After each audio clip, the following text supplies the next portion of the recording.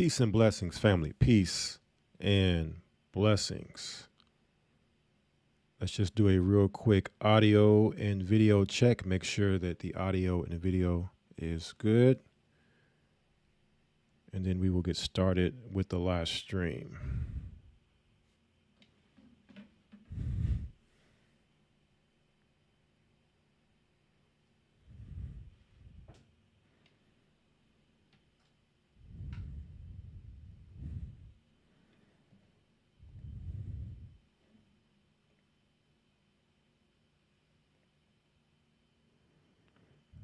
Okay, everything looks like it is all good.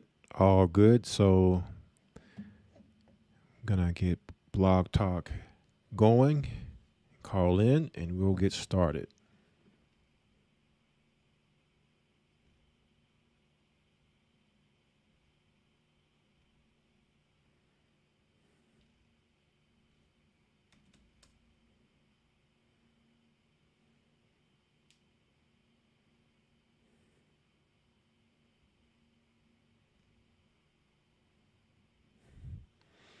And if at any time there is any issues, just let me know in the chat.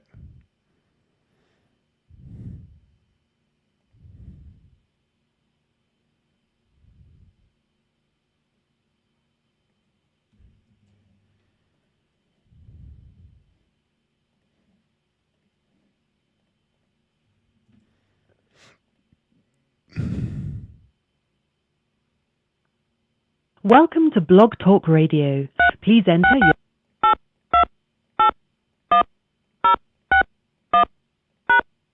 To start your show now, press 1.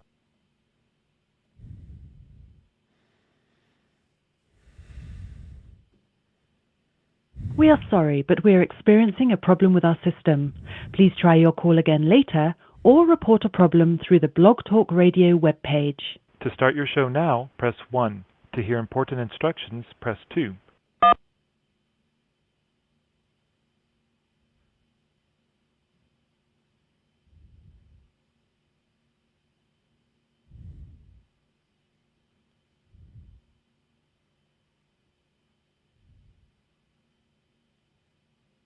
We are sorry, but we are experiencing a problem with our system.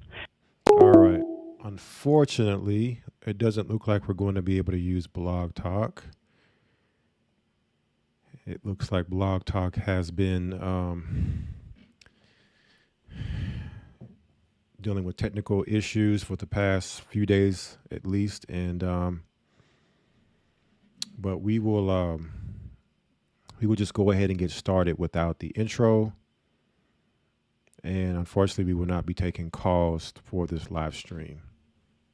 But I want to say Shabbat Shalom, Barak Atham, Wathawada, peaceful Sabbath, bless you all. And thank you to another live stream of Friday Night Sabbath coming out of Babylon here for the Gathering of Christ Church, where we connect the dots of our reality and current events with the Word of God and Bible prophecy. I'm your host, Brother and Elder Ramar Karab. It is April 5th, 2024, 7:06 p.m. Central Standard Time, and I pray you brothers and sisters out there are doing well. I pray that you are doing well this week and today, and that the beginning of your Sabbath, or if your Sabbath has already started, is also going well. I want to give all praise, honor, glory to the Godhead, the Elohim, some may know as the Elohim, God, the Most High God, the Father, the Son, and the Holy Spirit, whose names in the Hebrew for the Heavenly Father is Ahaya, his son in the Hebrew is Yeshaya, and the Holy Spirit is Ruach in the Hebrew. Want to give all praise, honor, glory for making it to another weekly Sabbath. Yes, Friday night. Hence you see in the title here, Friday night starts the Sabbath. Okay. And so Friday night to Saturday night is the Sabbath day. And, we want to give thanks to making it to another weekly Sabbath, as well as being here for another installment and live stream of Friday Night Sabbath coming out of Babylon. We like to kick things off on Friday nights talking about what's going on in our reality, making sense of all the craziness, strangeness, weirdness, things that are going on right now that we look in the Bible and can, look in prophecy, look in history, as well as secular history and secular current events, and look to try to connect the dots and make it all make sense for you brothers and sisters. As when you read Matthew 24:20, Christ said, "Pray ye that your flight be not on the Sabbath, nor in the winter, nor on the Sabbath day." So therefore, we understand that during this time, the world on Friday nights is getting turned up. They're getting lit, drinking, smoking, doing drugs, partying, all the debaucherous things out there. Unawares, should something happen, they are intoxicated, they are not sober. And then for us as believers that keep the Sabbath day, we may just totally look to disconnect on this day, to connect on a peaceful spirit and connect with the heavens and just unwind from the week and the madness of our world, right? And so we may be caught unawares, not knowing, as Christ warned, pray that your flight be not on the Sabbath day, because if you look in history, time and time again, the enemy has always attacked the children of Israel, right? Those that, keep the commandments, keep the Sabbath. I've always looked to attack on this day because it's a very vulnerable day, a day that you're not, really maybe paying attention to what's going on. So we like to let everyone know what's going on right now, real time, watching and praying always, as Christ commanded as well. And so here we are.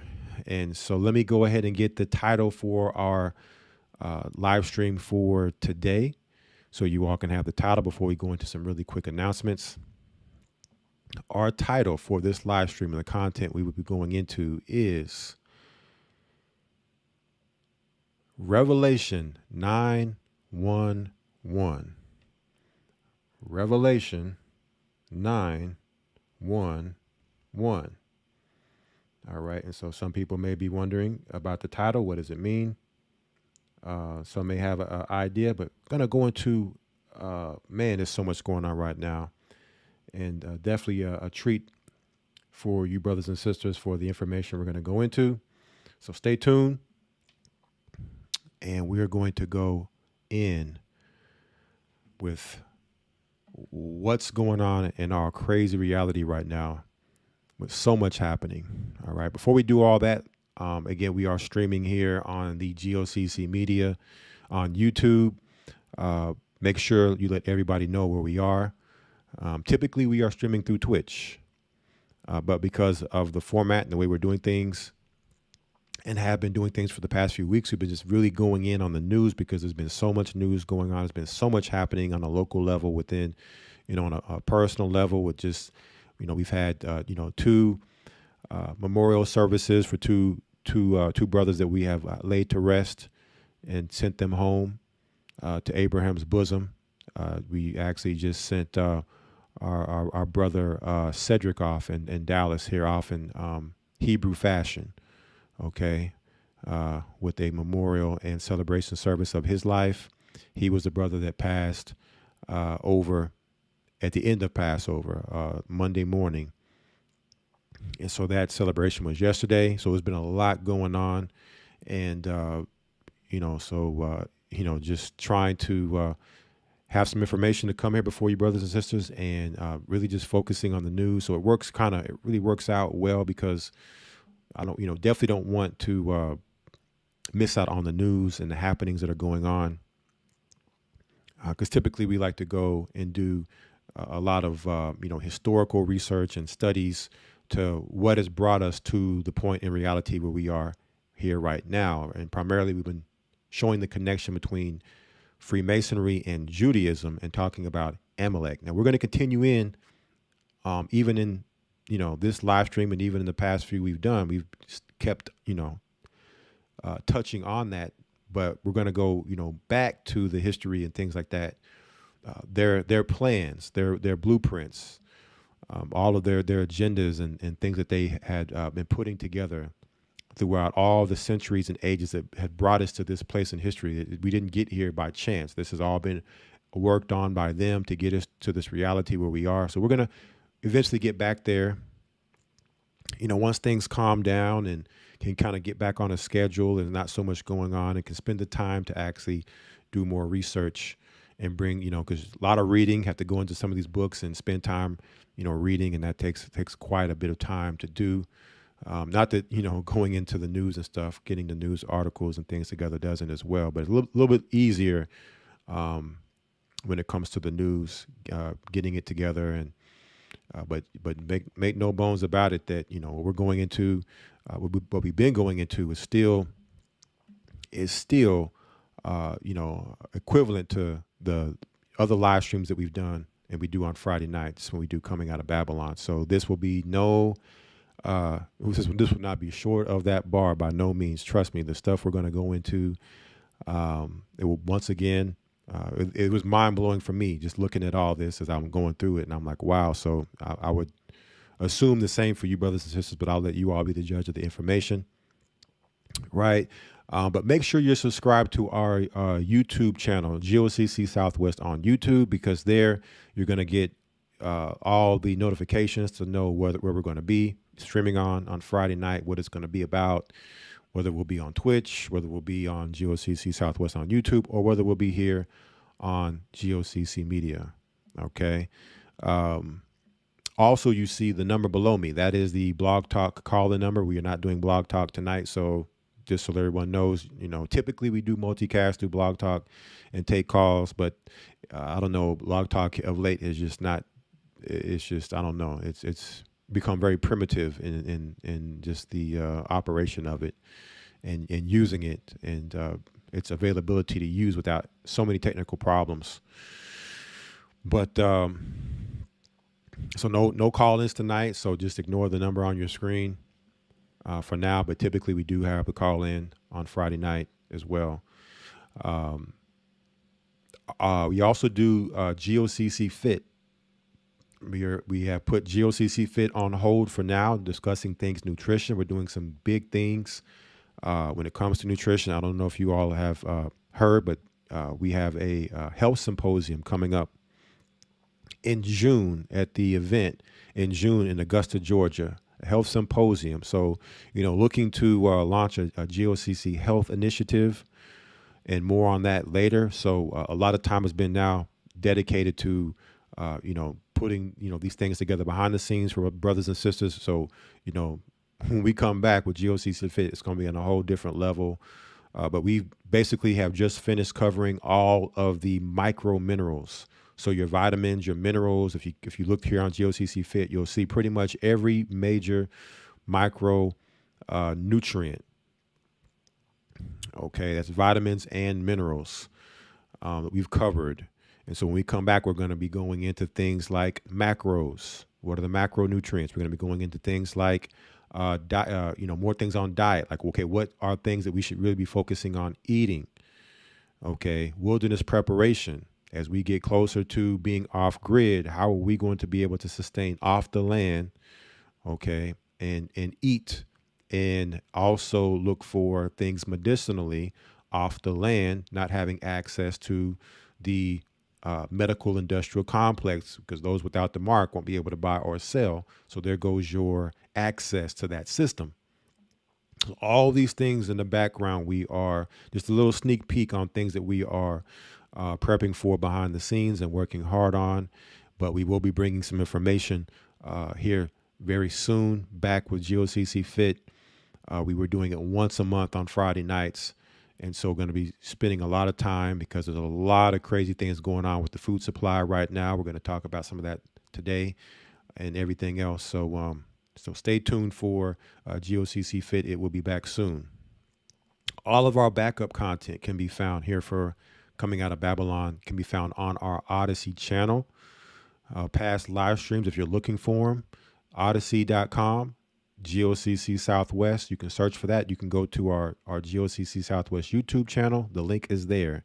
The link should also be in the description box pretty much in most of our streams. So if you just look in the description box, you should see odyssey.com/GOCC the GOCC Southwest handle, and click on that. It'll take you over to all of our past streams. Now, here the past few weeks, we've been just mainly dealing with news, staying away from topics and playing certain things that would cause an issue here on this platform. So the past few weeks, you will find 2 weeks ago, we were on GOCC Southwest on YouTube. And then last week, we were here on GOCC Media. And we are here again on GOCC Media. So those live streams are more so here. And you can find them here. And they're archived here, right? So so that is pretty much the announcements for Friday nights. Also, we have for our main church, Gathering of Christ Church, we have the Hebrew and Bible Academy coming up. Hebrew and Bible Academy is coming up here in the next week or so. If you'd like to find out more, you can go to historytimes.org to find out more, to enroll. You can also go to our main website, gatheringofchrist.org, where you can also get to the Hebrew and Bible Academy from there. You can also get to the GOCC calendar, the Hebrew calendar, the holy days, the GOCC network, where we have our small businesses, our entrepreneurs with products and services, where you can support the community. If you would like to join that community, you can also go there and join. So many things. Our website has just been revamped for the new year, brand new website, total new look. So make sure you go there, check it out, see what all's going on there on our website. We also have the main YouTube channels. Gathering 144 is the primary YouTube channel where you'll find all of our Sabbath lessons, Wednesday broadcasts, pre-Patreon, and so much more, as well as the backup channel, GOCC NYC. All right. That's the backup channel for our YouTube. And so from there, I believe that we are good and ready to go when it comes to the information for this particular live stream. So let me come back to the title one more time for you all. The title for the live stream, Revelation 9:1:1. Revelation 9:1:1. So we're going to go into, what the title means and all the content that's going to come with that. I mean, man, all I can say is, my goodness, there is so much going on right now. And we're going to cover a lot of it in this live stream. And so you brothers and sisters, get your popcorn out. Make sure you got your seatbelts on, because we are about to go in and get turned up with the information. All right. And we're going to pick back up where we left off with our last live stream. Our last live stream was titled March Madness. Typically, people know March Madness had to deal with basketball. Okay. But, make no bones about it that last month, the month of March, was a month of madness. So many things going on, so much happening, a lot of distractions. And so we've also discussed at the beginning of this year, all right, would 2024 be the year of smoke and mirrors? A lot of magic and sorcery and distraction and things that would have us caught up in the chaos and in the confusion, right? And so continuing in on that, in the month of March, there were a lot of distractions. You see your black entertainers here. Of course, anybody has heard and is familiar with the Sean Puffy Combs saga that's happening and been going on. It's all throughout media. This black entertainer, that black. So much going on within black entertainment right now, and the industry, which we would call Hollywood, right? The industry. Whether it's politicians, whether it's musicians, whether it's actors and actresses, whether it's sports, right? All forms of entertainment. And those people that would be looked at as public figures. So much happening within that world and that realm right now. And not that those things shouldn't be exposed. But sometimes a person may get so caught up in the drama and the gossip that you miss out on key prophecies unfolding, key events happening that are being covered in the smoke that you wouldn't even know is happening, that would maybe keep you in tune and diligent to what's happening right now, and making sure that you are keeping yourself on point when it comes to being on the straight and narrow path and focused.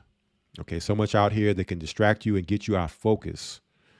So, we really have been tackling that. And where we left off last, I'm going to pull this video up here. We're going to check this video out here, fair use. We talked about what happened recently in Russia. A lot to talk about with Russia tonight, too.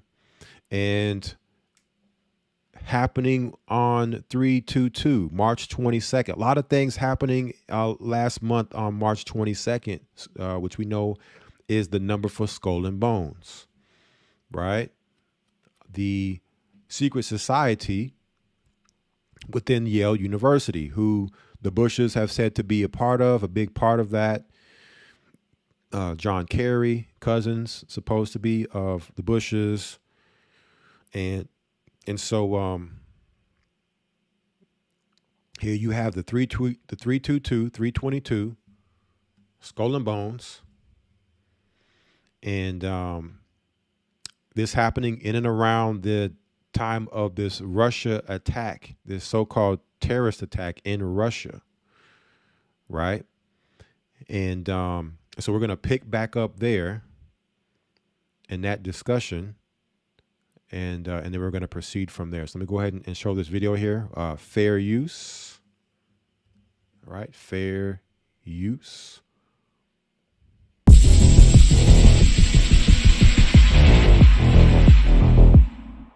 Over 100 people were murdered in Russia on Friday, including women and children. 11 terrorists were captured by Russian authorities as they attempted to cross the border into Ukraine. They are being interrogated, and all roads lead to the U.S. State Department, who have been directing Ukrainian forces since their 2014 coup. The attack occurred on March 22nd, or 3/22. 3/22 is the mysterious number used by Yale's infamous Skull and Bones Society. The official story is that 3/22 symbolizes the year 322 BC, to memorialize the event seen as the turning point which transformed Athens from a democracy to a plutocracy. A plutocracy is a society that is ruled by no other political philosophy other than the financial elite being in control of the people's destiny.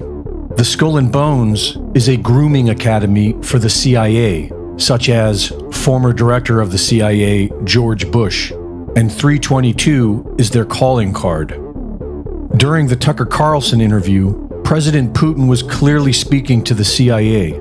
The CIA responded in a New York Times article admitting that they are using Ukraine as a proxy to wage war against Russia. Weeks before the attack, Victoria Nuland repeatedly boasted that Putin was in for a nasty surprise. Mr. Putin's going to get some nice surprises on the battlefield, and that Ukraine will make some very strong success this year. This supplemental funding will ensure Putin faces some nasty surprises on the battlefield this year. On March 7th, the U.S. Embassy issued a warning about the threat of terrorist attacks in Moscow, specifying concerts. The British Embassy in Moscow mirrored this warning. Days before the attack, Barack Obama paid an unexpected visit to the British Prime Minister at 10 Downing Street. President Obama, are you worried that Putin will rule forever?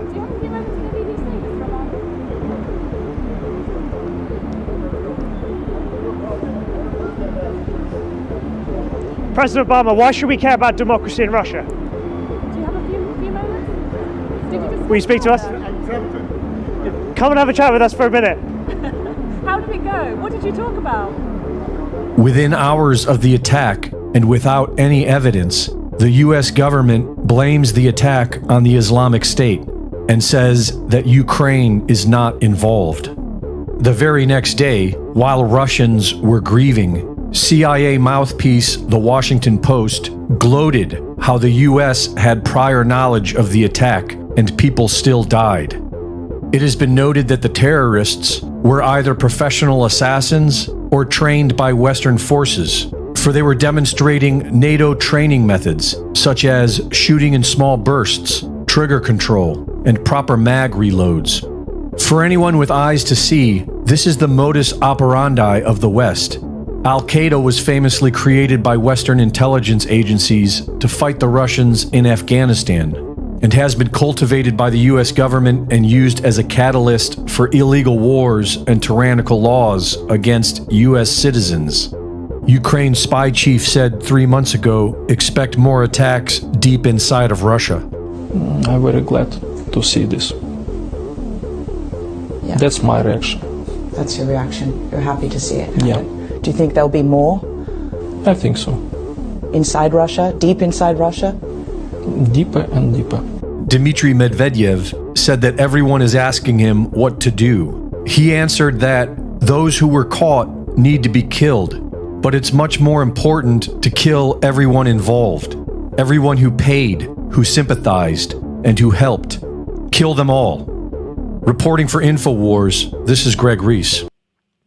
And so we spoke about this event and how it was being overshadowed by a lot of the entertainment things that were being put out at the time, primarily in and around, Puff Daddy, and how Putin came out and stated that these were, Western actors working this event and through Ukraine and America, and that the Russians were up in arms for, saying that, we're not going to sit idly by and let this happen and not retaliate. And so some people may call, false flag. Some people may say it's not the war and all that. All this stuff's not real at all. It's a psyop. At the end of the day, whether real or fake doesn't matter. Okay, this is Hegelian. The only thing that matters is what is the solution that comes from the problem and the reaction. What will be the solution from this particular event? Now, from there, ladies and gentlemen, from there, in and around this same time of this event, let me pull it up here for you all. 1 second.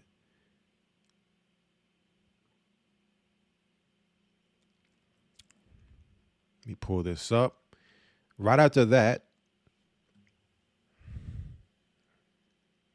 you had this come out.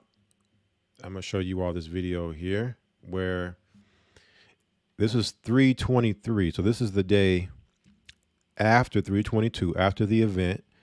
It was said that Putin makes startling speech upon revelation of the Russian icons. And I had meant to show this video last broadcast, but I had forgot about showing it. But basically, and I'm not gonna play this whole video, but basically Putin has said to give a speech where he opened up the vaults, and inside the vaults he was showing that all the images of the biblical characters, the children of Israel, are black. Okay, Christ, the disciples, Moses, the prophets, Abraham, Isaac, Jacob, on and on and on, black images. And that they were going to serve black Jesus, that the Russians were going to serve black Jesus. Now, I know some people have said that this was fake, it wasn't real. I mean, I don't know. I haven't translated Putin's words to know whether or not this translation of him talking here is the case or not. But what is real in all of this is the Russian icons. when you actually go and look into the records of the Russian icons, there are books. I have one of the Russian icon books, and these pictures are real. So the pictures can't be denied. The pictures are real, right? So this information is coming out and is out there so that now, you know, anybody who's anybody, because we all have access to the internet. We all have cell phones that connect to the internet. So there's nobody who's anybody that can't say that they weren't told or that they don't know.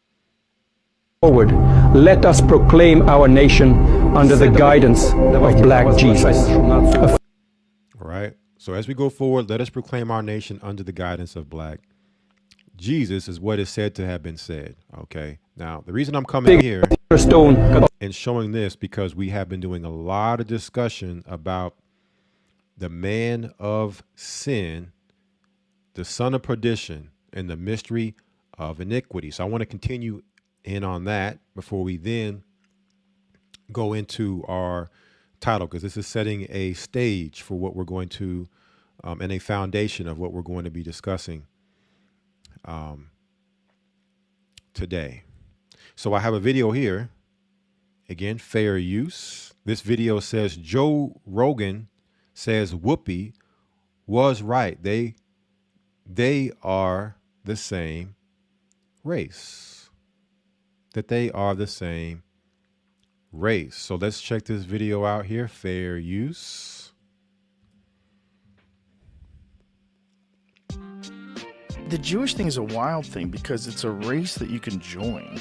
No, it's not. Right? It's a because religion. people think of it as a race. Well, They you know do. why? Because Hitler thought of it that way, sure. Also, a lot of Zionists think of it that way. A bunch of Jewish people don't. You know, ultra-Orthodox Jews, which I always liked ultra because that's like Right, but you have to accept that some people feel that Jewish is a race. Some people feel that Jewish is a race. Some people feel that Jewish is a race.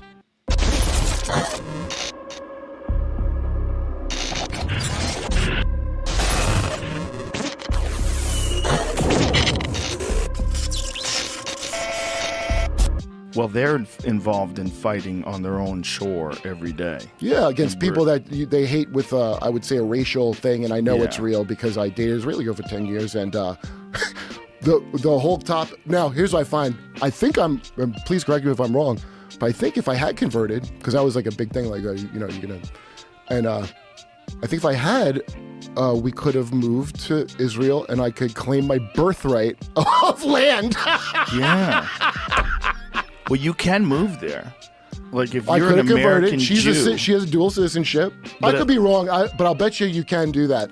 I was told welcome home because I'm Jewish. Every single person who's Jewish that steps off the plane, especially for their first time in Israel, is told welcome home. Let's just sit with that for a second.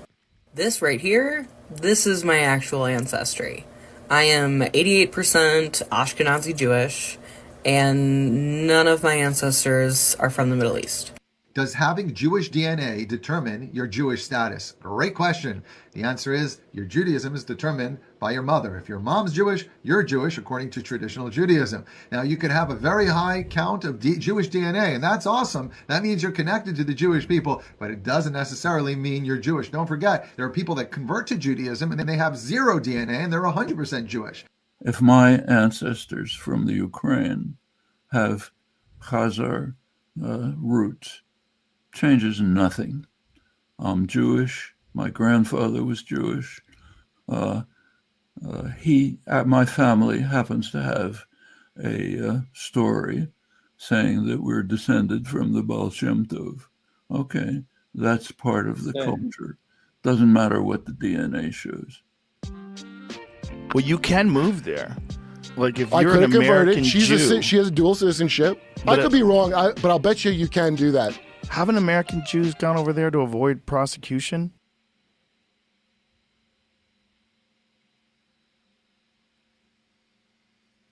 A CBS News investigation has uncovered a loophole that allows accused and convicted American pedophiles to escape justice by moving to Israel. So Ian Lee has been following this for more than a year, and he traveled to Israel for this investigation. He worked with a group that tracks people accused of sex crimes, which estimates dozens of Americans have used this loophole.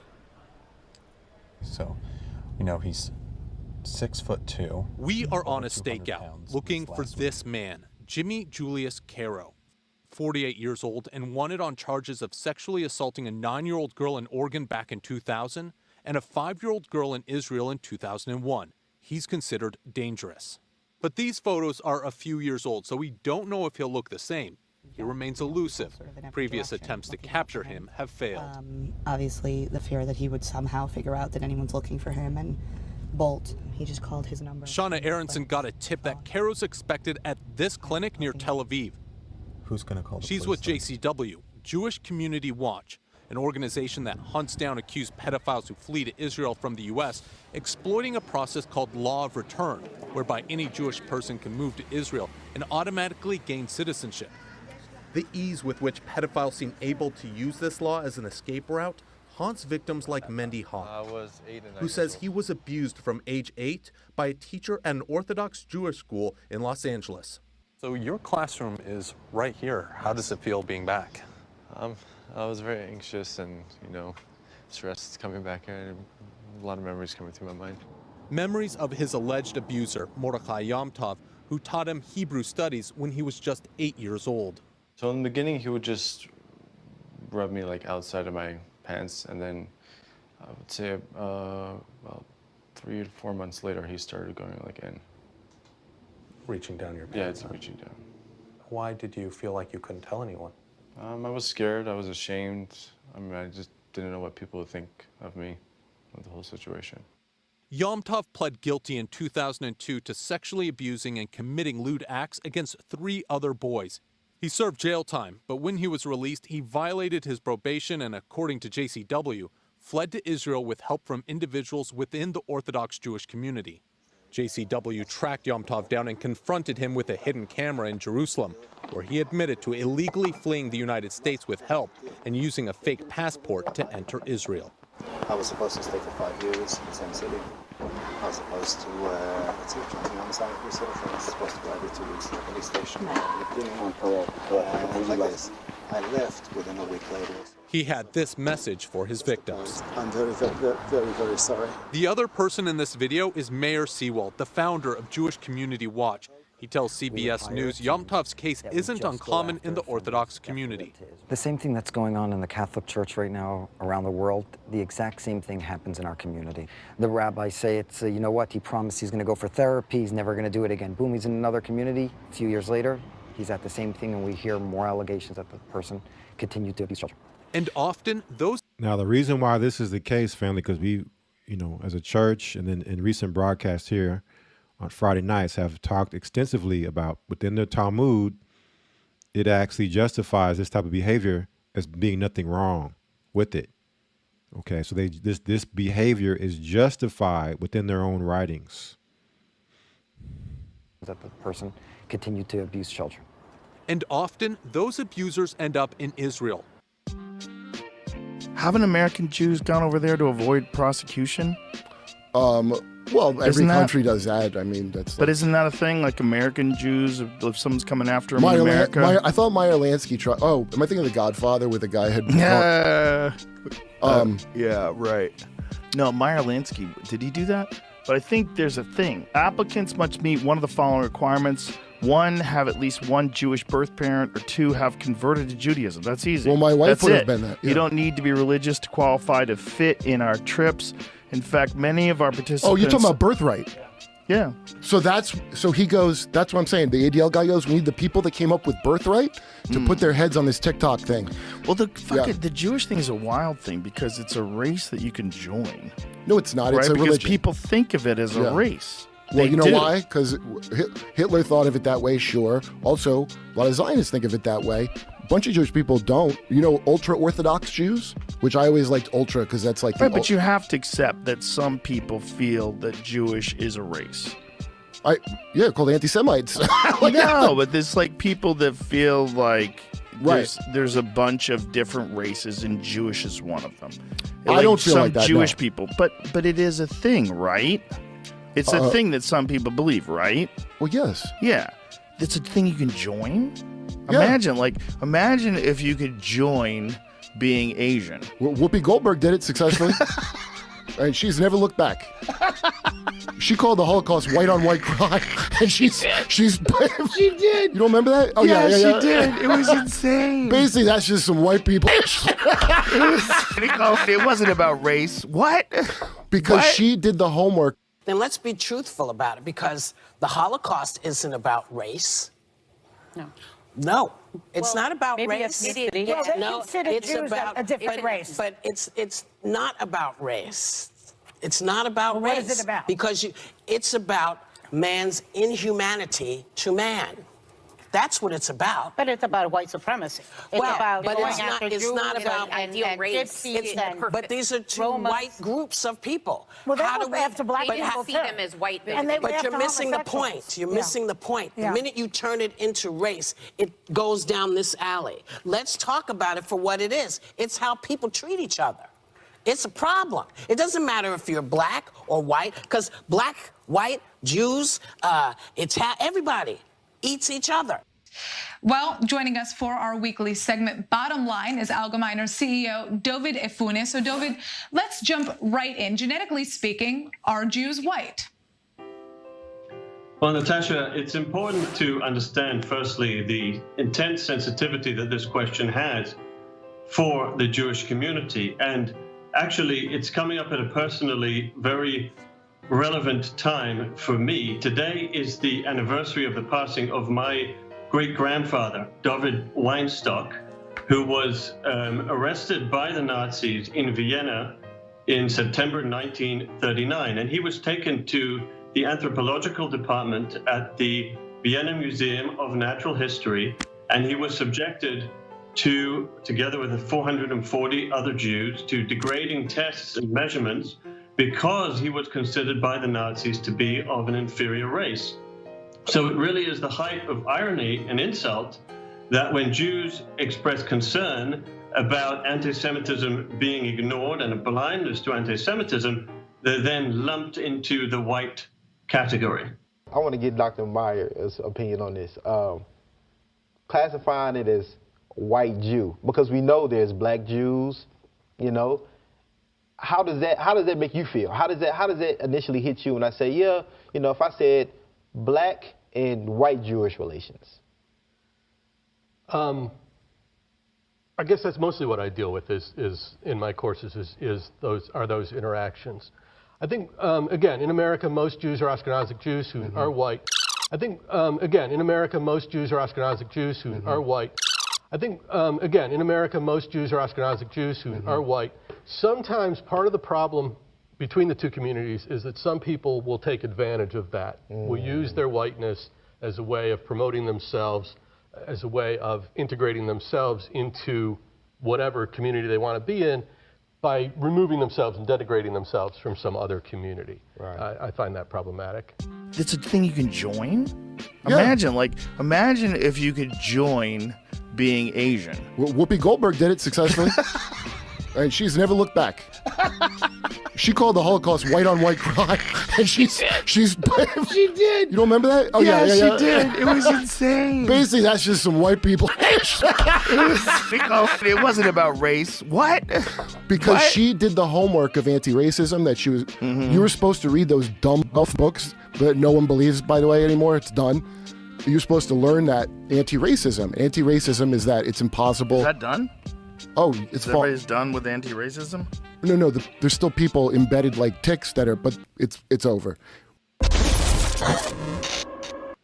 And so we also had the Candace Owens conversation with the interview of the rabbi, where it was said that she had got fired from the Daily Wire from, you know, her debate, her, you know, rhetoric, things that she was saying in regards to, you know, the different rabbi situations, the one that had the adult toy sex store and all those type of things. And so continuing in with this, and as you see on your screen, you see the word here, Zionism. We also talked about Albert Pike, who also Jewish, 33rd degree Freemason, who said that in the World War III time frame, in that particular war era, he had the letter with the three world wars. In the Third World War, Zionism would be destroyed. And so what we've seen is this open up this door for the destruction of Zionism is this engagement with the state of Israel with the Palestinians. That engagement now, in all of its horror, has exposed the world to a new level of seeing the state of Israel maybe not seen up until this point. Not that this stuff hasn't gone on, for a long time, or at least since its inception in 1948. But you're seeing it now in 3D. And so this has really opened up this door. But Albert Pike spoke about them looking to destroy not only Zionism, but also Islam, as well with all religions, with Christianity being the main religion they were focused on destroying. So they're looking to destroy all of these isms and these religions that they've created, right? But also Albert Pike spoke about that they would unleash the nihilists during this World War III era. The nihilists, when you look at the definition, being the destroyers. So I wanna pull up. I'm gonna go to the Bible here, because two things. When we look at this video here, and we also look at this video where Vladimir Putin, at the same time this information is coming out, we see the Russian icons being revealed, showing that they are black people. Okay, so we're starting to now see who the people are and also who the people are not, which is spoken of in the Bible. But let's go first to 2 Thessalonians here. Because for so long, it has been a mystery. These things have been a mystery, but now we're living in a time, the time that Albert Pike said it would be revealed and destroyed, but Paul prophesied about this as well. Before Albert Pike spoke about it and was in these Freemasonic writings as part of their agenda, Paul said that this would happen. So when you come down here to 2 Thessalonians, let me get it, chapter 2.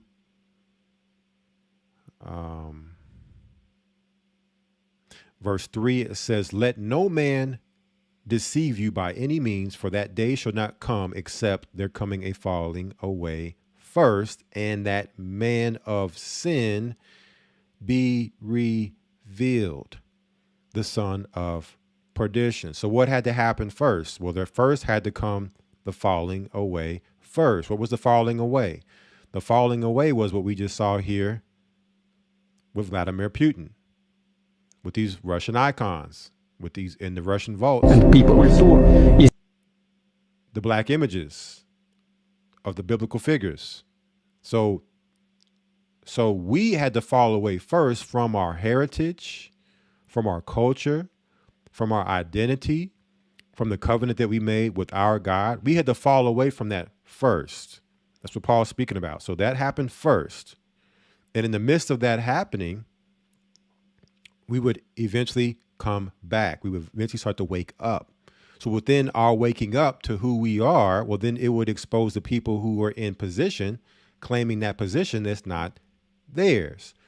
So by default, if we're waking up and, as being shown and exposed at who the people really are, then by default, it's going to say, okay, well, who are these people over here who are claiming to be that and aren't matching the description?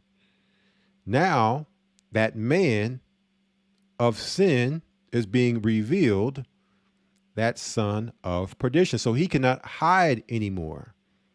And who would have thought to look in modern Jewry to find that man of sin, that son of perdition, that mystery of iniquity? Who would have thought to look at God's chosen people as the place that this man of sin would be hiding. Like that would be the last place that you would really think to look.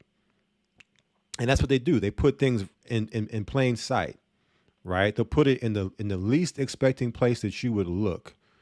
All right. You're looking over here, going far, wide, across the world, looking under rocks and trying to find, where's this man of sin at?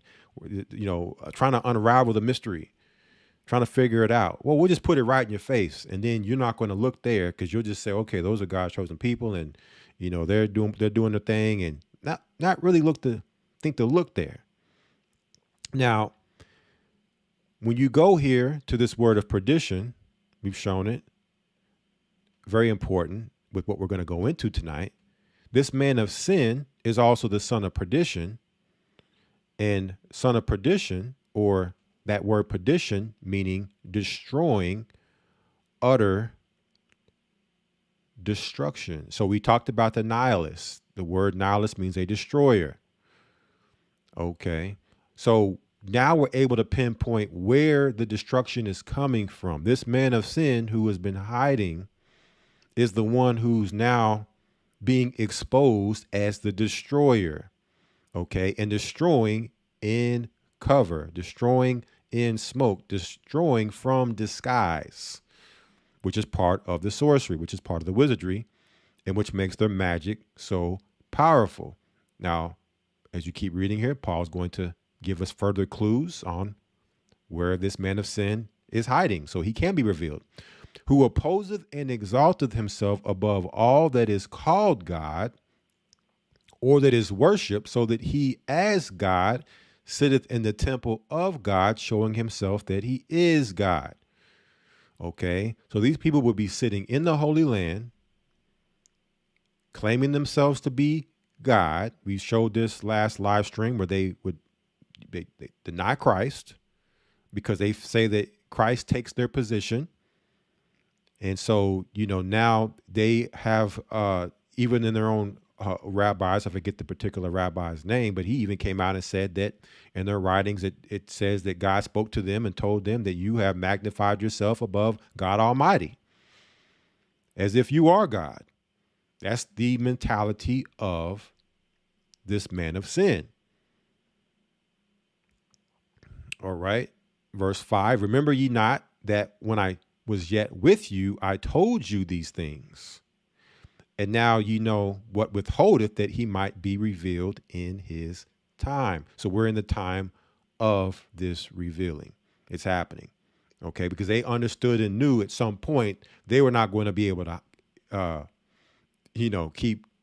keep the cat from being let out the bag.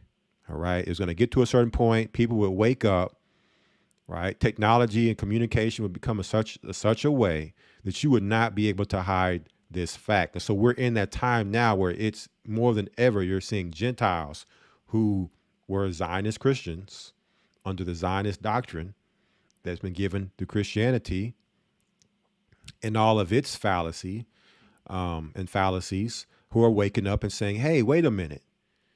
These people, something about these people who ain't sitting right. And now they start going down the rabbit hole and coming to the discovery that a lot of us came to some time ago.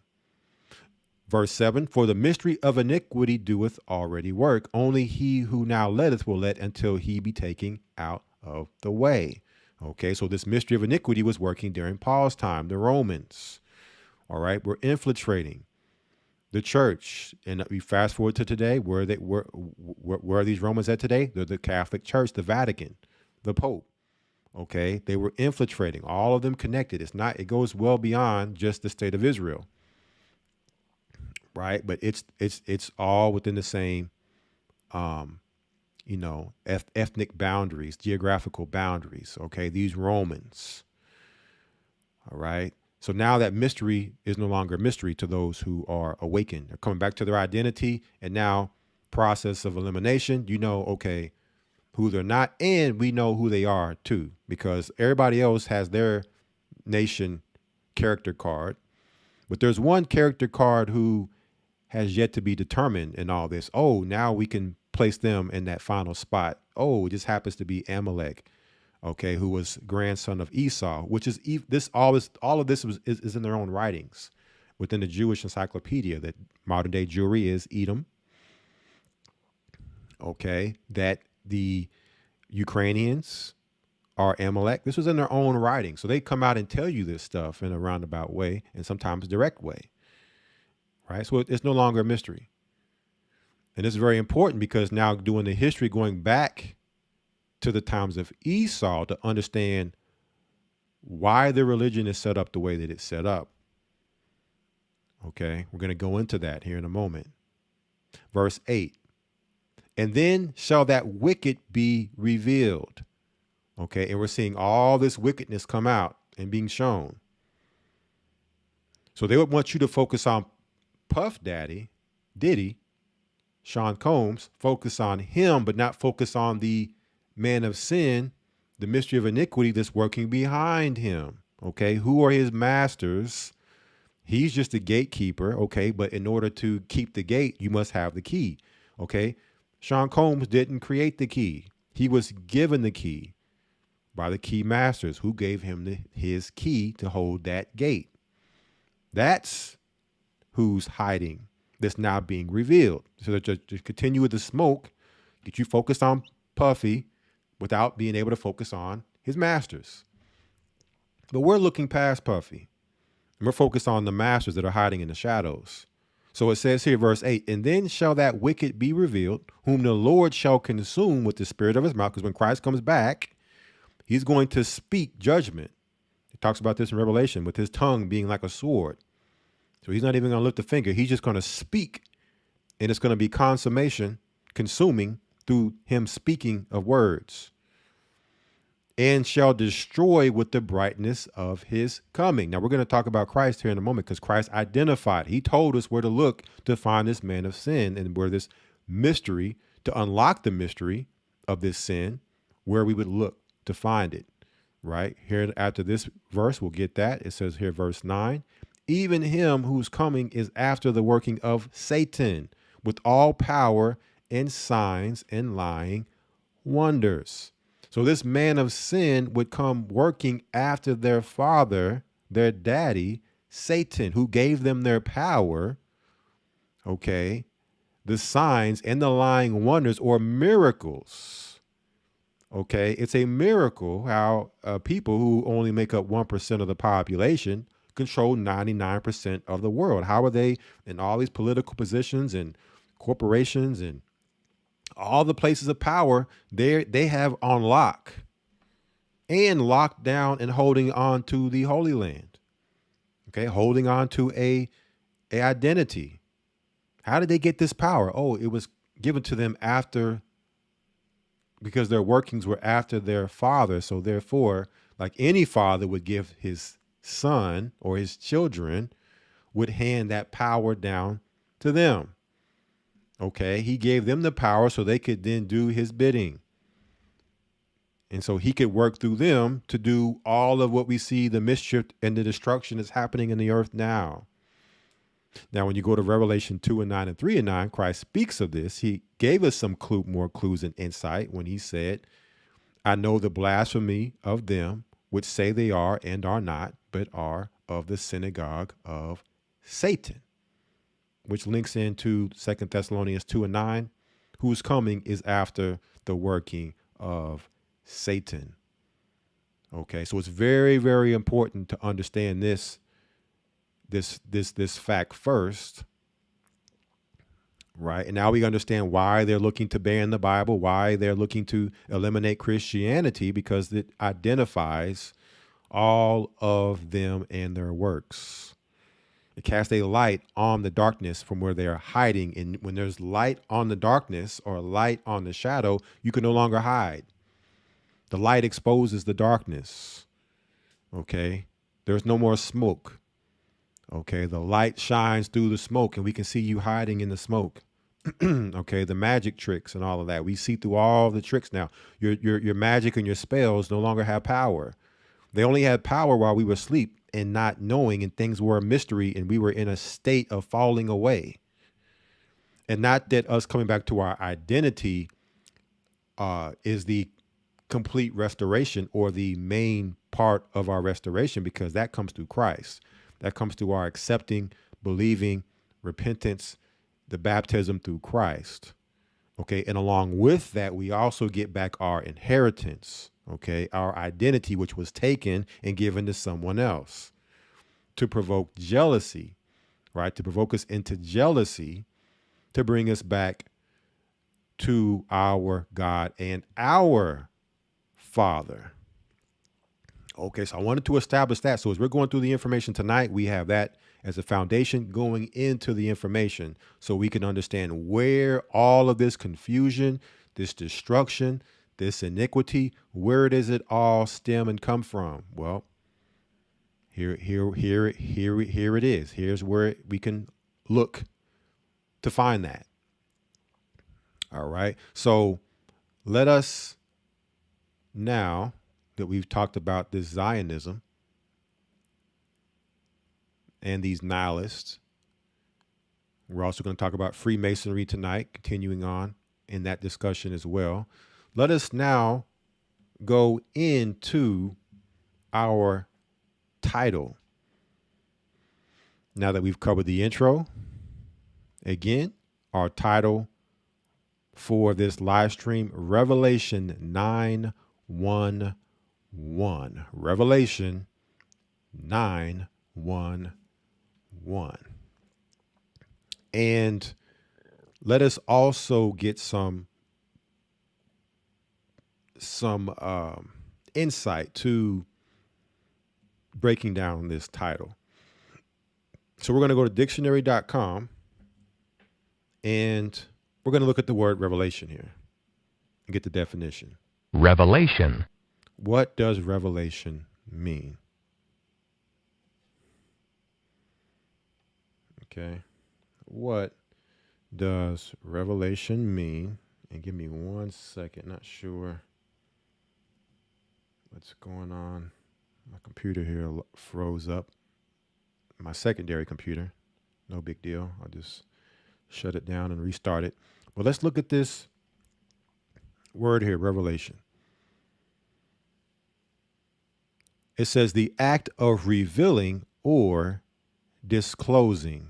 It says disclosure. So revelation is disclosure. Okay. Also, something revealed or disclosed, especially a striking disclosure, as of something not before realized. So we talk about the mystery of iniquity being unveiled, the man of sin being revealed. That's called revelation. All right. So we're living in a time of disclosure, a time of things being revealed. Right? A time, let me pull it up here. 1 second. Make sure.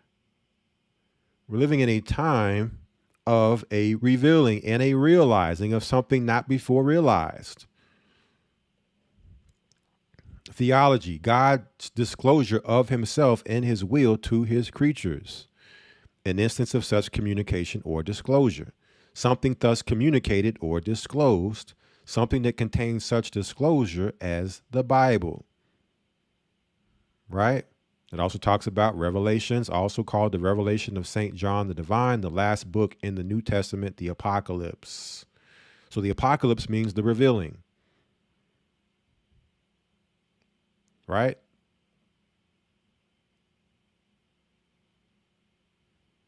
Right? Divulgation, or when you divulge something, admission, divulgence, exposure.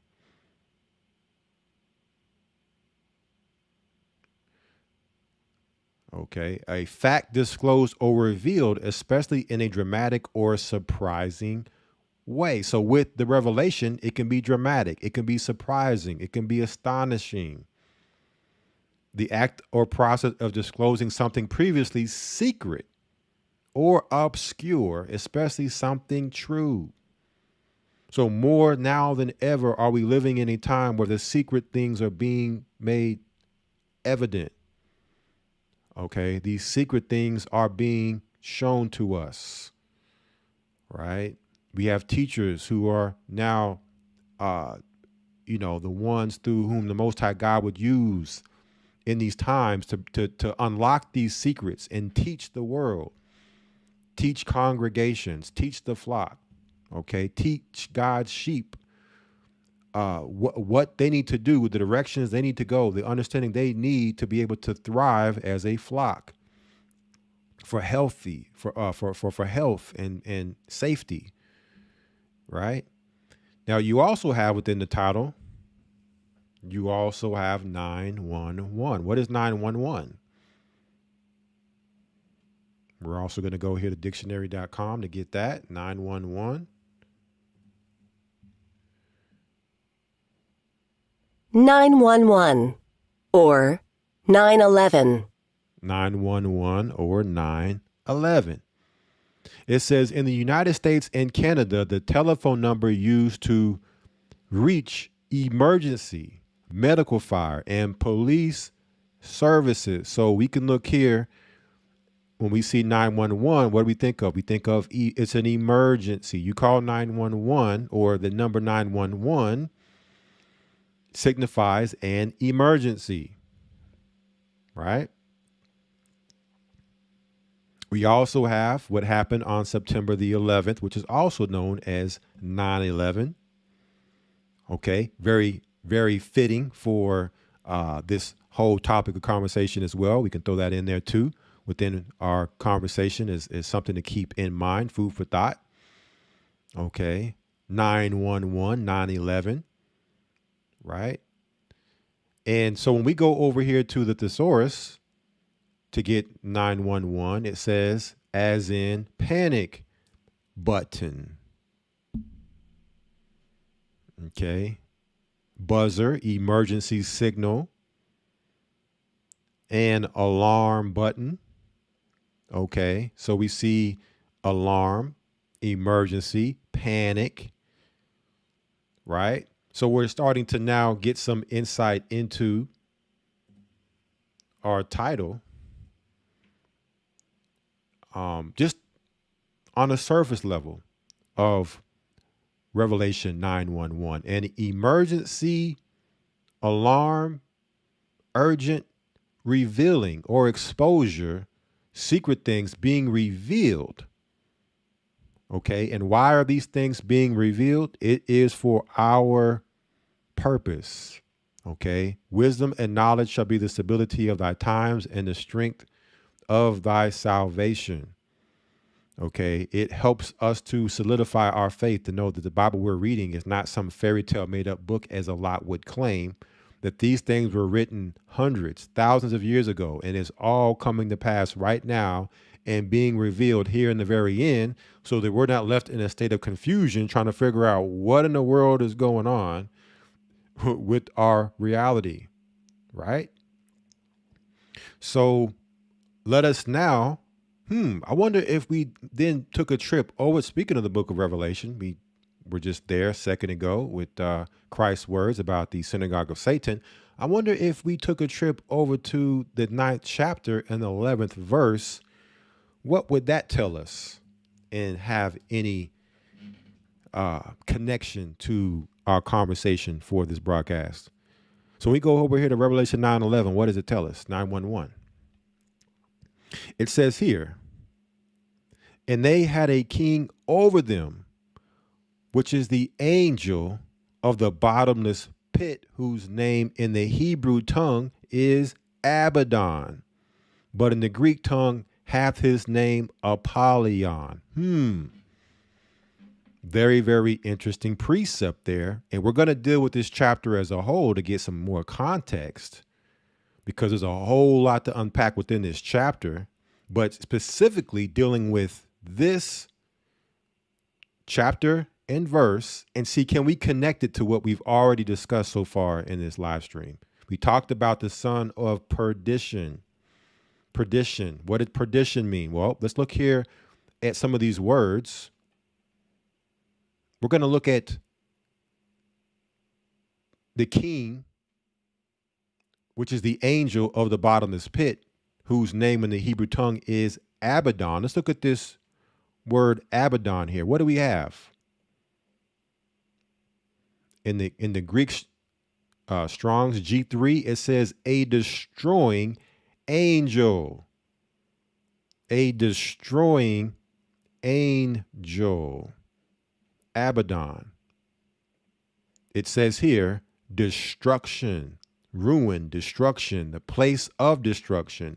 The name of the angel prince of the infernal regions, the minister of death, and the author of havoc on the earth. Who does that sound like? Sound like Satan? And remember, the son of perdition whose coming was after the workings of Satan.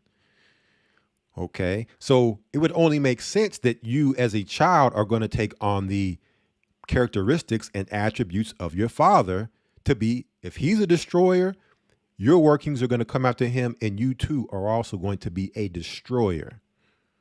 So they didn't invent destruction. They're just carrying in the spirit of their daddy. Okay, but here is the originator, okay, of their destruction is coming from their daddy. When you come over here to in the Greek tongue, his name is Abaddon. We're going to get that in a moment, but when you go to the Hebrew Strongs for Abaddon, let's get that real quick. It's H11 because that's in the Greek. Abaddon is in the Greek, but let's get the Hebrew for Abaddon. I got to go to the Strongs here. Let's go to the Hebrew. You have Hebrew 11. Abstractly, a perishing. Concretely, Hades. Destruction. So the same thing we saw for the son of perdition. Perishing and destruction we see here for Abaddon. But let's see now what we have for Apollyon, which is the Greek, same name. And that's what you're going to find with these particular deities, is you're going to find in different tongues, they're called different names, but it's all the same deity or entity, right? So this same angel in the Greek is referred to as Apollyon. What does it say here in G623? It says a destroyer, that is Satan. So this angel from the bottomless pit, it talks about, was a king over them. And some may say that this is Satan himself or a high-ranking demon under Satan. Regardless, at the end of the day, it's all Satan. They all report to Satan at the end of the day. They're all of their workings and coming is after Satan, right? And here in the Thayer, you have the angel of the bottomless pit, the destroyer. Okay, so now we're getting some insight here to Revelation 9:1:1, an emergency revealing, right, is in the definition of breaking down Revelation in 9:1:1, and also going to the scriptures and finding it, the book, chapter, and verse. There is a king over them. We're going to get who this king is over. Who is the them? Okay, this king is an angel of the bottomless pit.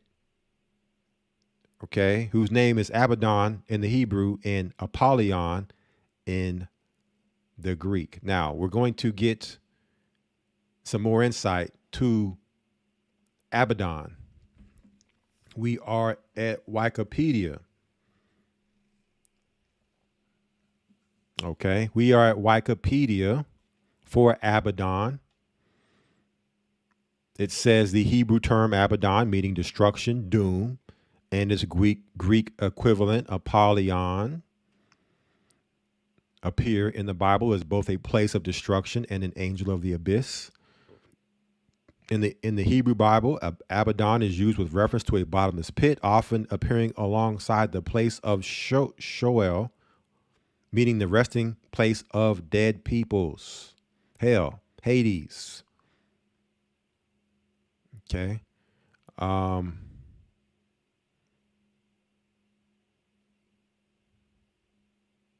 Let's see, what else do we have here? Anything else I want to pull? I don't think I want to pull anything else from this, but I want to now deal with Apollyon. So when you go to Apollyon in the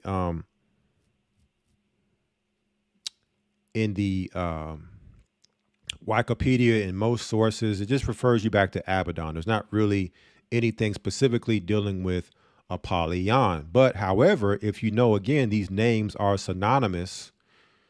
Oftentimes, if you do the research and compare from one culture to the next, you'll find the equivalent name of this particular deity. So for Apollyon, the equivalency would be who? It would be Apollo.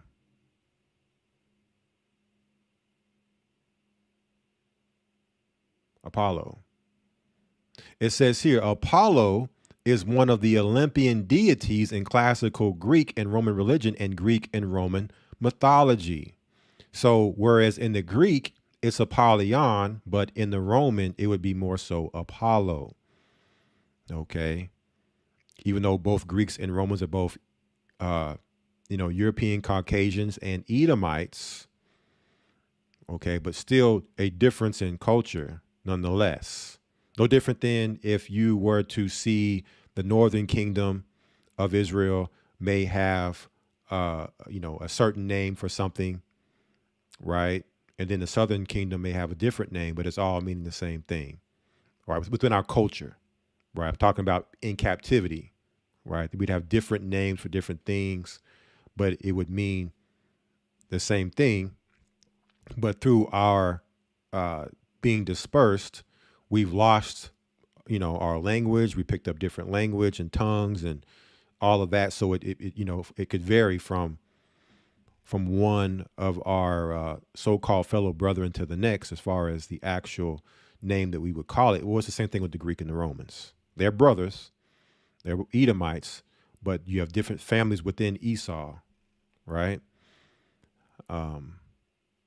It says Apollo has been recognized as a god of archery, music and dance, truth and prophecy, healing and diseases, the sun and light, poetry, and more. A lot of these things are very key. Our discussion we're going to be talking about, right? Going into this etymology and this history here of these deities.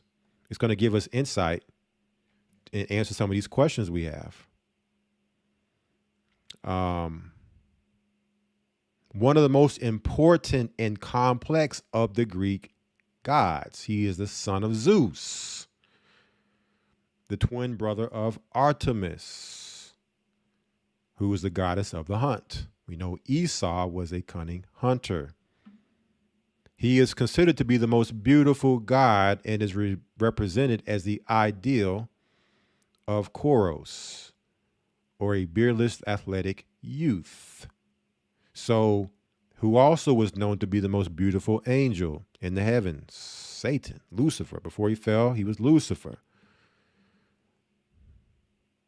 So when you come down here, something else I want to get out of this information here, because again, when you're going from one culture to the next, you have these deities are going to be called something different, but are the same deity. Okay. And if you look here, you see Apollo, but also you see in the Homeric Greek, which is another type of Greek, you see Apollyon. See, there goes that Apollyon to show you that they are the same. Okay, they are the same. And we're going to confirm and prove that Apollo and Apollyon are the same. Right. And as you continue to go through some of these other languages here, you see Apollyon spelled in other different, ways. Here's a Apellion. You have a Pelion here. Right. You have a Pluion. In the Latin, Apollo. So coming down here,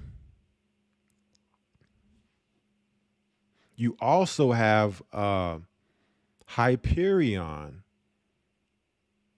right, is also synonymous with Apollyon or Apollo. And if anybody who's familiar with Marvel, they have one of their characters is named Hyperion. And he's like Superman. He can fly and pretty much everything you see Superman do with laser eyes and all that, right? I'm going to get into these, Marvel and these Roman and Greeks and them worshiping these characters.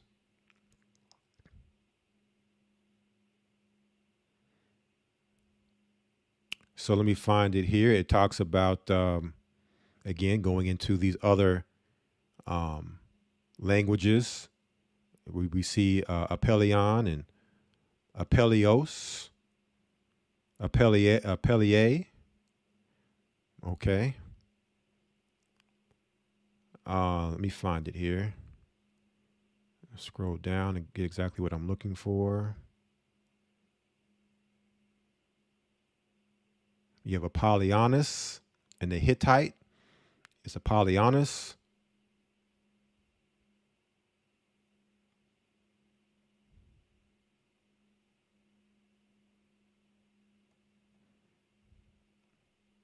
Let me see.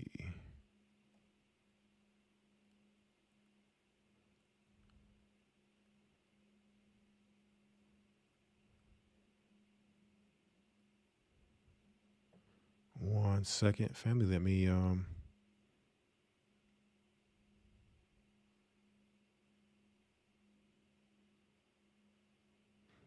it says here Apollo was considered the most Hellenic of the Olympian gods. You have the cult centers of Apollo in Greece. Let me scroll down here and get exactly to get it, and then we'll move forward here.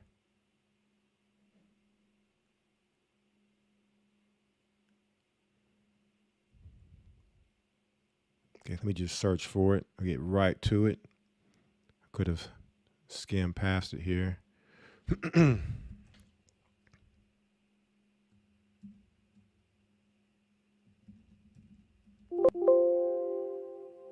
Where was that at? I saw that. Or was it over here? Let's see.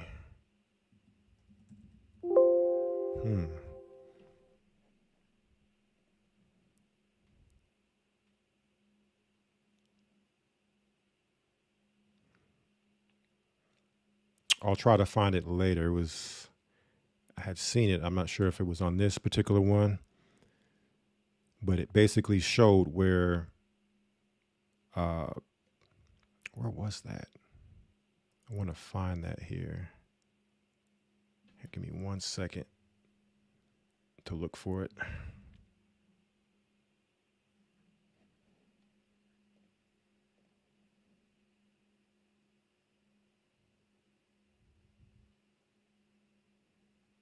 Give me 1 second here, family.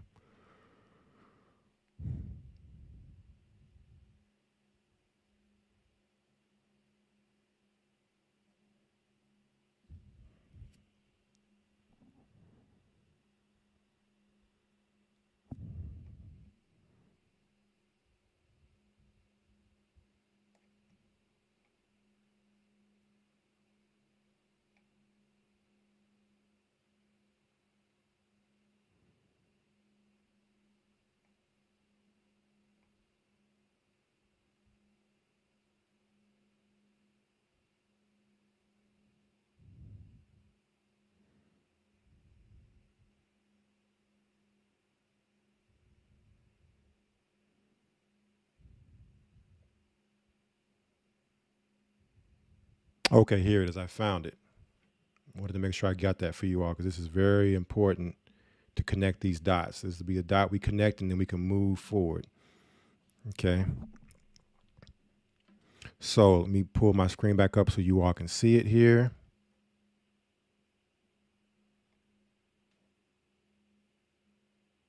All right, so here we go. Appreciate your patience. So it says here, okay.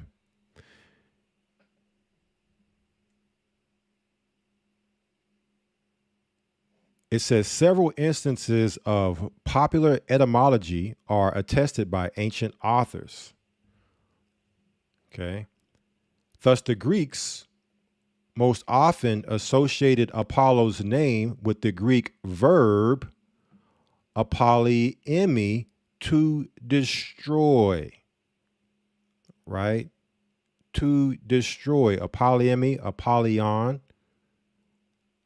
Okay, if you keep going, it's just going through all the different varieties of Apollo, which all comes back to Apollyon, the destroyer.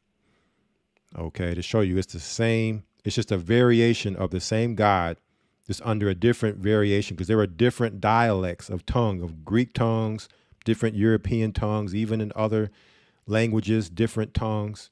Okay, so whether it was Apollyon or Apollo, they all understood it meant the same God or deity or angel of the bottomless pit, which is the destroyer.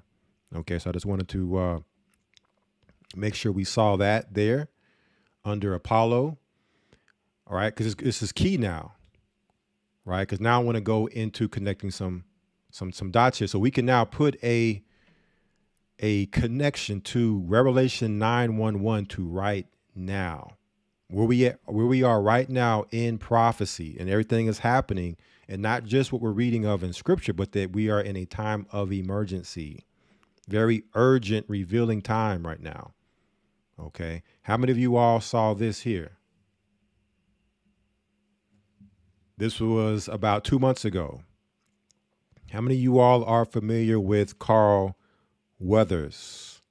It says Carl Weathers dies. Rocky and Predator star who appeared in Happy Gilmore, The Mandalorian, and more was 76, right? And, you know, Carl Weathers, who was in many movies and TV shows, you know, extensive resume when it comes to Hollywood, but probably his most iconic and popular, remembered role, if they're going to get right to it, Carl Weathers, who starred as Apollo Creed in the first 4 Rocky films. So before they even go to any other movie he was in, the first, like within the first 5 words of the sentence, you see Apollo. Because in the movie Rocky, he was Apollo Creed. We're going to talk about that here in a moment. All right. So Apollo has died in the movie world. And, you know, whether or not you want to say, okay, they just killed off the character, you know, okay, did they actually just, you know, kill the character of Carl Weathers off and he's on Epstein Island chilling with Epstein? Or was this a ritual? And maybe when we go into the information here, it'll give you some insight as to the timing of this so-called death of this character who played Apollo Creed, right? And coming back here real quick, let's get the definition for creed. Creed. We look at that definition there. What is the definition of creed? It says any system, doctrine, or formula of religious belief as of a denomination. Any system of codification or belief or of opinion. An authoritative formulated statement of the chief articles of Christian belief as the Apostles' Creed, the Nicene Creed, or the Athanasian Creed, or it's just called the Creed, Apostles' Creed. So creed is a doctrine, a system, a formula of religious belief and a denomination. So it could be for anything. Okay, it's very, very, well known within the Christian world as the Apostles' Creed. We also have our Hebrew Credo that we recite as well. Hear, O Israel, the Lord our God is one, right? That's our Hebrew creed or credo. But you have here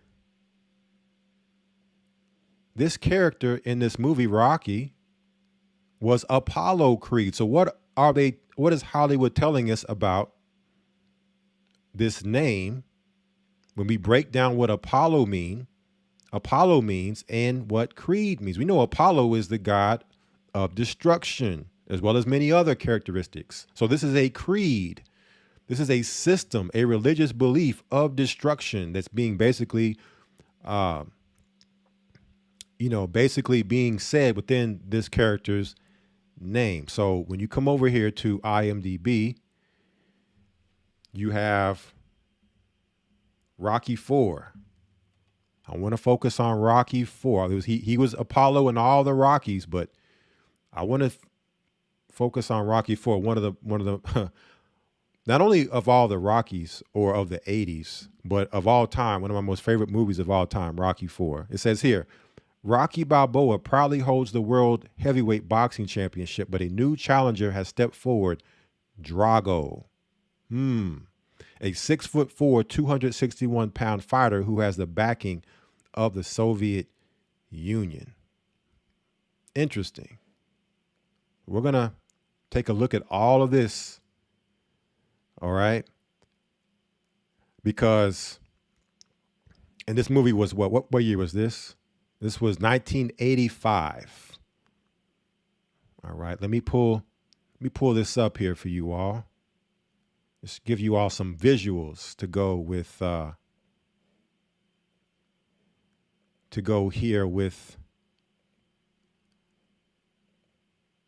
So in Rocky IV, here's Apollo Creed with James Brown, right? Having a good old party, good old time. I want to break this down for you all. And what came to me thinking about all this, when I was looking at these scriptures and I thought back to this movie, this stuff just started popping off all around in my head, because knowing how Hollywood puts all this stuff subliminally in these movies, okay? So this is before Apollo's fight with the Russian. So you have America versus Russia. That's the first thing we must understand within this context. America versus Russia. This is 1985. This was foreshadowing something, family, I believe. And of course, you have James Brown getting it. We know James Brown, right? All right. James Brown, he get it in. But this song he's singing, especially is what I want to focus on here. He was singing the song Living in America. Check out some of these lyrics.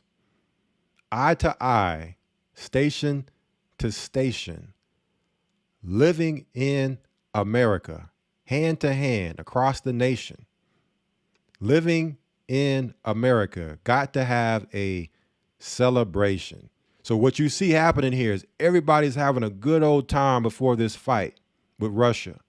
A good old celebration. I mean, you got James Brown getting it on stage, getting it in, right? Dancing a jig, tearing up the stage.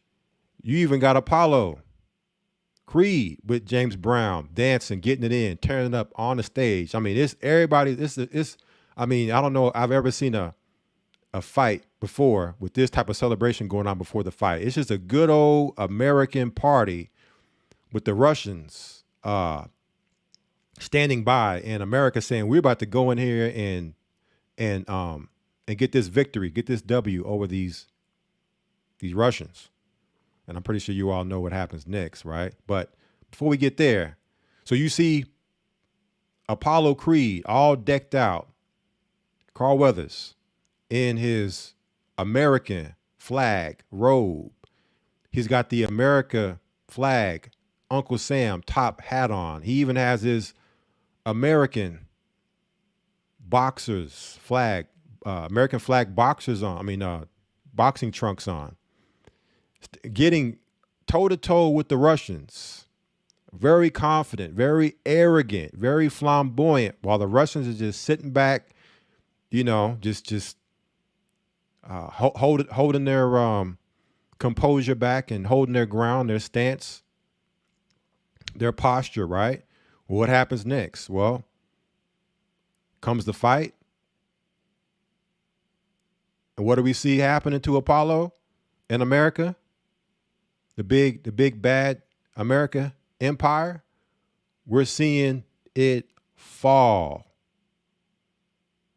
Right? We're seeing the Russians send the final blow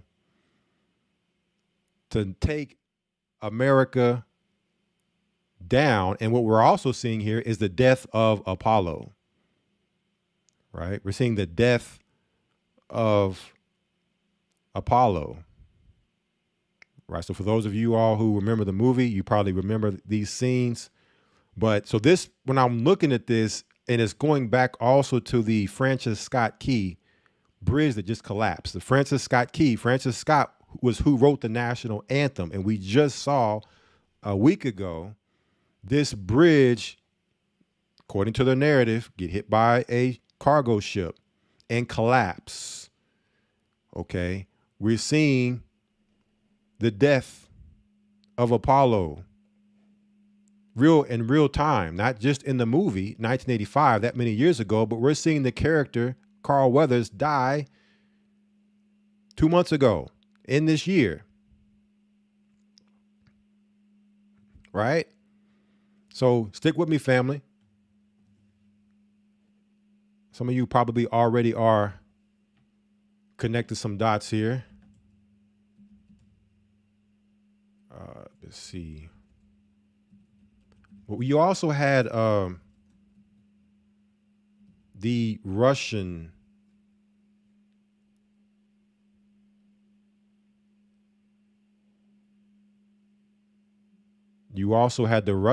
in Rocky IV, whose name was Drago. Okay, what does that mean? What is the definition of Drago?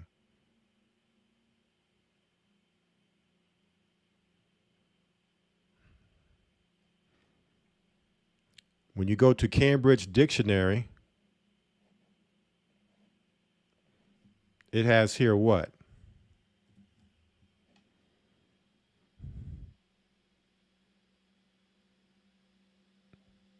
Dragon.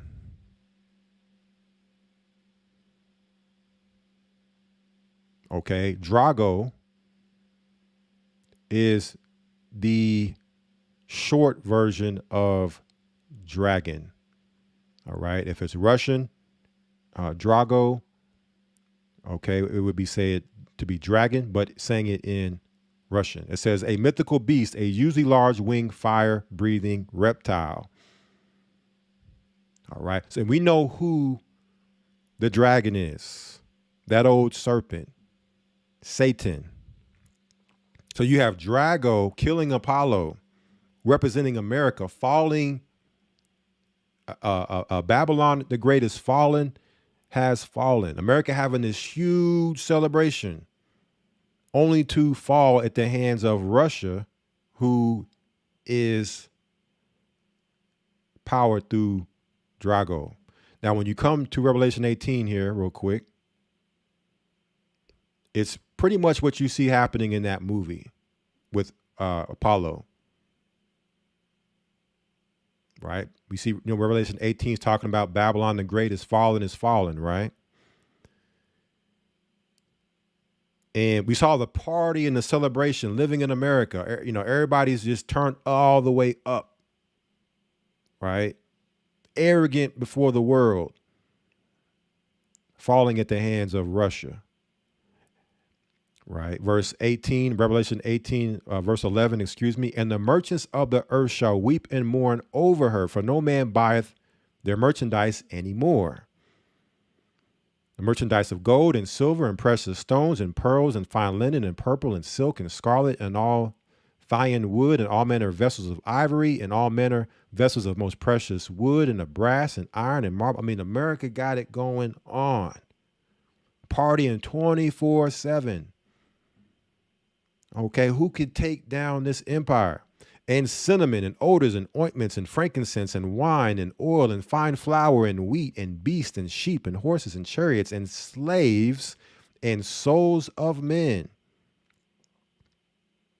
And the fruits that thy soul lusted after are departed from thee, and all things which were dainty and good and departed from thee, and thou shalt find them no more at all. All right, verse 16, and saying, alas, alas, that great city that was clothed in fine linen and purple and scarlet, decked with gold, precious stones, and pearls, right? Decked out, having a good old time, partying, right? Russia can't mess with us. We're the greatest, right? Living in America. Got to have a celebration, right? So what we're reading, what America had, it's now lost in this destruction.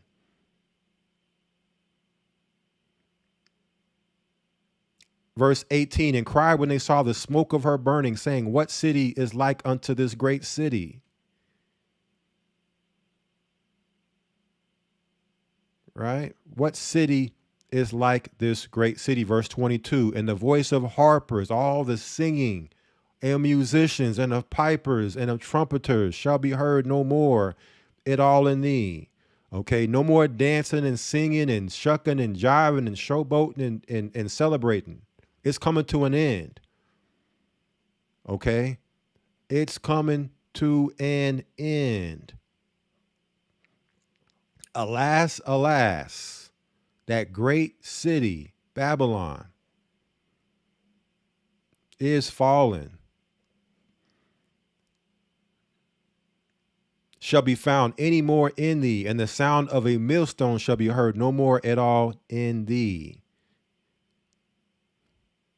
And if you go up here,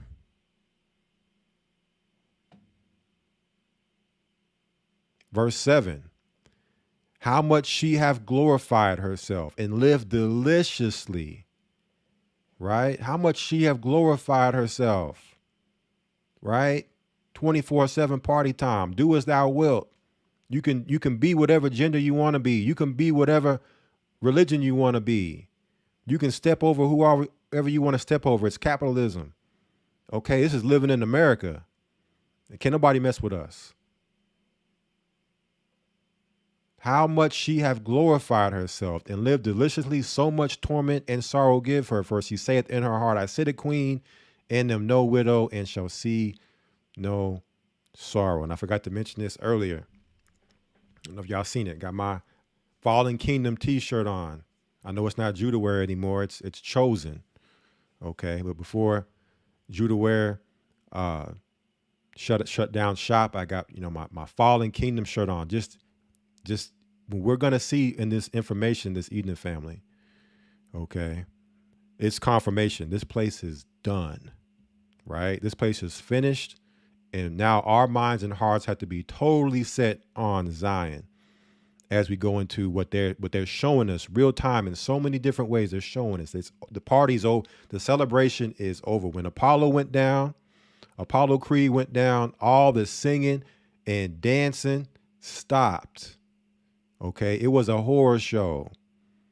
Okay, it was a horror show, and the Russians were laughing and high-fiving, and they got up out of America after they took America down. Right? Trauma. So coming back here, more on Hollywood, and we're going to deal with Hollywood in a little bit tonight, but you also had that followed in his father's footsteps, you had Creed. I know you all probably have seen this movie and the trilogy with Michael B. Jordan. But it says here, the former world heavyweight champion Rocky Balboa serves as a trainer and mentor to Adonis Johnson, the son of his late friend and former rival Apollo Creed. So we're going to examine that word Adonis there, but this is the son now of Apollo, whose now son named Adonis. Who was Adonis? Someone may wonder. Here we are off worldhistory.org. we have Adonis. Let me go over here real quick.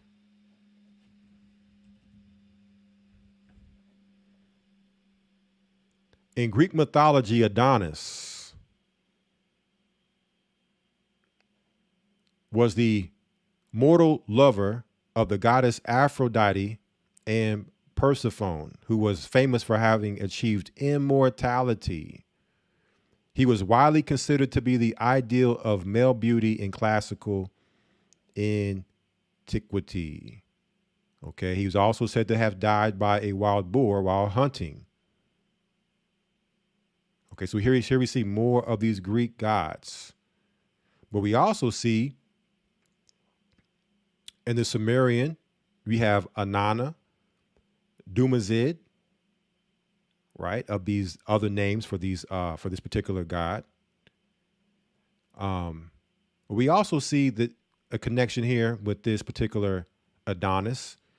It says Ezekiel 8:14 mentions Adonis under his earlier East Semitic name Tammuz.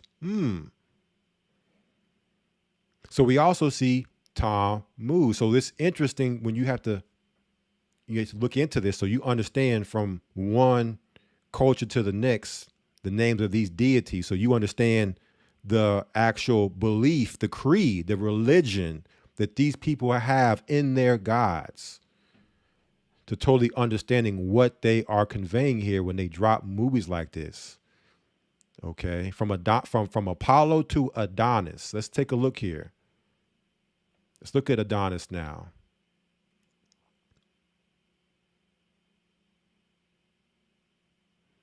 Right, because from the Romans, you have the Canaanites.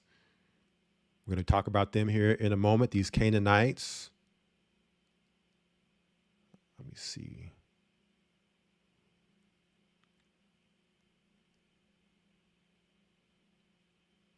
Actually, let me come here. Because when you come here, it says, who was Tammuz? This is gotquestions.org. Who was Tammuz? When you come down here,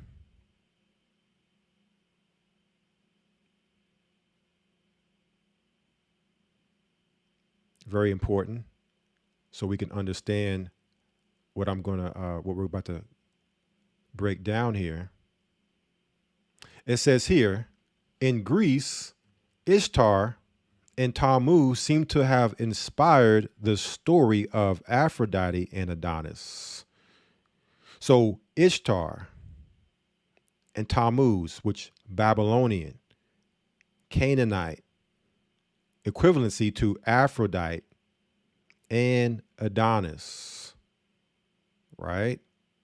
Let's see if we can confirm this. We're going to get another reference here. It says, whether we're talking about Dumazid, Tammuz, Osiris, or Adonis, the theme of death and resurrection runs through the mythology. So what we're seeing here is a death and a resurrection. So if Apollo Creed is shown to have died, right?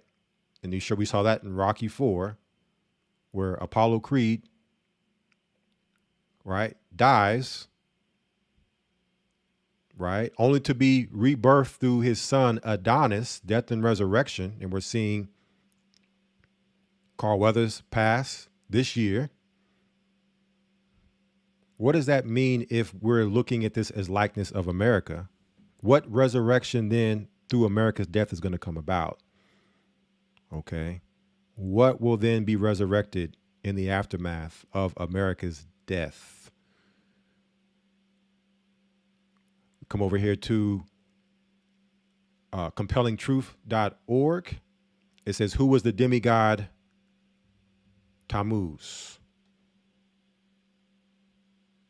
Who was the demigod Tammuz? It says here, and so the mythologies of Sumer, the Akkadian Empire, Babylonia, Canaan, Egypt, and Greece resemble each other. The story of Tammuz is no exception. So we're going to go back to the beginning and show this here in a moment.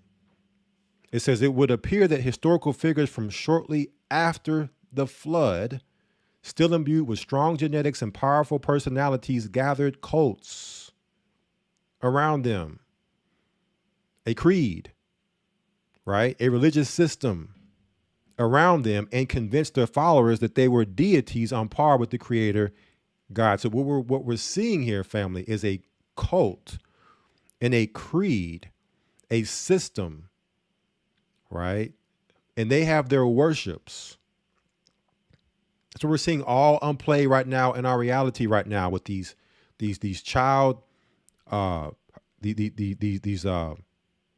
child assault situations where children are being assaulted, right? We're seeing, you know, Puff Daddy allegations coming out. We're seeing, you know, what's coming out of Judaism right now within, you know, that demographic. We're seeing all this stuff coming out, but they're telling us and they're showing us who they really worship also.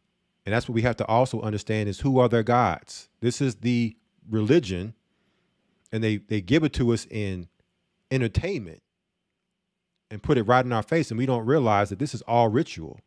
It's all ritualistic, what's happening. We're in a major ritual right now this year. Let me keep going here. Let me get a little bit more here out of this. I mean, you got Astaroth, Queen of Heaven. You got Gilgamesh. All these names jumping off the page right now. Right? Babylon, Nineveh, which, of course, upcoming eclipse, they're saying that it's supposed to strike a line over, 7 cities in America named Nineveh. Right? But many believe that Nimrod is another name for Gilgamesh. Right, let me get it here. One moment.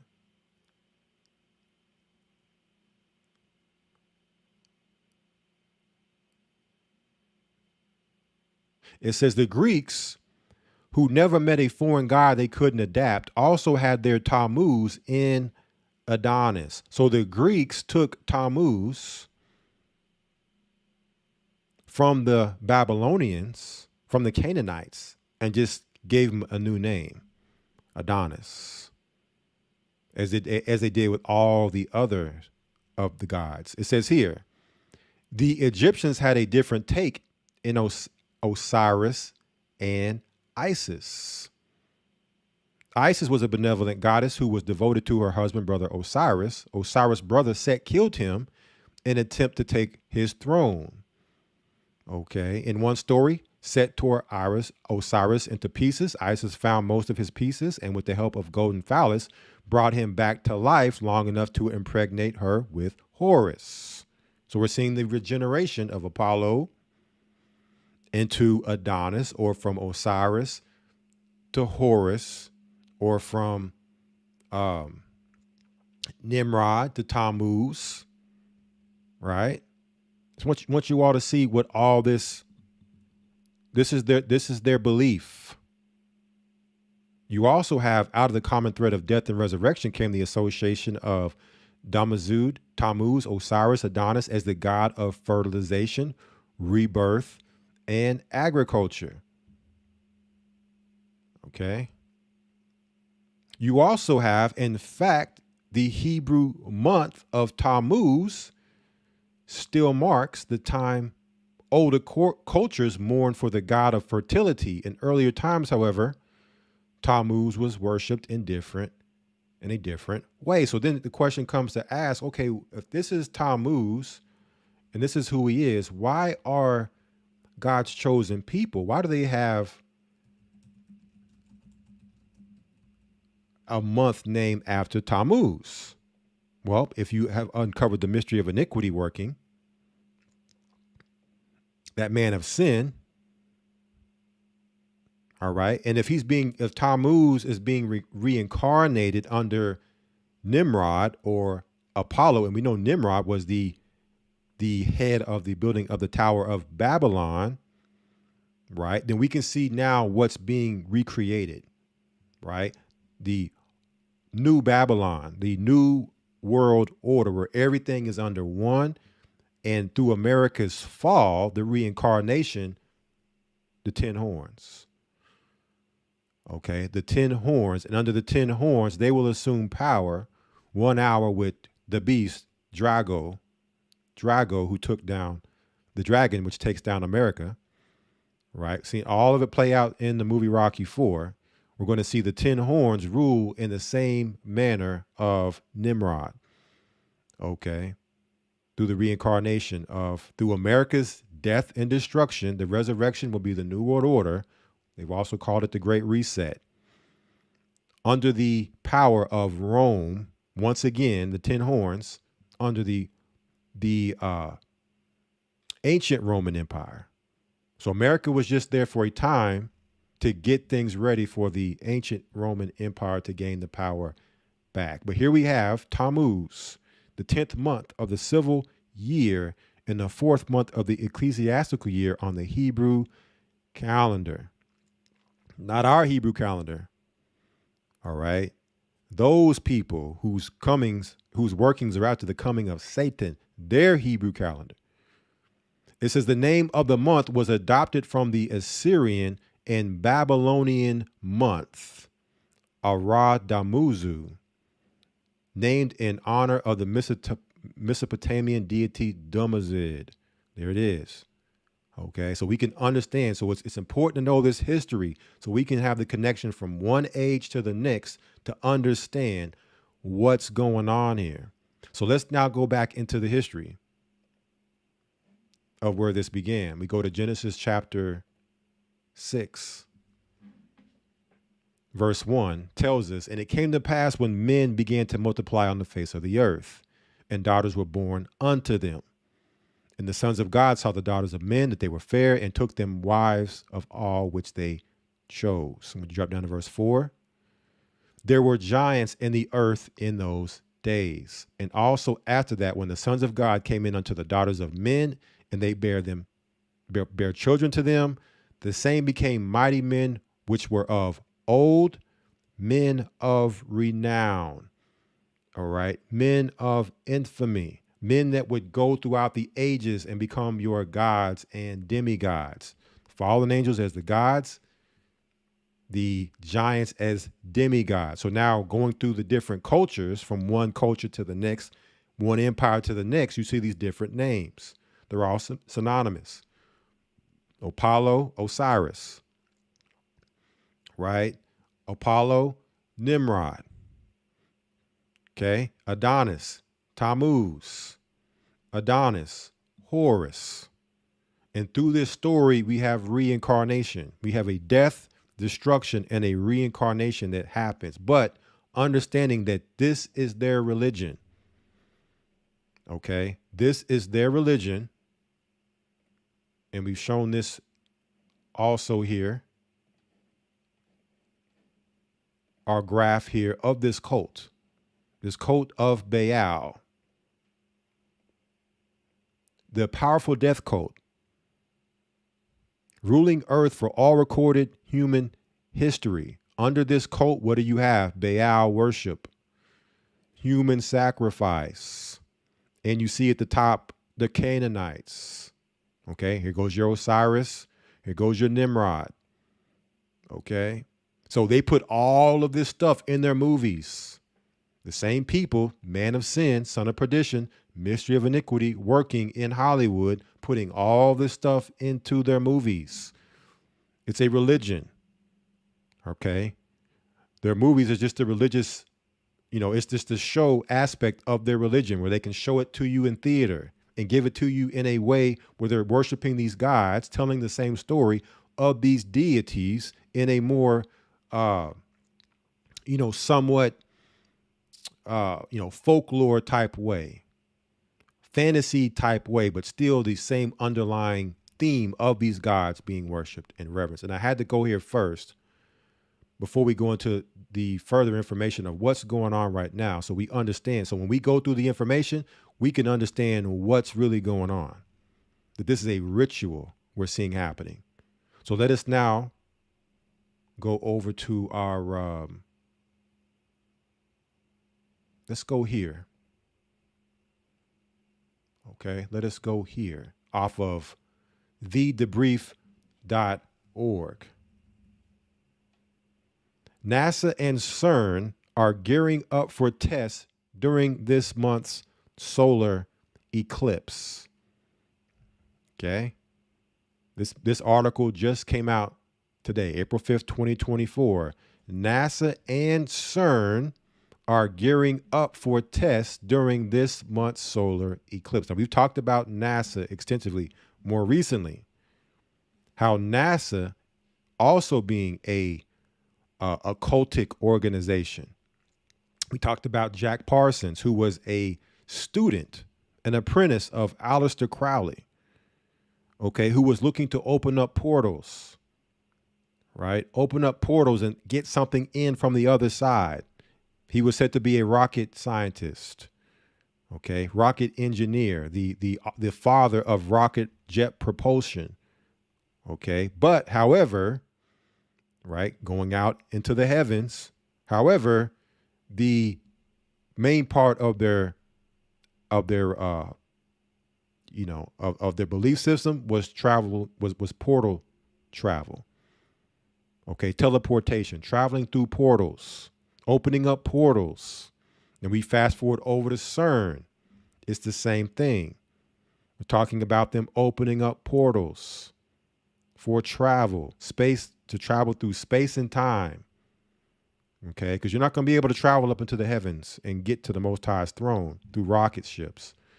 Okay, not the way the time is set up. All right, that's why you call it light years. They understand why they would put it in their movies, light years. When you travel through space, you must travel light years to get there. If you're not traveling at the speed of light, you're not going to get there. But a portal, on the other hand, connects one point to the other. So it's an instantaneous travel to travel through a portal. Okay, so their science, their sorcery is primarily based upon portal travel, teleportation with the rocket ship, Elon Musk firing SpaceX rockets up in the sky. That's more of a cover. Okay, they'll never be able to go out into the firmament to get to the Most High that way. That's just a cover to make it sound, we're going to travel through planets and all this type of nonsense. We're going to go on the moon and set up colonies, and we're going to live on Mars. All nonsense. Okay, when you know that planets don't exist, then you know that they're lying. Okay, this is portal travel, and how many of you all, we talking about NASA here? What was NASA also known for within their space missions? There it is, Apollo. Okay, Apollo, a big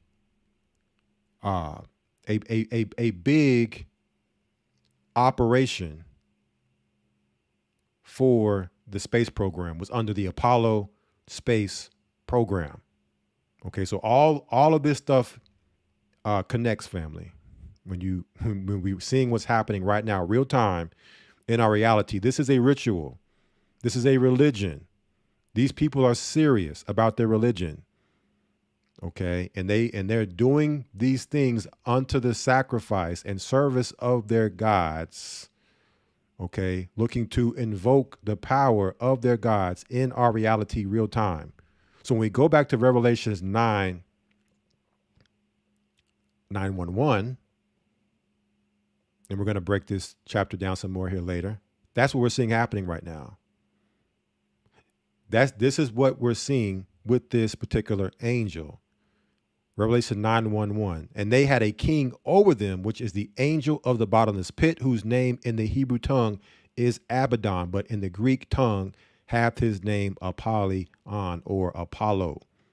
Okay. They're looking to open up this pit to get their gods, and not just this God, others, to come out of this portal, out of this pit, into our reality real time.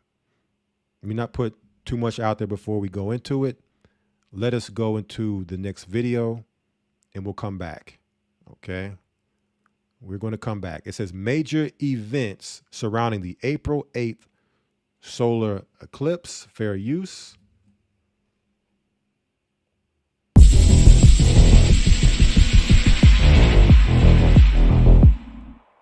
The solar eclipse on April 8th is becoming a major event.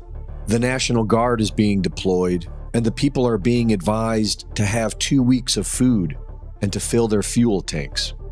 This could all be explained due to the fact that tens of thousands of visitors are expected along the path of totality. But many people believe that they could be preparing for possible earthquakes due to the Devil Comet aligning with the April 8th eclipse, and due to the fact that in 1811, a comet also appeared in the skies during a solar eclipse on the same path and was followed by the biggest earthquakes in American history.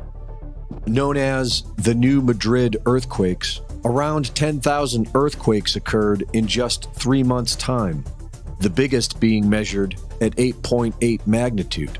They were the most devastating series of earthquakes in recorded history. But it was a different comet, and while some claim that a solar eclipse can trigger earthquakes, this scenario seems unlikely. This eclipse season is, however, a very rare event. The recent eclipses in August of 2017 and October of 2023, along with the upcoming one on April 8th, forms an Aleph and a Tav over the United States. The Aleph and Tav are the first and last letters of the Hebrew alphabet, the Alpha and Omega, the beginning and the end. These eclipses mark the end of the great year, a 26,000-year period that starts anew with the dawning of Aquarius and a new golden age. Manly P. Hall wrote that high-level Masons designed America for a peculiar and particular purpose, a secret destiny to bring about a new Atlantis. And stay tuned, family. We will be going here soon. Talked about it. They've had plans for America before they discovered America. So what we're seeing happening right now is a ritual. All of this is dark magic. Okay, high-level wizardry and sorcery happening right now to bring about their end game for America that they've had before they discovered America. Okay, when Christopher Columbus and them knew about the what the scripture calls Arsareth, reading in scripture, they had a plan for America then before they came over here and finally was able to discover, in their narrative, discover America. When the Northern Kingdom was already here, Israelites were already here, the natives were already here. Okay, we're going to be going into this soon, so we can understand again. They've been planning this stuff out for centuries, for ages.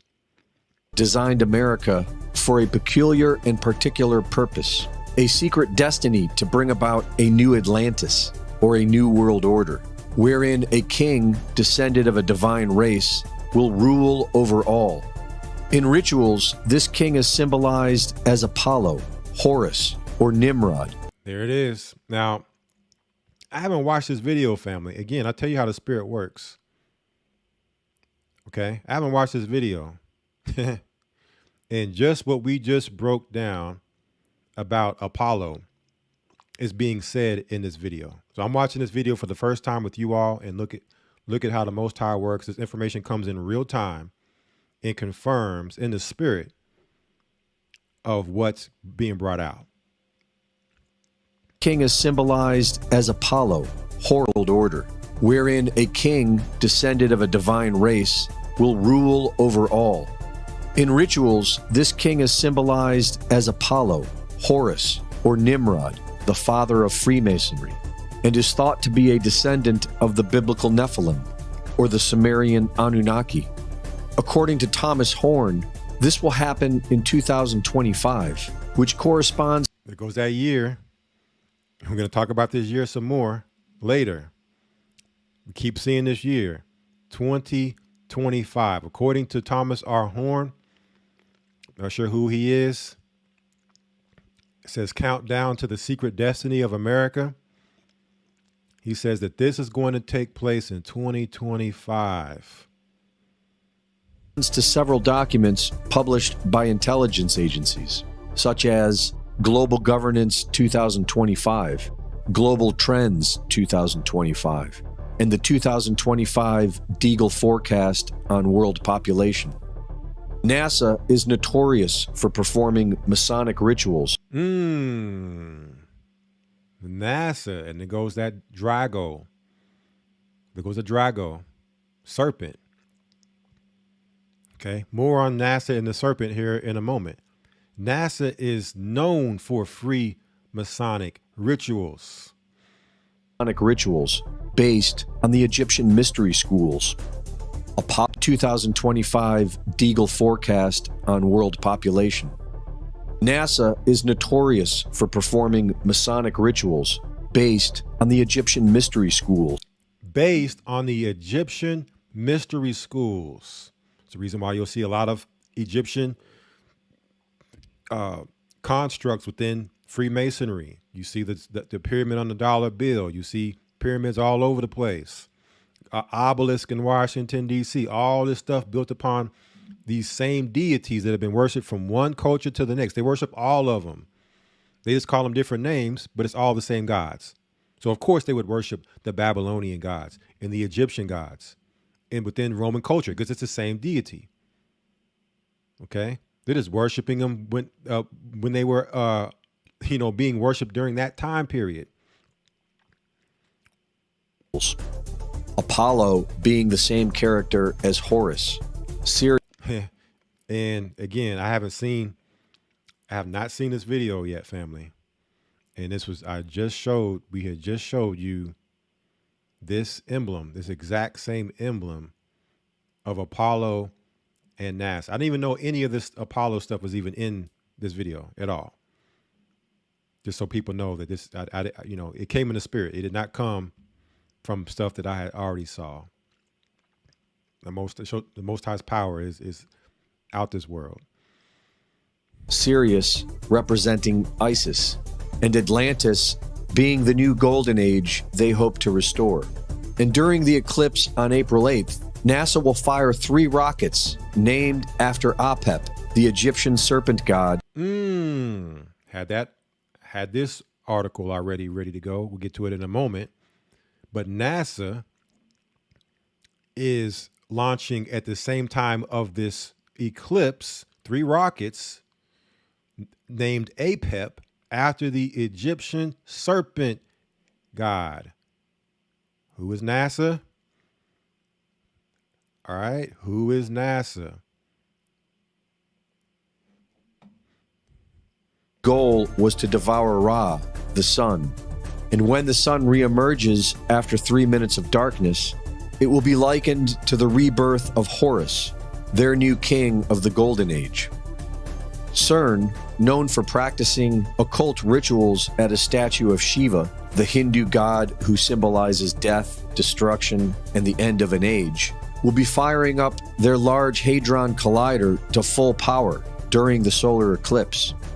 And Israel, who is in the midst of committing genocide, is preparing to sacrifice a red heifer, a ritual sacrifice to prepare them for taking back the Temple Mount. Red heifers, to be precise. Some Jews and Christians believe they're the key to rebuilding the historic Jewish temple in Jerusalem and to beckoning the Messiah.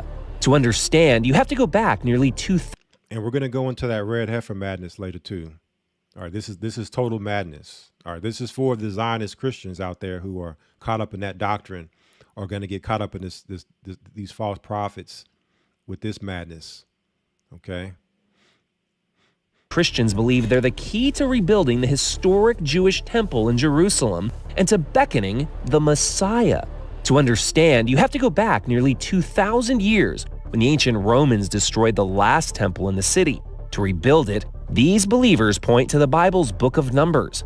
It commands the Israelites to sacrifice a red heifer without defect or blemish, and that has never been under a yoke. Only then can the temple rise again. Those sacred cows were showcased in Washington at a recent prayer gathering. Many evangelicals believe these red heifers will usher Christ's second coming. And we need the Messiah to come, right?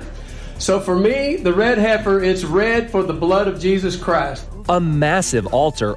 Listen to this madness, family. For him, the heifer is red for the blood of Jesus Christ. You want to see, these are these Zionist Christians.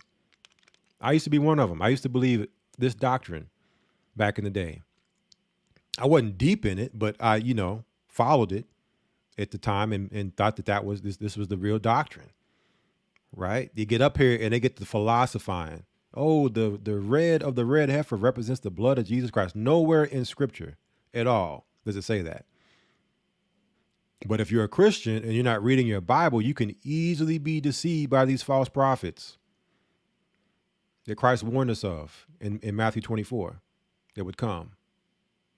A massive altar already awaits, where the heifers are to be burned. According to some believers, the ceremony needs to be performed right here on the Mount of Olives, looking directly into where the temple once stood. But something else now stands in its place.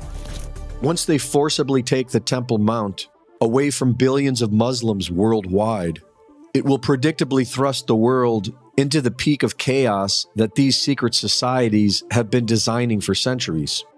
And their plan is to bring order out of this chaos, with their divine king to rule over the world. But these are just rituals, and fear is an illusion. We can always choose love.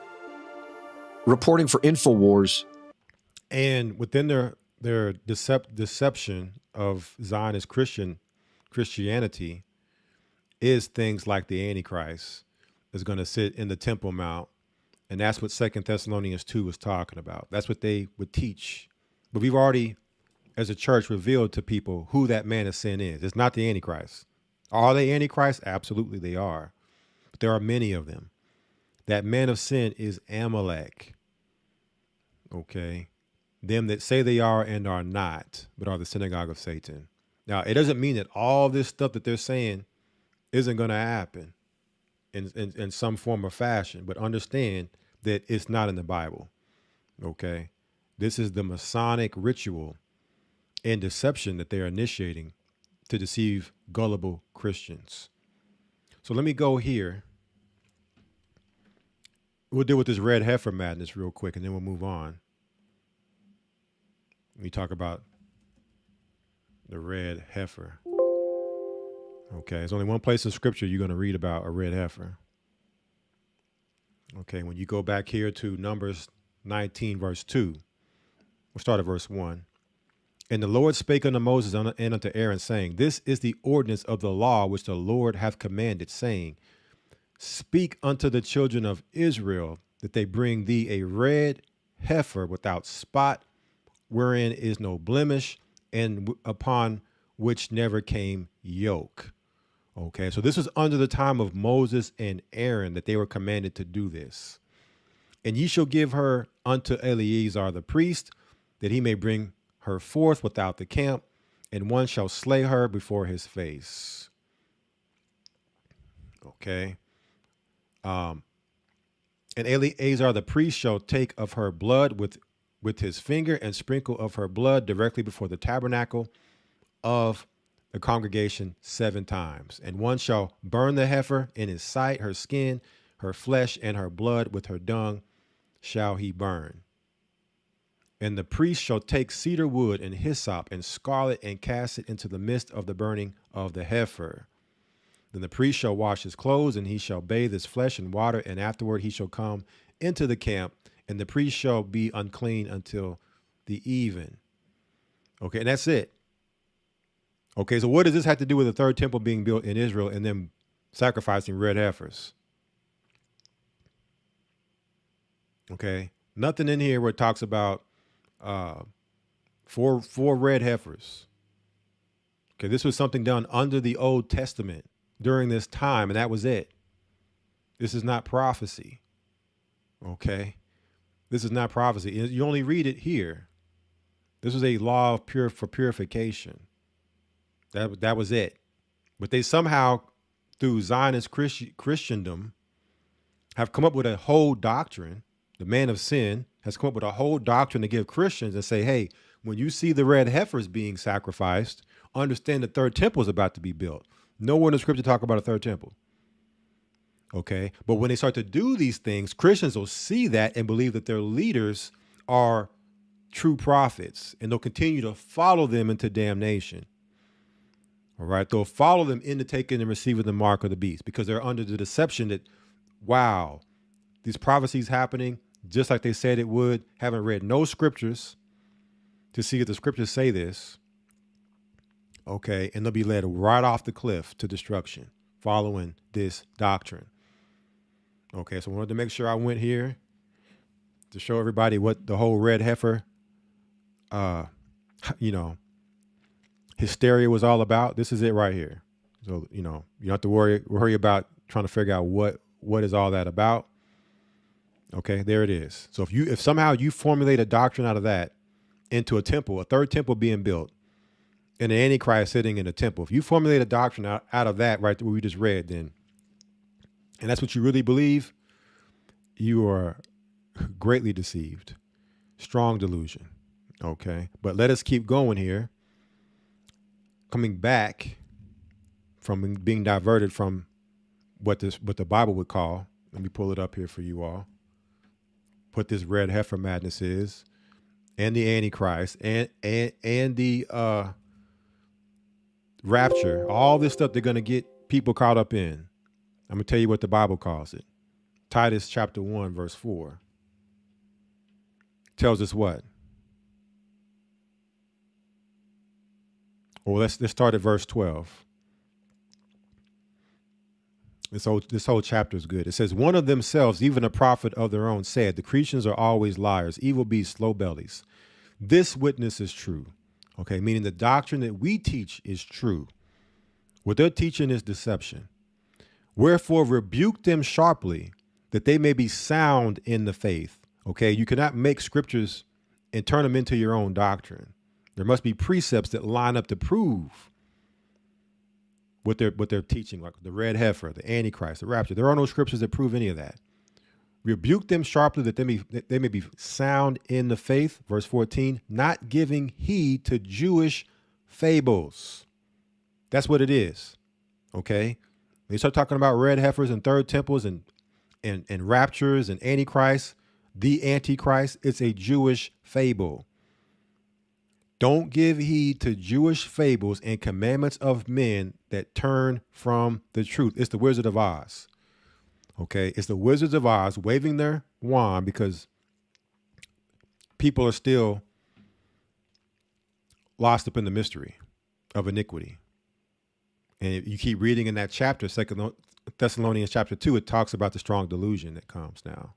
Because within this same doctrine, they teach you the law is done away with. So that keeps you in sin. Okay. And with all deceivableness of unrighteousness in them that perish. So with the man of sin comes all of the unrighteousness and getting you to follow suit in all of the unrighteousness, which leaves you in a state of confusion. Okay. No wisdom, no knowledge, no Holy Spirit. Right. Look at the black community today. That man of sin working to keep us in that state of confusion to where we're in total mystery. Okay. Total dumbfoundedness. Don't know up from down and down from up. Listening to these people.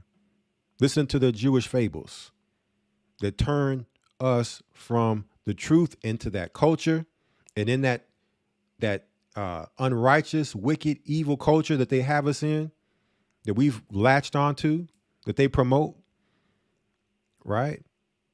We end up what? Destroyed. Son of perdition, right? So let's keep going here. So there's a ritual going on right now. Okay, they're firing up the CERN Hadron Collider. They're firing up the NASA rockets. They're getting this ritual for their gods.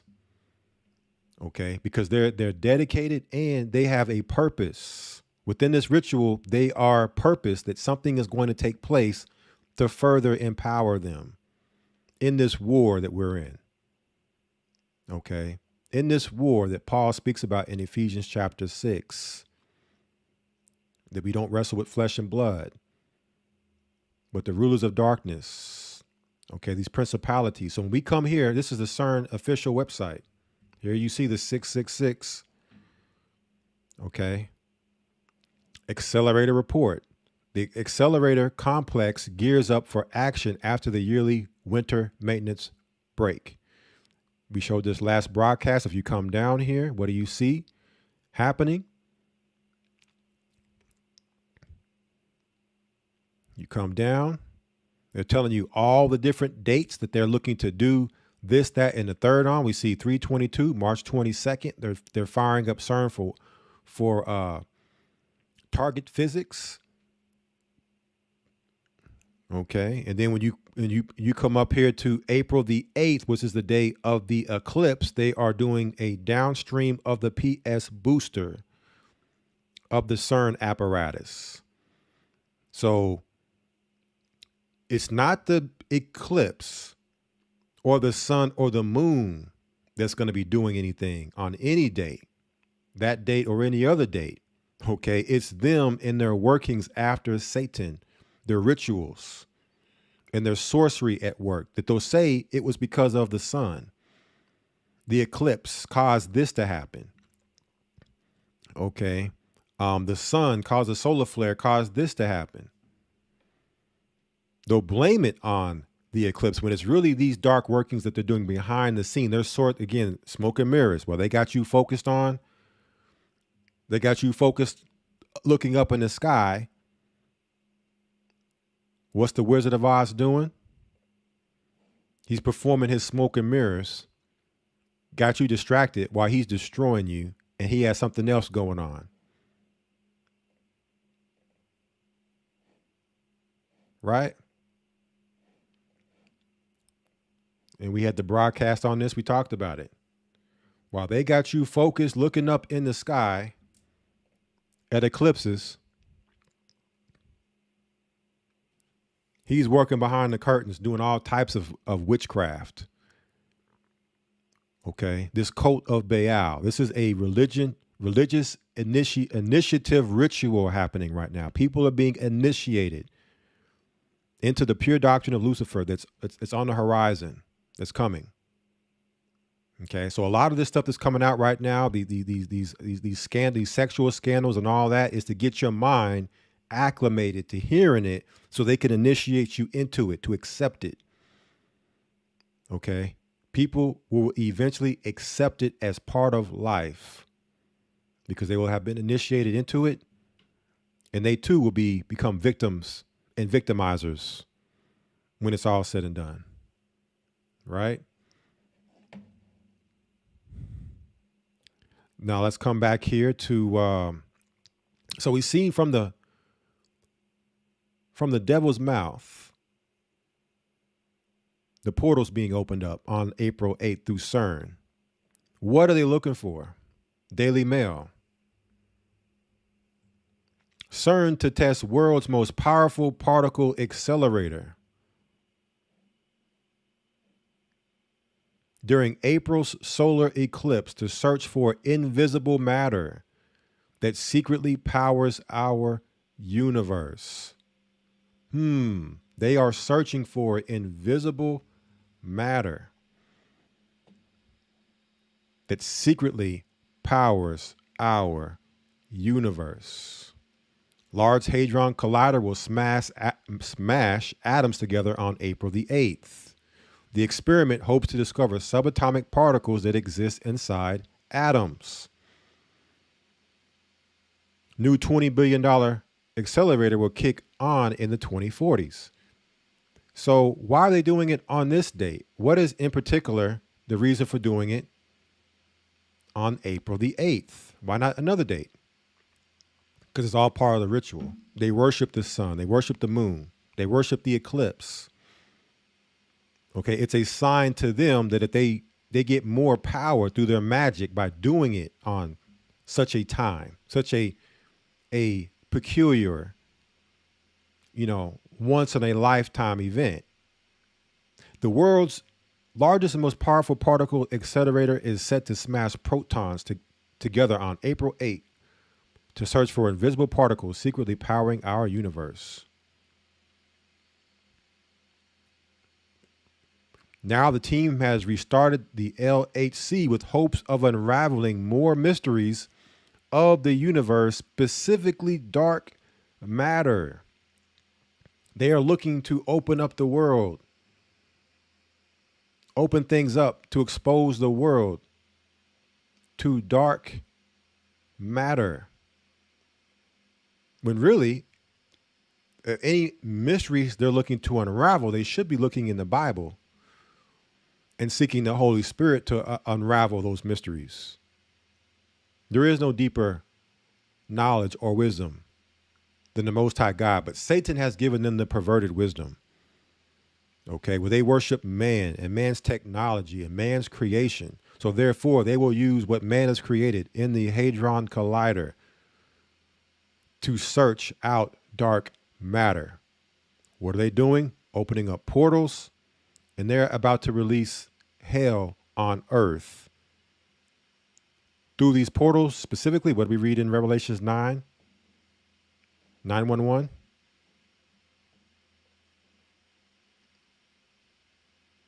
We read the king to the bottomless pit, the angel of the bottomless pit, the king over them. When they talk about Nimrod and Apollo and all these, this is who they're looking to, they call them these names. It's Satan. Okay. The pure doctrine of Lucifer. They are invoking Satan into our reality and opening up hell and unleashing hell in our reality. So when they talk about invisible matter, right? Because I don't really think anything physically is going to happen on the April 8th. It could, not saying it won't, but anytime they're, got people in a hysteric panic over this date, understand that, probably nothing going to happen.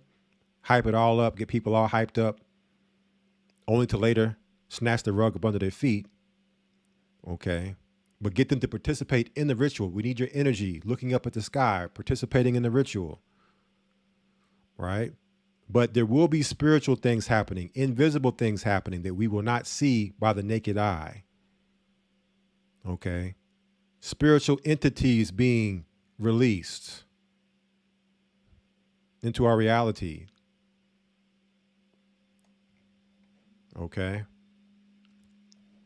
So there is the article there. And before I go there, let me come to this video here to start to wrap up on CERN before we move to the next part of Hey, internet friends, what is happening on that date. We have April 8, 2024 solar eclipse is getting really weird. Let's check this out. Fair use. What's going on with this total solar eclipse set to darken our skies on April the 8th? Several states have declared a state of emergency preemptively out of an abundance of caution. Meanwhile, NASA has announced they plan to launch 3 rockets 260 miles above the Earth during the eclipse. And CERN, or the European Organization for Nuclear Research, decided it would be a good time to fire up the world's largest and most powerful particle accelerator on April 8th. Why on April 8th is CERN doing this? Well, they say it's to search for invisible particles secretly powering our universe. Lay off, okay? That's all. Today we're going to talk about all the crazy stuff happening on April 8th. We're going to dive into the significance of eclipses across the spiritual and occult worlds, dating back to ancient civilizations. We'll also talk about major historical events coinciding with eclipses. So let's begin. In the occult world, esoterica, and some schools of Hermeticism, eclipses represent powerful celestial body alignments, acting as portals to spiritual worlds. And with the ability to harness that energy for such a short duration as our world is cast into shadow, eclipses are seen as an opportunity for karmic cleansing. Manifestation and ceremonial acts performed both on an individual level and even mass consortium, or like a cabal. A cabal to bring out whatever intention. If I had to guess, English occultist Aleister Crowley and his followers would be performing some sort of sex magic ceremony during the eclipse, some kind of freaky deaky thing. And they wouldn't miss it for the world. It just so happens that Aleister Crowley began writing the Book of the Law on April 8th. So Aleister Crowley, who said that he got his book of the law from an entity named Aiwass that looked like an alien, which we know is a demon, gave him that book from hell, the book of the law, or do as thou wilt. You can do whatever you want. It's said to have penned that book starting April the 8th. Just to throw another tidbit in there for y'all. Which he claimed Aiwass allegedly dictated to him, a voice he encountered on his honeymoon in Cairo, Egypt. He went... There it goes. We'll be talking about those characters too, what they would call grays and green men, little spacemen. We're going to be talking about them here later too, because again, they have you looking up at the skies. What are they getting everybody so programmed for looking up in the skies for? Okay, somebody will go ahead and just drop it now. Project Bluebeam, right? Serge Manasse, who actually was the one who, through his investigative journalism, discovered the Project Bluebeam operation and said that it would be launched around the year 2025. That would be the year they would launch their Project Bluebeam, which is holograms that they would use to deceive people of stuff in the skies. Okay, fake alien invasion, a return of Christ, a rapture. All these things was what he said was in his discovery through his investigative journalism. And for those who have seen those particular broadcasts, you would remember that information we've gone into. But these are the characters that they would tell you are aliens. They are demons that they open up portals to let in, and they invoke through their wizardry and their witchcraft. But Aleister Crowley, nonetheless, got this book of the law on April 8th. To Exhibit 666 in Cairo's museum to write down his book of occult magic philosophy, which kind of ended up invigorating the lost traditions of magic in the West, especially amongst the upper echelon. Side note, imagine being on your honeymoon and your new husband decides to squirrel himself away to channel an Egyptian god demon and get out the typewriter. Talk about needing a margarita. Big time. Anyway, the general idea is that eclipses are associated with themes of transition, rebirth, and the passage of time, or the beginning of an era. Astrologically speaking, eclipses are seen as times of transition and epiphany. They showcase the interconnectivity of the universe, its cycle, and its rhythm. In Native American belief, which varies greatly from one tribe to the next, eclipses were often viewed as times of chaos and disturbance, when the world's normal order was suddenly thrown out of whack. During these eclipses, I'm sure they observed the circadian rhythm of nature being disturbed, especially in nocturnal animals coming out while there was an eclipse and birds going to sleep, that sort of thing. Much like in Chinese culture, some Native American beliefs centered around the eclipse as birds or dragons from the heavens eating the sun or the moon. There goes that dragon. So with other cultures, they look at eclipses as the dragon eating the sun or the moon, representing the endless battle between light and dark. Curiously, there's some continuity spanning across cultures and time. These ceremonies performed during eclipses to ensure a positive outcome, a return to natural order, and for light to defeat the darkness. Of course, the New Testament describes the darkness during Jesus' crucifixion, which some historians believe was an eclipse. Several important events throughout history have happened at the same time as these eclipses, like the death of Julius Caesar or the signing of the Treaty of Versailles in 1919. Or the North American eclipse of 1865 shortly after the end of the American Civil War.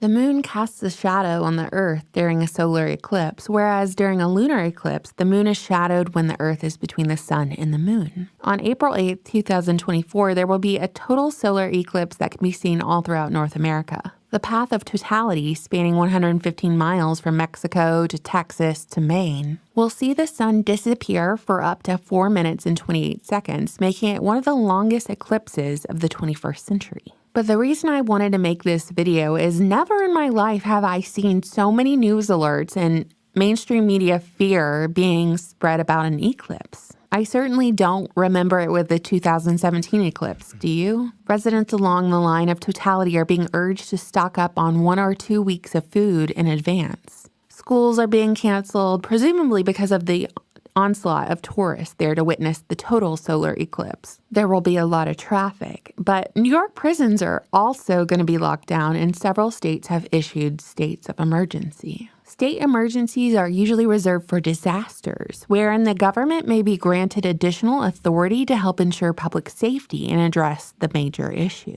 During this time, they can call in extra police, firefighters, FEMA, or even the military to assist. And I'm sure y'all remember during health epidemics, the government uses a state of emergency to isolate and quarantine people. And at this time, And let's not forget, family, we went over it last week, that also you're seeing they're already starting to roll out National Guard being deployed during this eclipse also. Okay, just more to throw in there of them rolling out the National Guard at the same time with this eclipse. it's within the rights of state governments to implement new rules, which we're not going to call laws, to address the issue. Like I said before, NASA has announced they plan to launch 3 rockets 260 miles above the Earth during the eclipse. These rockets are called Apep rockets. It's interesting to note that Apep was the ancient Egyptian god of chaos who embodied darkness and disorder, and was thus the opponent of light and the god of order and truth. The ancient god of chaos, Apep. Okay, and if anybody remembers during the Kemeton trial, Polite named himself Apep, for those that are familiar with that history or not, but that's a topic for another time. But yes, this rocket operation is being named after Apep, again, because we're going back to Genesis 6, those mighty men of renown. They will be worshipped throughout the ages, and them looking to release the angel from the bottomless pit who was king over them. Truth. NASA aims to gather data on how the sudden dimming of sunlight during an eclipse impacts the ionosphere, causing disturbances that could disrupt communications, it said in a statement. I wonder if that includes solar flares. The rockets will launch at 3 different times, 45 minutes before, during, and 45 minutes after the peak local eclipse. Oh, and I almost forgot. During the eclipse, a horned comet known as the Devil Comet is said to make an appearance. Apparently, this horned comet, this Devil Comet, has just been chilling up there in the sky for most of March, but you'll be able to see it during the solar eclipse, they say. We certainly look forward to that. Furthermore, CERN's stated mission is to uncover what the universe is made of and how it works. If you remember, back in 2016, they did a whole mock ritual human sacrifice at the courtyard of CERN. I'm not making this up. Honestly, the more I talk in this video, the more it just sounds like I'm making stuff up, but I'm not.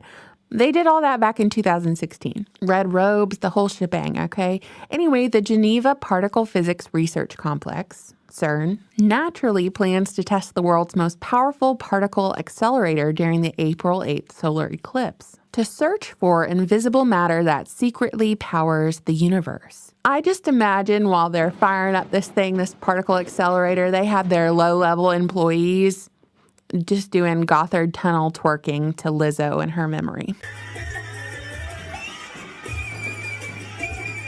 Much like CERN, the World Economic Forum, also located in Geneva, their logo also features the 666. Now check it out.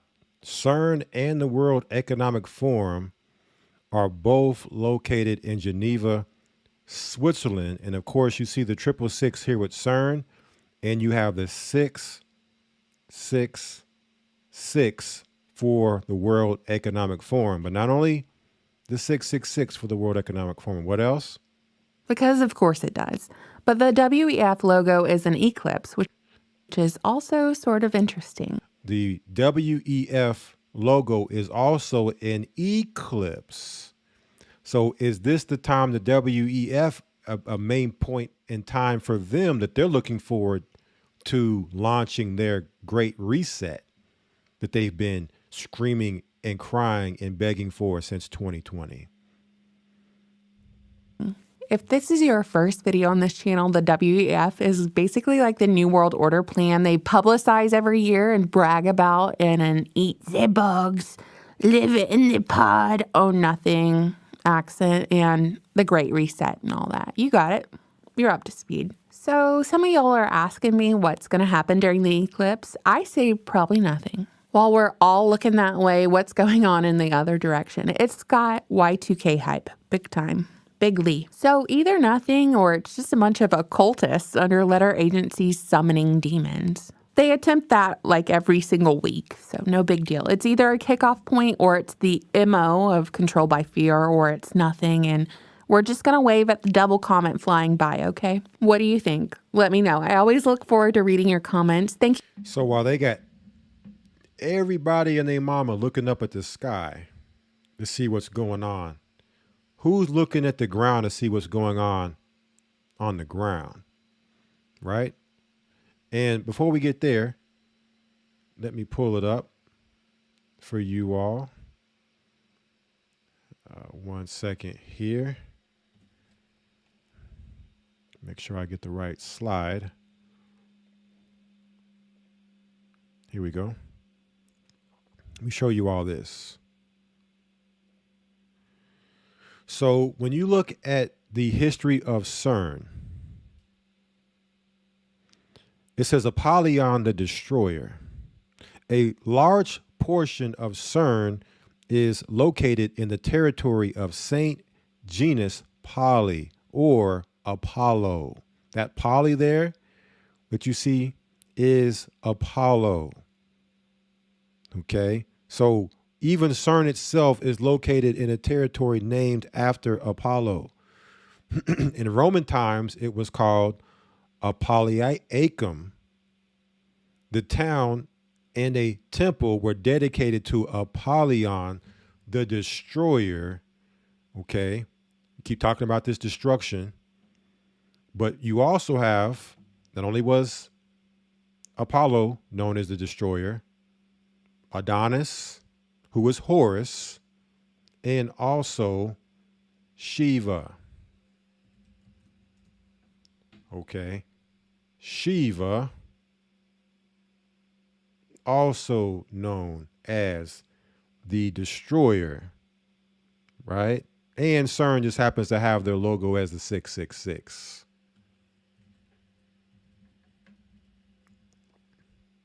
Can't make this stuff up, family. And we come over here to Wikipedia. In Hinduism, and this again, it's just these same gods worshipped, these same gods and demigods worshipped within East Indians culture, which is Babylonian. They're the original Babylonians. Eastern mysticism. Okay, the great god, one of the principal deities of Hinduism. He is the supreme being in Shaivism. Okay, also known as the Destroyer, right? The Destroyer. And then what do you have in, 1 second here, let me switch back here. You all can see this. You also have, so here it is on Wikipedia, Shiva the Destroyer, and that information I just read. But also when you come over here to CERN, and you just simply type in CERN and Shiva, you also have the Shiva statue dancing, doing the death dance. Because that's what Shiva does, is the death dance. Okay? What comes with Shiva? Death. What do you see Shiva dancing in front of? A portal. And they want to open the portal to find invisible matter and dark matter. And they're doing it on April the 8th. All right. This is the ritualistic worship of these gods.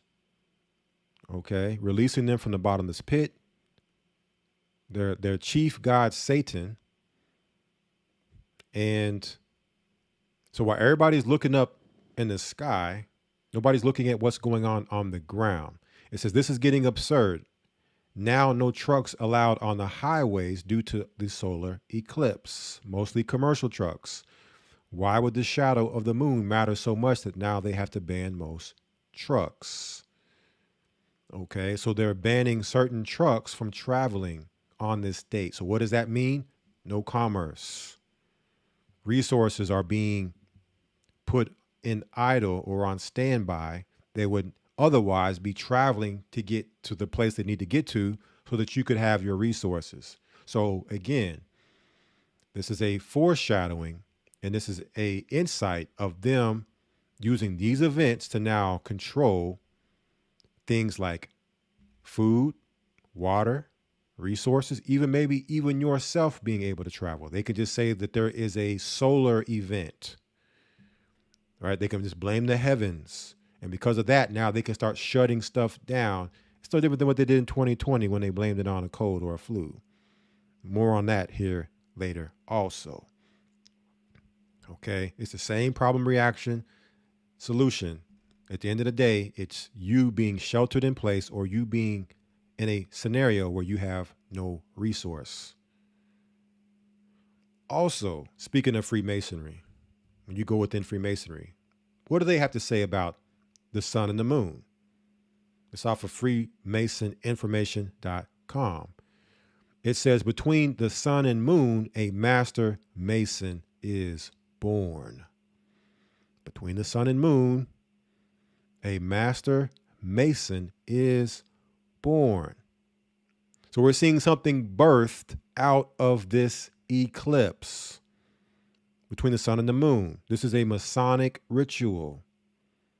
Okay, we showed the connections between Judaism and Freemasonry. Okay, this is a total occultic ritual happening here. They're looking to bring something forth out of this date.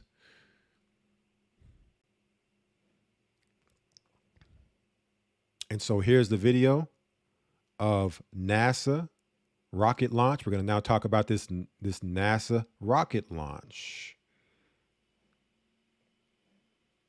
NASA's rocket launch they're doing on April 8th just got a little bit weirder.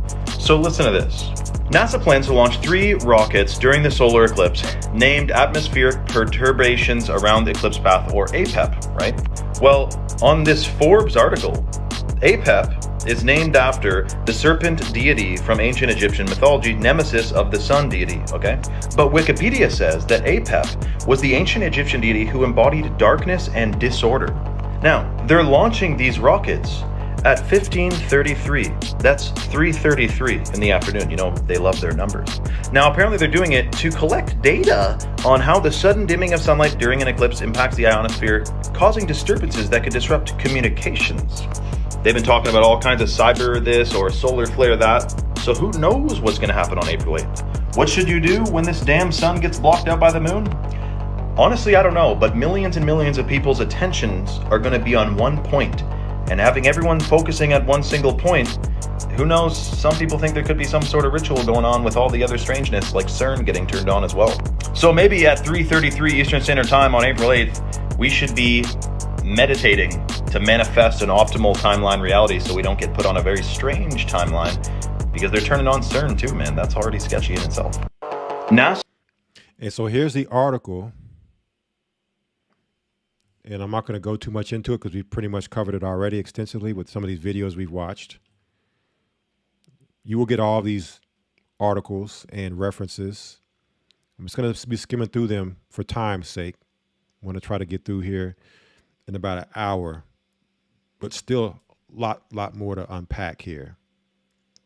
Okay, because through this event, through this ritual, things are happening in our reality that's going to impact and affect every one of us when it comes to sustaining and surviving.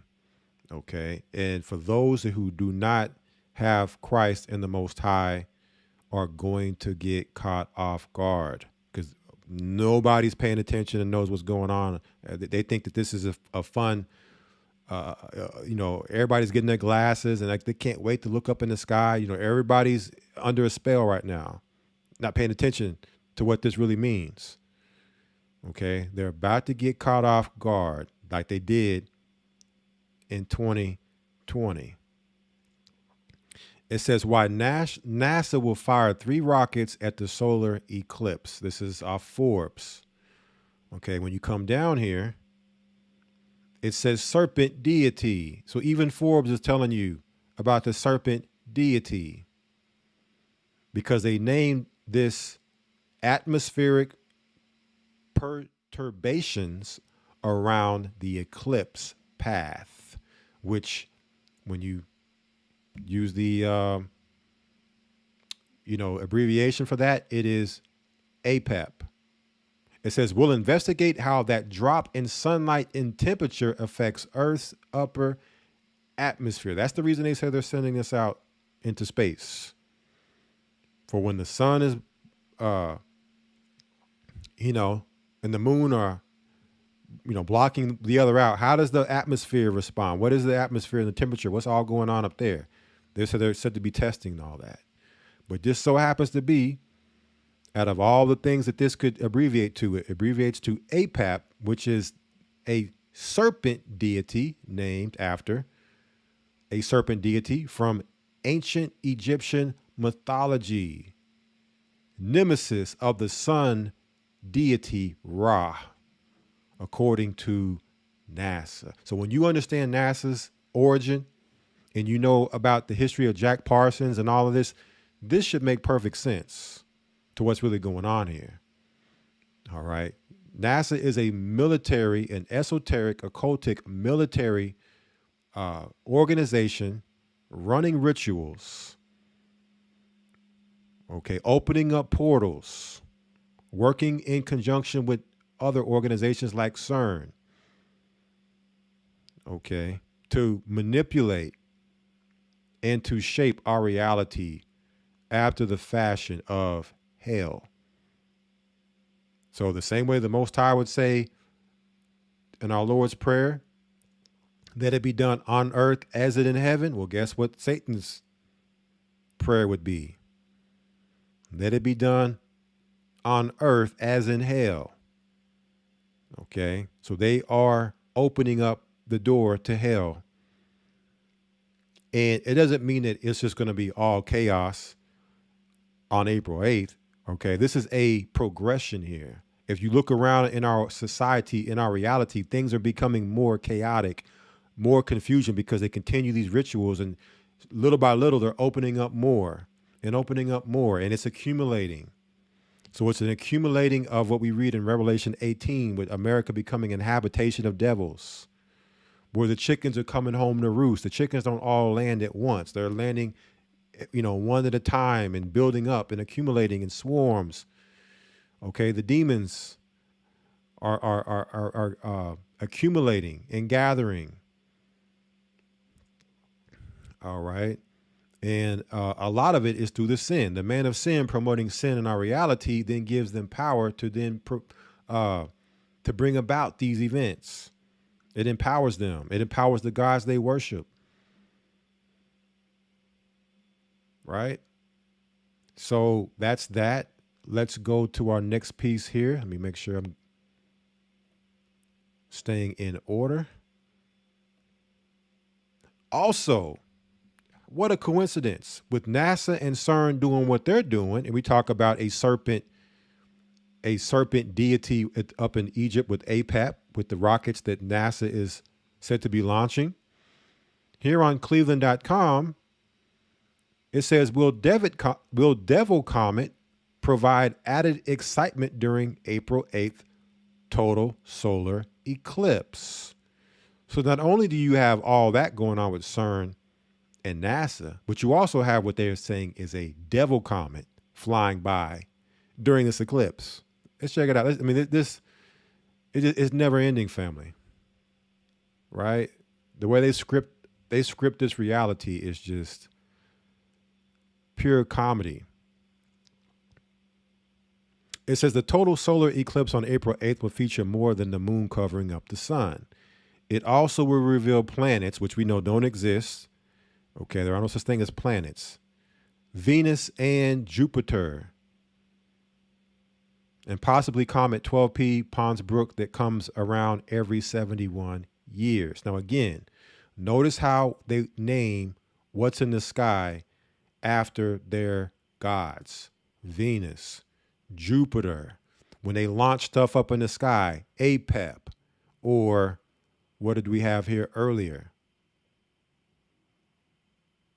What did we have here earlier? We had Apollo. Right? So notice how everything they name is after their gods. Okay? It's the involuntary worshiping of angels that Paul warns about in Colossians. This is getting you to acknowledge by talking about the planets, Mercury, Venus, Jupiter. You know, you believe in that there's planets, is you giving involuntary worship to those deities. Okay? The Apollo mission, the APEP mission, okay? Getting your worship, your energy, your belief, your mind wrapped around it being true. While Pons Brooks, dubbed the Devil Comet, could be an added treat to the whole eclipse experiments, astronomers are cautious about hyping it up too much because seeing it may be difficult, especially with the naked eye. Okay, so again, if looking up at the sky at the eclipse and looking up at rockets being launched up by NASA wasn't enough, now they got people hyped up that you may also get the chance to see the Devil Comet flying by in the sky. All right, everybody looking up in the sky on April 8th. Okay, I can tell you one person who won't be looking up at the sky on that date. All right. I can tell you one person that won't be.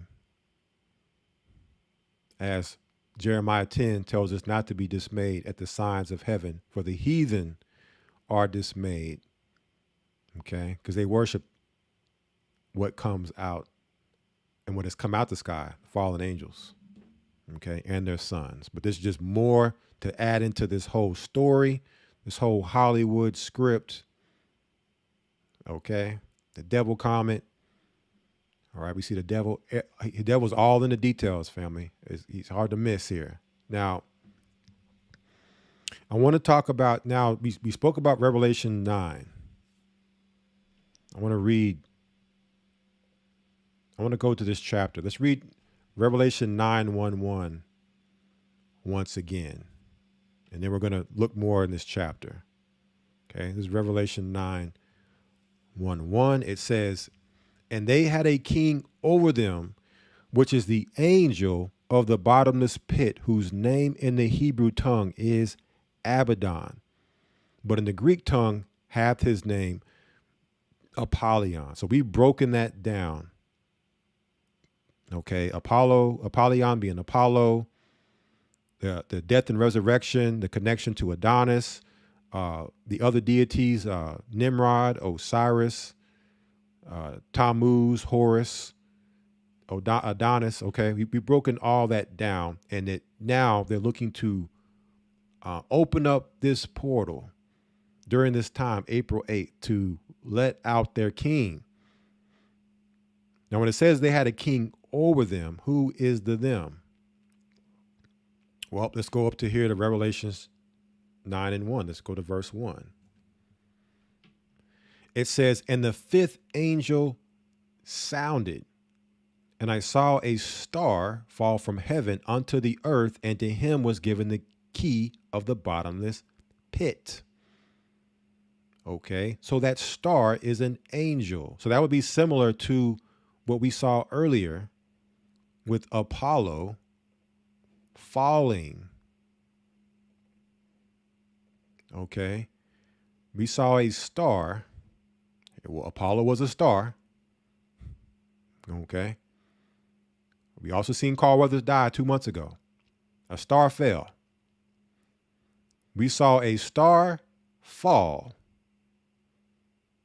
Okay. I'm just showing you this is not what the scripture is saying. I'm showing you that they're within their Hollywood, within their sorcery, they put these subliminals in their movies, in their entertainment.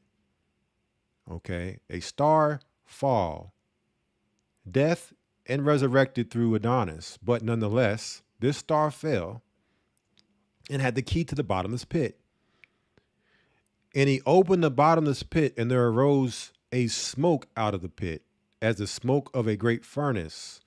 And the sun and the air were darkened by reason of the smoke of the pit. So here we see the sun. It's like we talk about this eclipse. Okay. The sun being darkened. And again, I'm not saying that this is the fulfillment of April 8th. I'm just showing you, right, what they would use during a time to invoke their magic.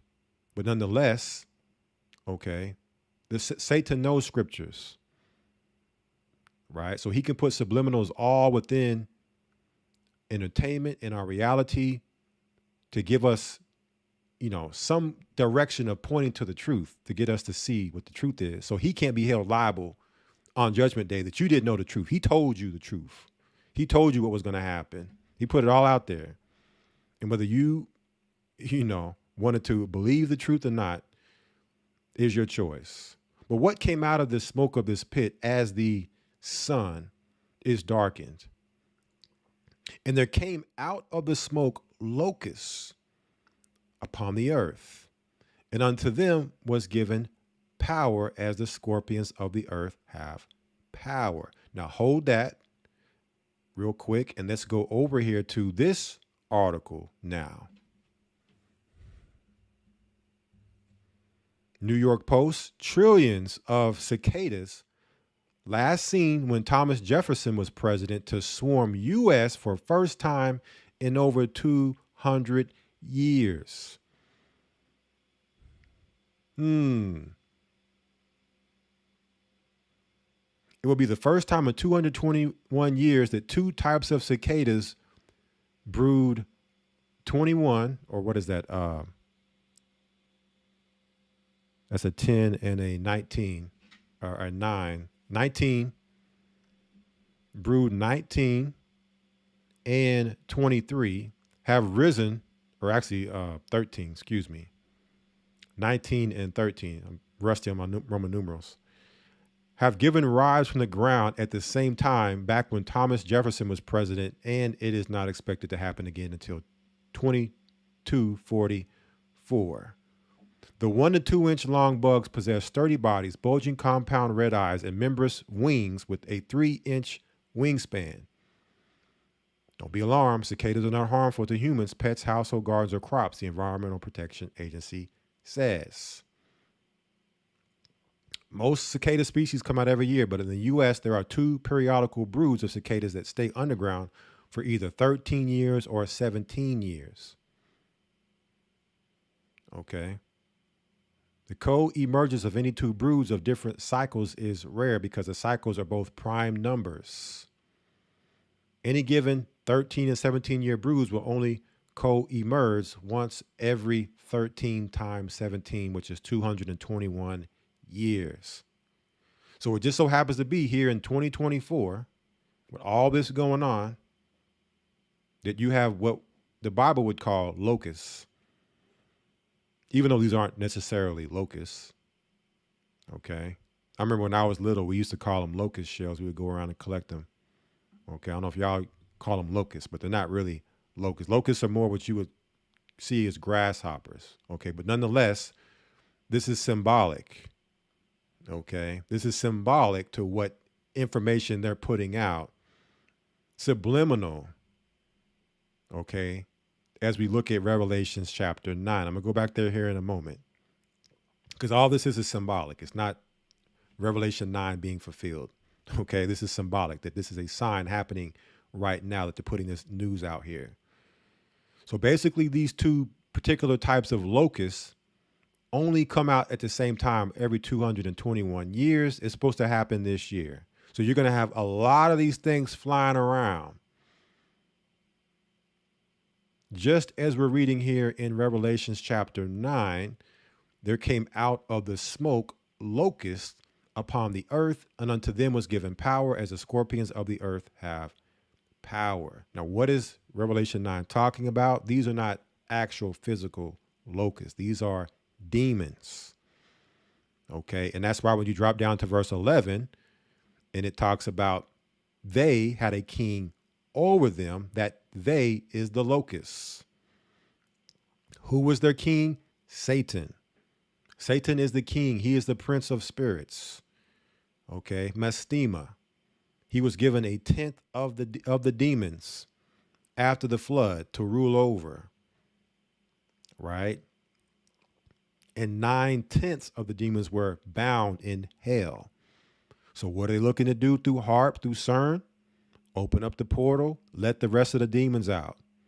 So we're seeing this angel fall from the star, fall from heaven, that got the key to let them out. Okay? Having the key, the technology, CERN, NASA, opening up portals, the key to the bottomless pit. Okay? Them coming out. Right? This angel, which have the key to the bottomless pit, is Satan. Okay? So it's just more to go in line with the signs symbolically to show us what time it is. Okay? What time it is with what you would call a biblical plague of locusts happening right now during this eclipse year, this election year, right? And for those who are curious also, when you look at these locusts, they had stingers. Okay, as scorpions have stingers. Now, I'm not going to break it all down here because we've broken this down as a church in many lessons for those who are curious as to what this actually means. These locusts who had hair of women and teeth were as teeth of lions and had tails. Okay, it says here in verse 3, and there came out of the smoke locusts upon the earth, and unto them was given power as the scorpions of the earth have power. So what power do scorpions have? They have stingers in their tail. So what has happened here recently? Okay, let me read the scripture here and I'll ask that question.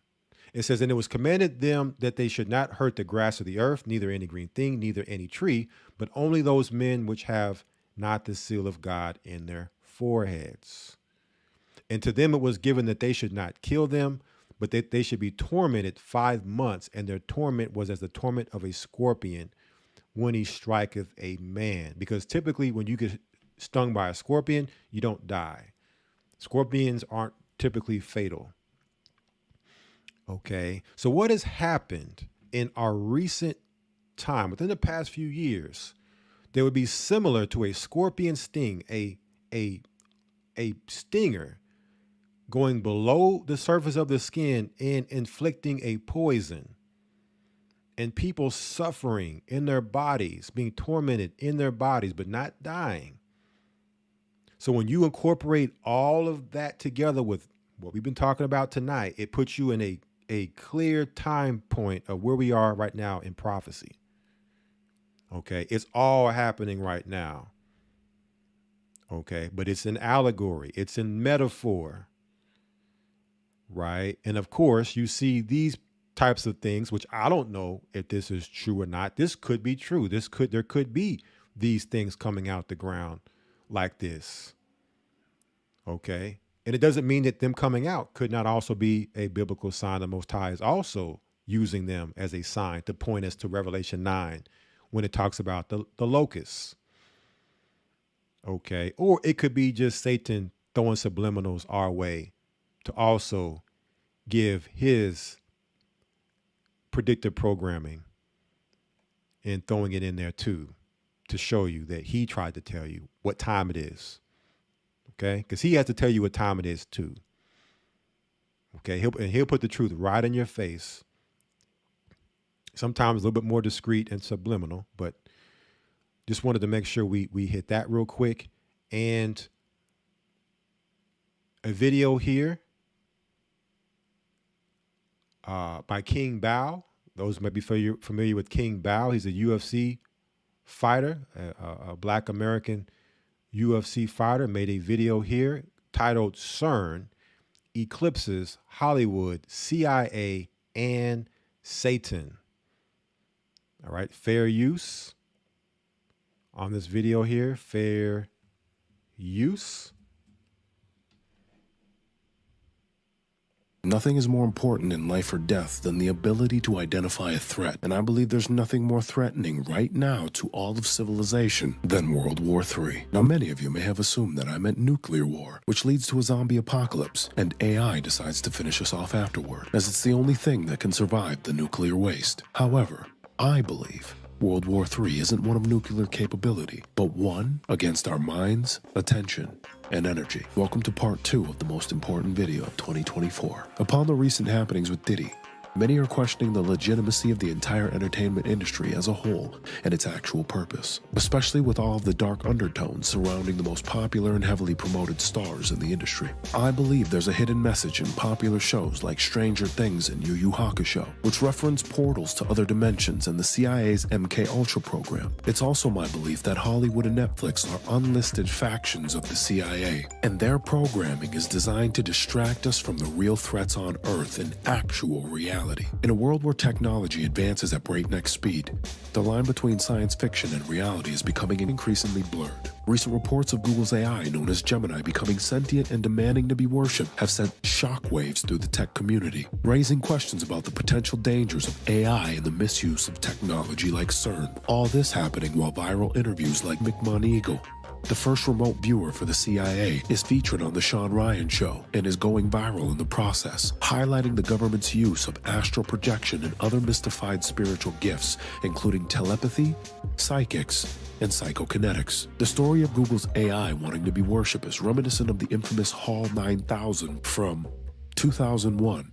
A Space Odyssey, a chilling reminder of the potential consequences allowing technology to run rampant. This unsettling development has led many to question whether we are on the brink of a dystopian future.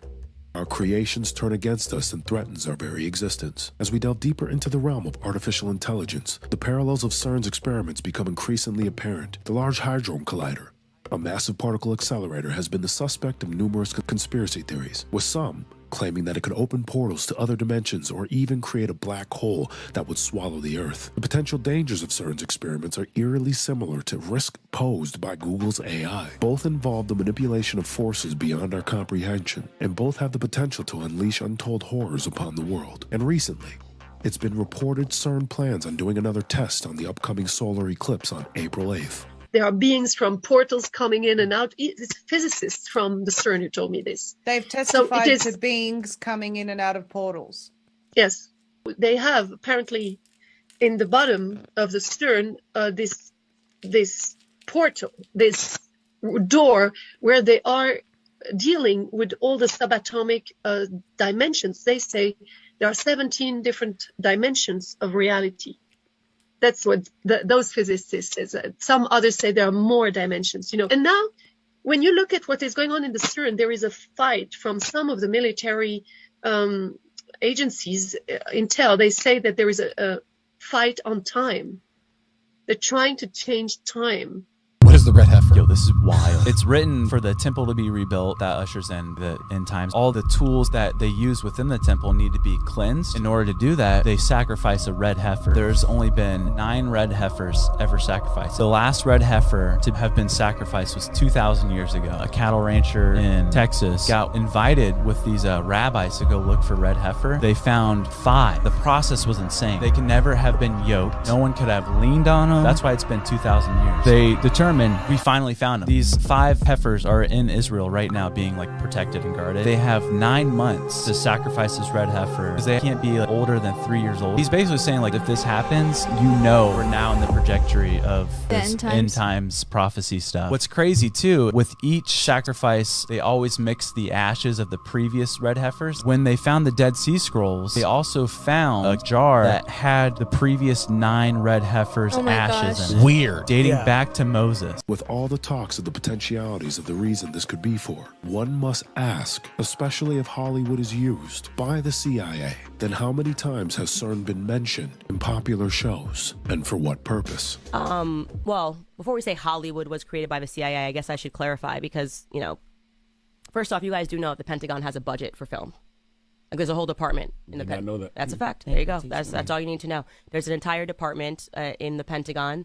They get involved with films, and they get involved with films for the purpose of propaganda. They always have. Hit certain people, and this was before we called things promotion and marketing. You know what I mean? That's Hollywood is not really there to entertain you. Like that's great that happens, but propaganda is something that is important to all civilizations. What movies have I should have said Pentagon instead of CIA. Tons of them. I should show you the list. You should pull it up. It's wild. Yeah, Pentagon Department for Hollywood. Tons of them. Even Transformers. Even Transformers, because they're concerned about certain narratives. They get involved with World War films, how are we telling a story about history? Usually it's because we're lying about what we did or trying not to make Americans aware of the crimes against humanity that we commit overseas, Yeah, the Pentagon has funded some films, Black Hawk Down, Red Dawn, GoldenEye. The more you know.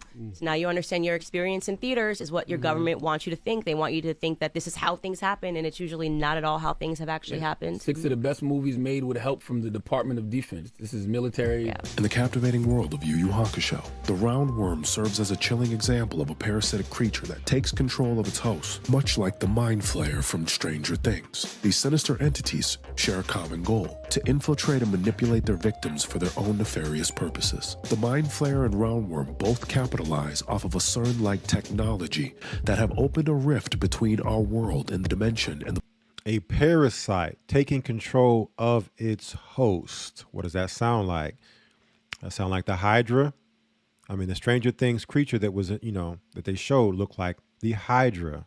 And we know what the Hydra was in, that dealing with the scorpion sting, right? There's been a lot of information brought out on that it was there within the solution.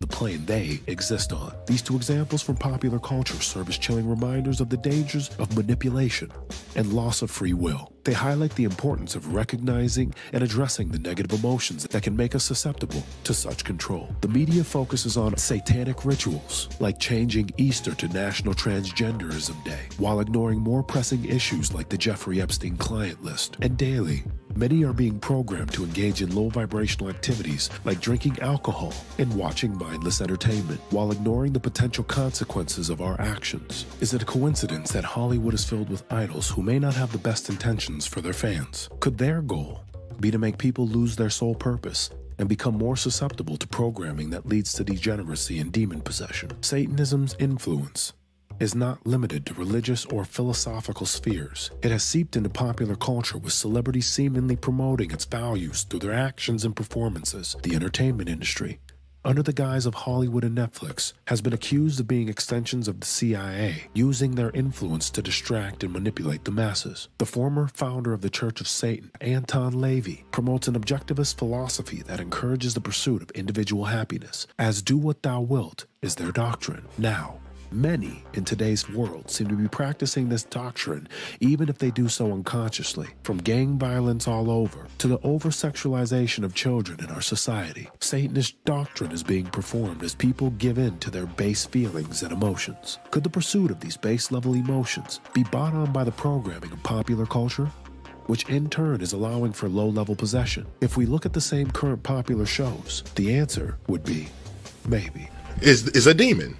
To take the humanity out of you. To not be human. Right. That's the D-man. Alcohol means body-eating spirit, al-Kul in Arabic, hence why vodka is called spirit. Jinn is a jinn, which are invisible creatures in early religions. This is where jinx comes from. When you jinx something, it means bad luck.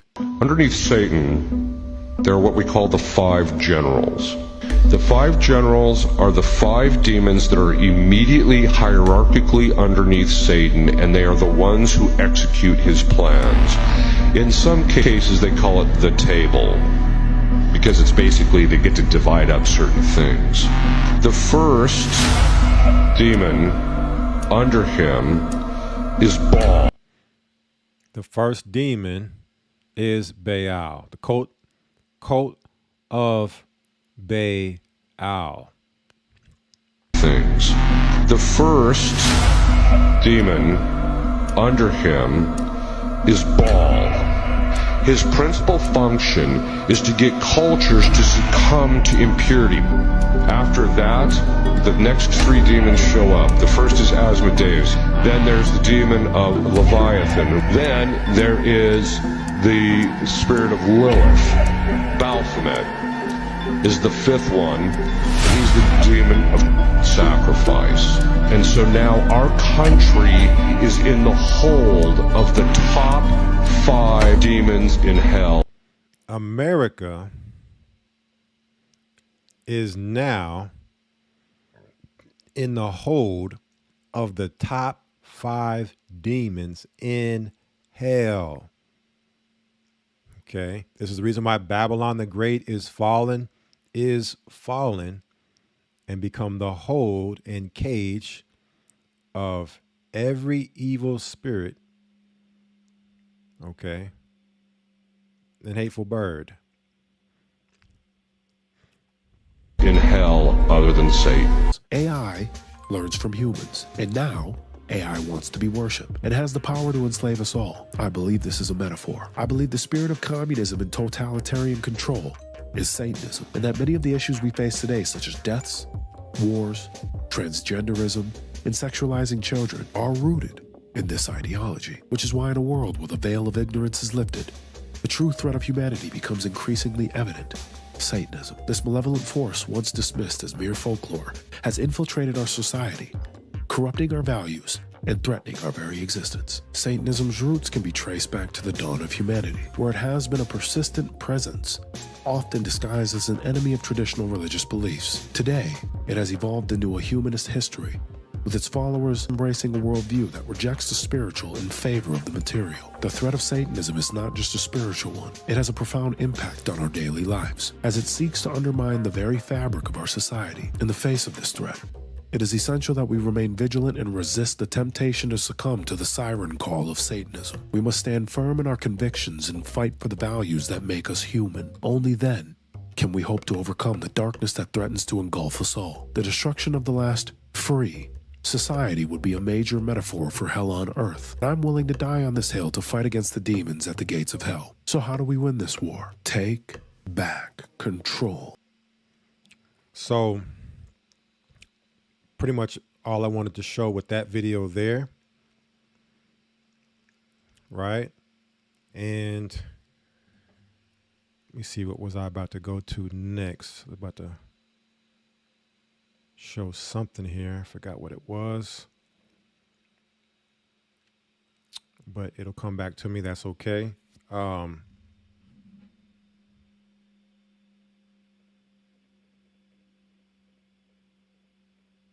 Oh, yeah, this is what I wanted to show. Got it now.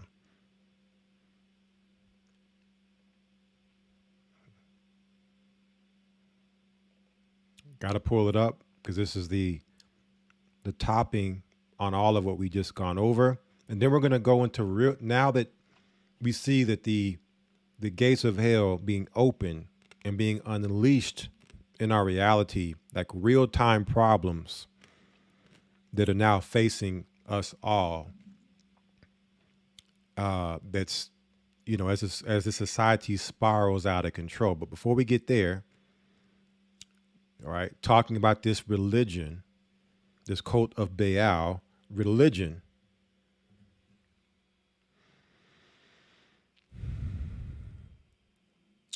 Albert Pike wrote about all of that and what has brought us to the point where we are now in this World War III era.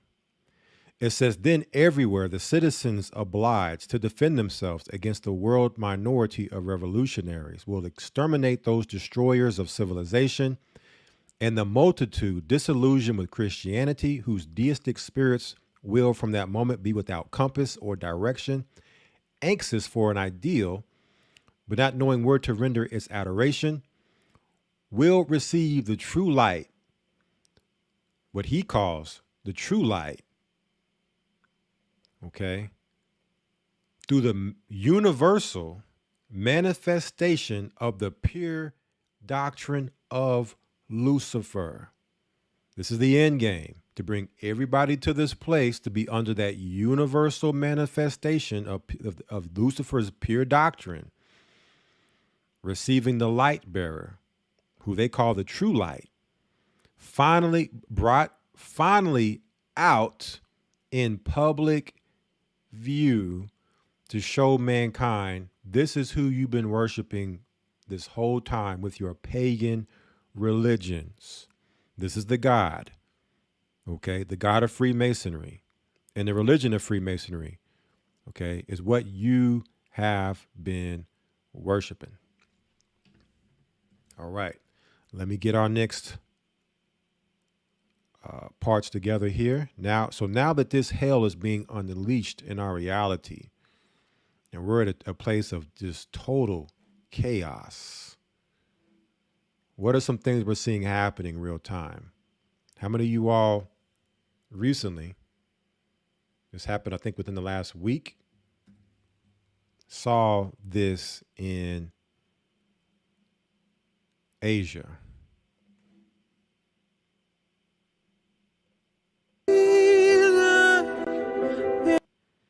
It says citizens in Japan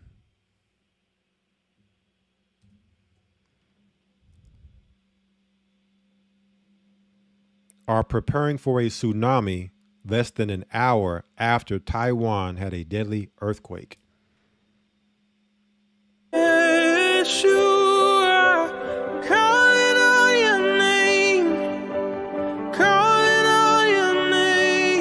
Water level is receding, which is a bad sign. So you had this 7.4 earthquake in Taiwan, which is said to be the largest earthquake since about 25 years ago.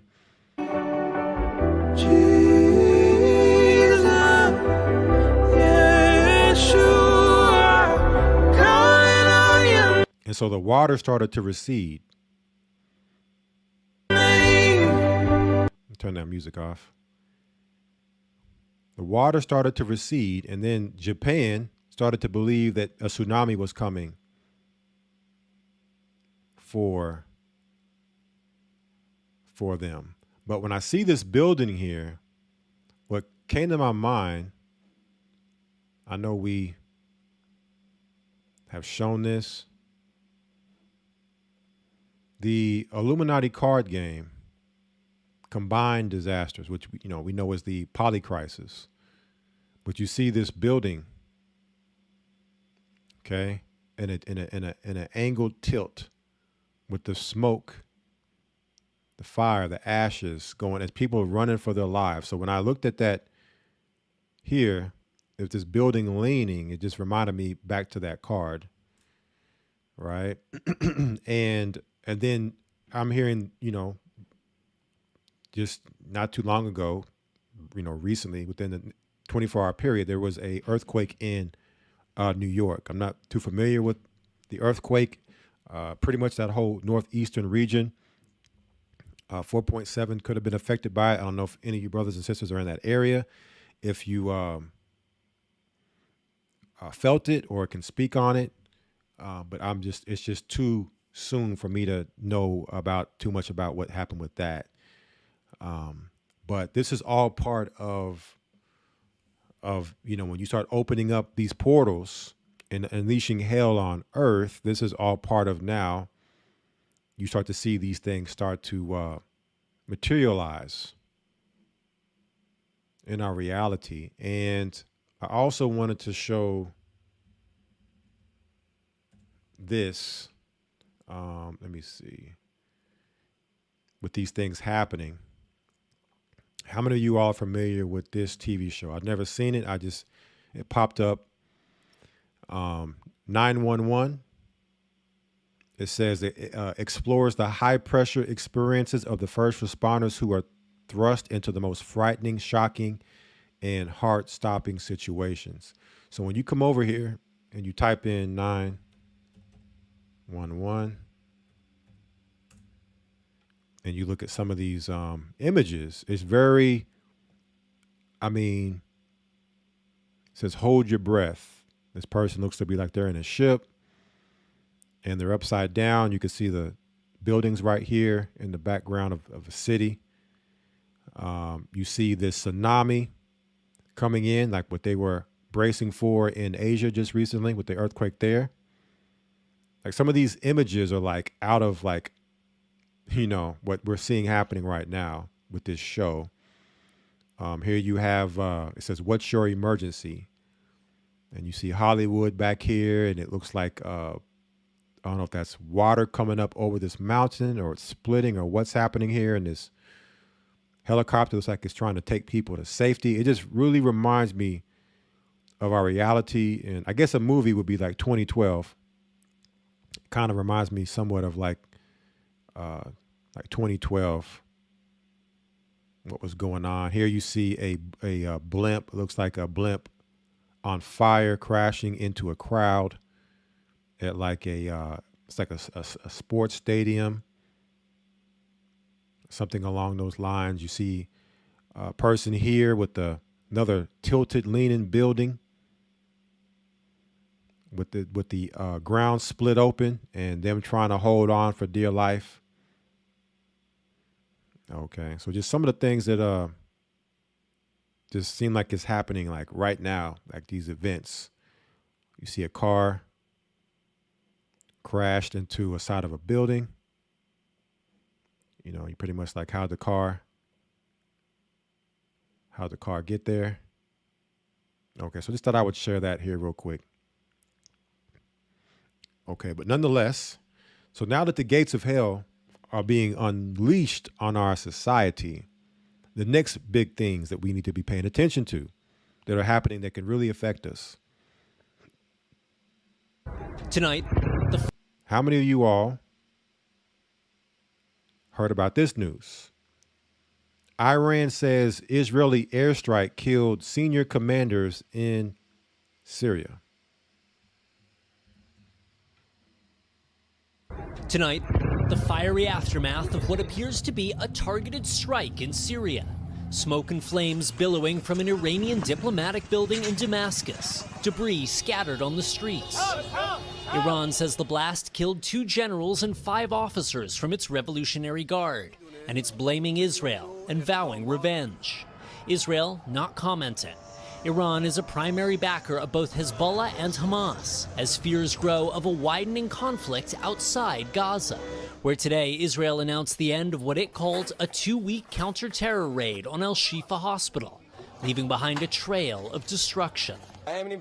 Israel says Hamas used the hospital as a base, and that Israeli commandos killed 200 militants and captured senior Hamas operatives. The U.S. saying Hamas is hiding among civilians. Hamas should not be operating out of hospitals. But as we've also said, we do not want firefights in a hospital. The World Health Organization says at least 21 patients died during the Israeli siege. And Gaza's Hamas-run health ministry said they found bodies of civilians decomposing in the dirt. Among them, Dr. Ahmed Makatma, according to his family and Palestinian media. The situation in Gaza is still catastrophic.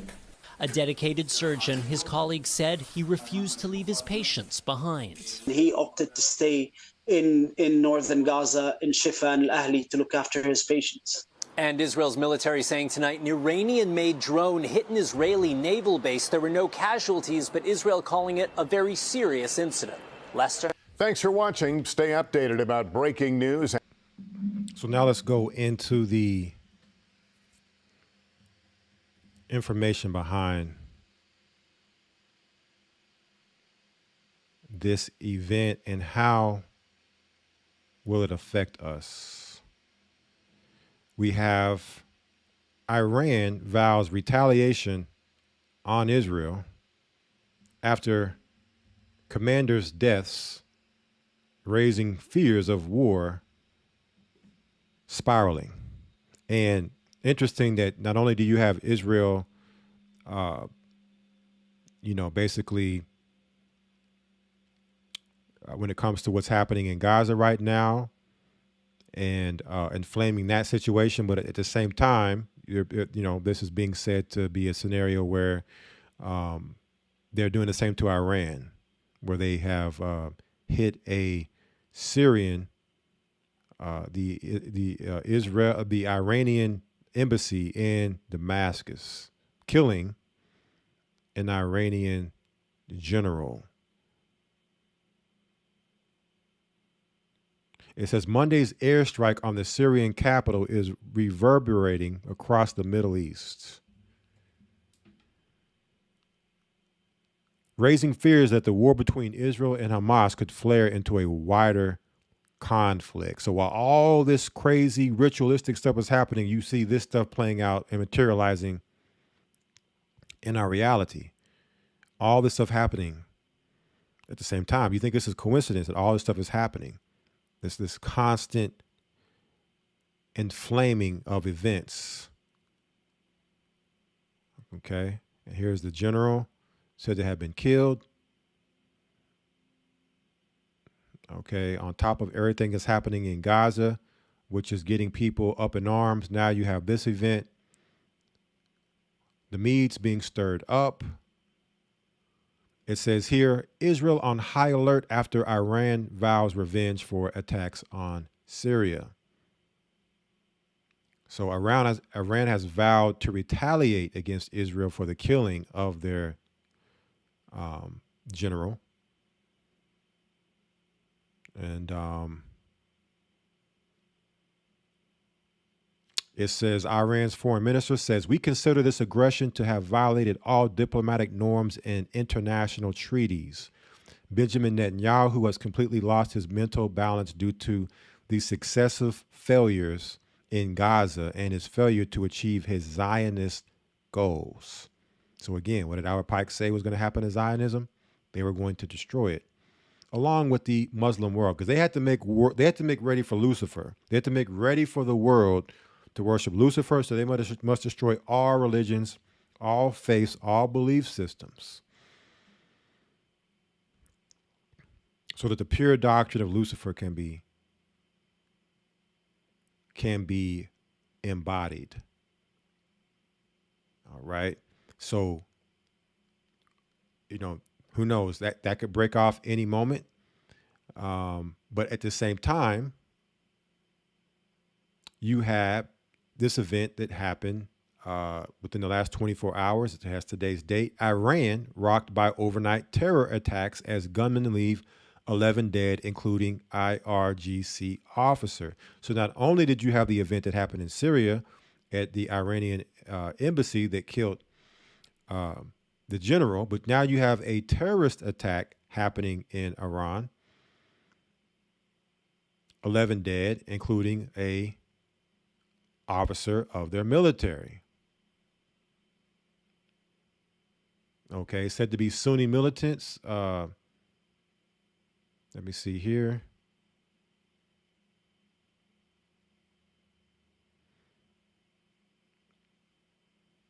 Yes, 16 suspected Sunni militants were killed during this assault.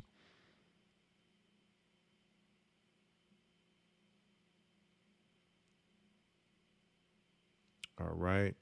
So we know the Sunnis are would be the Saudi side of Islam, which we know they are allies with America and Israel. So you could say proxy terror attack, similar to what's being said about the Russian terror attack to be a proxy attack by the U.S. Okay, so this is all new and fresh. I just saw this and said, let me throw this in there too, because it's every day it's this big time, groundbreaking biblical proportion news happening. And just imagine what type of chaos and hell is going to take place after the ritual of April 8th with the eclipse and everything they're doing with, CERN, NASA, and everything else. And so this is, our reality.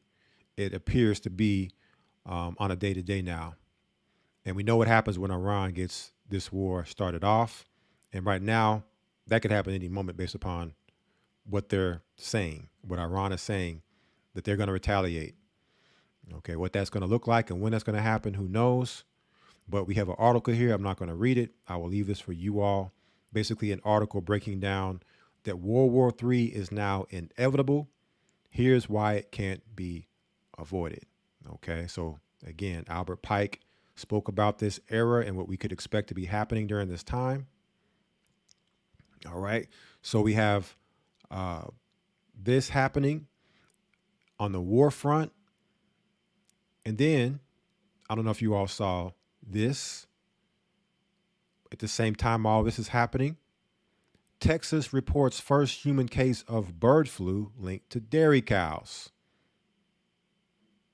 Okay, so what you have happened, what they're telling us has happened, is you have bird flu spread from a bird to a cow to a person. First time ever. That's what they're telling us. That's what they want us, the narrative they want us to believe is happening right now. Okay. So what is all this? What is all coming out of this? It says, here we go again, election year, a highly contagious pathogen jumping from bird to cow to human. Texas fraud officials issue a statewide alert of human infection with bird flu that came from a dairy farm. Drop a thumb or a middle finger if you ain't falling for a pandemic 2.0. Let's check this out here. A highly contagious pathogen jumping from bird to cow to human. Texas health officials issuing a statewide alert after the first confirmed case of human infection with bird flu that came from a dairy farm.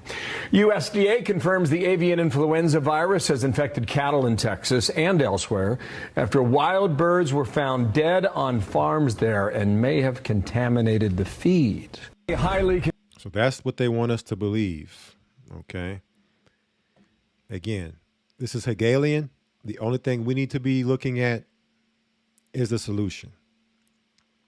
Okay, what will come out of this as part of the solution to fixing the problem? We have here on InfoWars, deja flu. Scientists say bird flu pandemic could be 100 times worse than COVID. 100 times worse is what scientists are saying. How would they know? It's funny how they come up with these claims as soon as it happens. They make these proclamations. And we know about their science and all the proclamations they've made over all the ages, especially here with what happened in 2020 and how all that science came to be something different than what they said. But here they go again, these scientists. And where's Fauci at? All right, he's disappeared in the sunset after he's done his thing. All right, nobody seems to have a care in the world to find him and track him down for his crimes. It says it could be 100 times worse than COVID after U.S. and China collabed on strengthening strains. Okay. It says we have not seen avian flu in cattle prior to last week. So we've been hearing all this stuff about avian flu for decades now. Now it's in cattle. The bird gave the cow the flu. All right. Again, it's pure comedy. Pure comedy. Now, cattle in 6 different U.S. states all of a sudden have been diagnosed with this new bird flu strain. So here they come. They got their solution ready. They got their hazmats on. They're here to give us the solution. Got the photo ops in. Okay. probably crisis actors. It says in a scenario strikingly similar to the origins of the DVOC 91 pandemic, the U.S. and Chinese governments were working together on a avian flu gain-of-function research, which makes viruses more infectious for humans. Now, here's the part of this, what I would tell people to be careful of when it comes to when they talk about, oh, they were working on this in the lab, okay? Because at this point, you know, just like with 2020, there is no proof that what they said was the plague exists. The same with this. But if they get you to believe that, oh, they're working on this in laboratories and this is what happened, if they get you to believe that narrative and you believe that, now there's a chance, probably a high chance, that when they come with the solution, right, for dealing with this threat, you could fall susceptible to all of the solutions. Okay? You're going to need to do this. You're going to need to do that. Do this, do that. All the things that could be detrimental to your health. Right, there are all kinds of things. Staying inside your home and being locked down is not healthy. Okay? Putting face diapers on, which constrict your breathing, is not healthy. So now if you believe these events to be the case and that they did create this in a lab, now when they start to come with the solutions, you'll fall in line with those solutions. You may not do the very most, the very most extreme solution. Doesn't mean those other ones, like when they take the Egyptian stick and go up into the back of your brain, stuff like that. You may, fall for that, but won't do the other. It doesn't mean that the Egyptian stick won't still have the same effect. See what I'm saying? So do not fall for the propaganda, the psychological warfare, or the fear when it comes to these things, right? Because that's the next part of, especially with an alternative media, they would want you to believe is that, oh, gain of function. Oh, they created it in the lab, so that you believe the narrative. That's part of getting you to believe. When we can't, as much as these people have lied, especially when they come out and admit, oh yeah, we were doing gain of function in the lab, trying to make a more deadly strain. Like when they come out and tell you that, right, just outright, I'm not falling for it. Okay, I'm not falling for any of the narrative. I'm good. All right. I am good. But now that we are coming into a time where Revelation 9 said that the scorpion sting would torment men for 5 months, a period of time they would be tormented. They would seek death. Now we could be coming into a time where that 5-month period is coming to a close. And as people start to maybe just no longer are living, falling out in the streets, they could always say, well, we told you it was real. This, cow flu or whatever they want to call anything that's out there, when it really was something else that caused it. You see? So we must remember that the devil is more subtle. The serpent was more subtle than any beast of the field. And Christ said, take heed that no man deceive you. All right. So let me see if there's anything else in here. This is all new as well, but just happening within the past few days. But we know they've been talking a lot about disease X here lately. That disease X is coming. Will this be disease X or not? Who knows? But here we go. An election year. And now we're starting to see in the springtime, okay? Not the fall or winter time, but the springtime is just warming up and getting hotter. We're seeing something that's never happened in history happen in the time when it's starting to become hotter. This totally goes against the science, but again, because people are not in tune with common sense and things that we've all been taught since children, people are going to fall for it without using a little common sense to know, wait a minute, this stuff doesn't happen in the spring and summertime. Okay? That doesn't happen. According to their science. Okay, what else do we have here? And then on top of that, because this happens, so now, largest U.S. fresh egg producer halts production at Texas plant after bird flu found in chickens. Aha! Here comes more of the solution. We must now stop the egg production. Oh, well, guess what? Egg production is a huge part of our food supply. So how inconvenient for us that this is happening, not just to, an animal, but animals that actually, chickens, cows that we eat and get food from, like milk and eggs. Coincidence? All right. So now they're stopping egg production. They're killing cows. They're culling cows. What else is going on?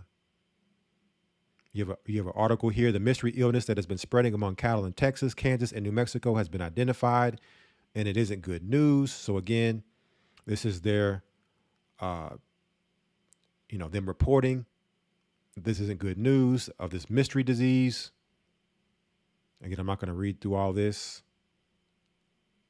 You all will be able to read through these references on your own. I just want to bring out the headlines so that we are aware of what's happening right now and how this stuff is going to affect us going forward, our food prices, our food availability. At the same time that they are stopping egg production, in Texas, you have the largest U.S. fresh egg producer halts. This is the same thing. Production. 1.6 million laying hens have been, put down. Okay. But you also have in Texas 2 million chickens destroyed through a massive fire. At the same time all this is happening, you got fires breaking out. Okay, so now we're stopping egg production at this particular facility because of this bird flu. Okay, killing birds and cows, euthanizing them, culling them, stopping production. At the same time, fire breaks out at a chicken farm, killing 2 million chickens.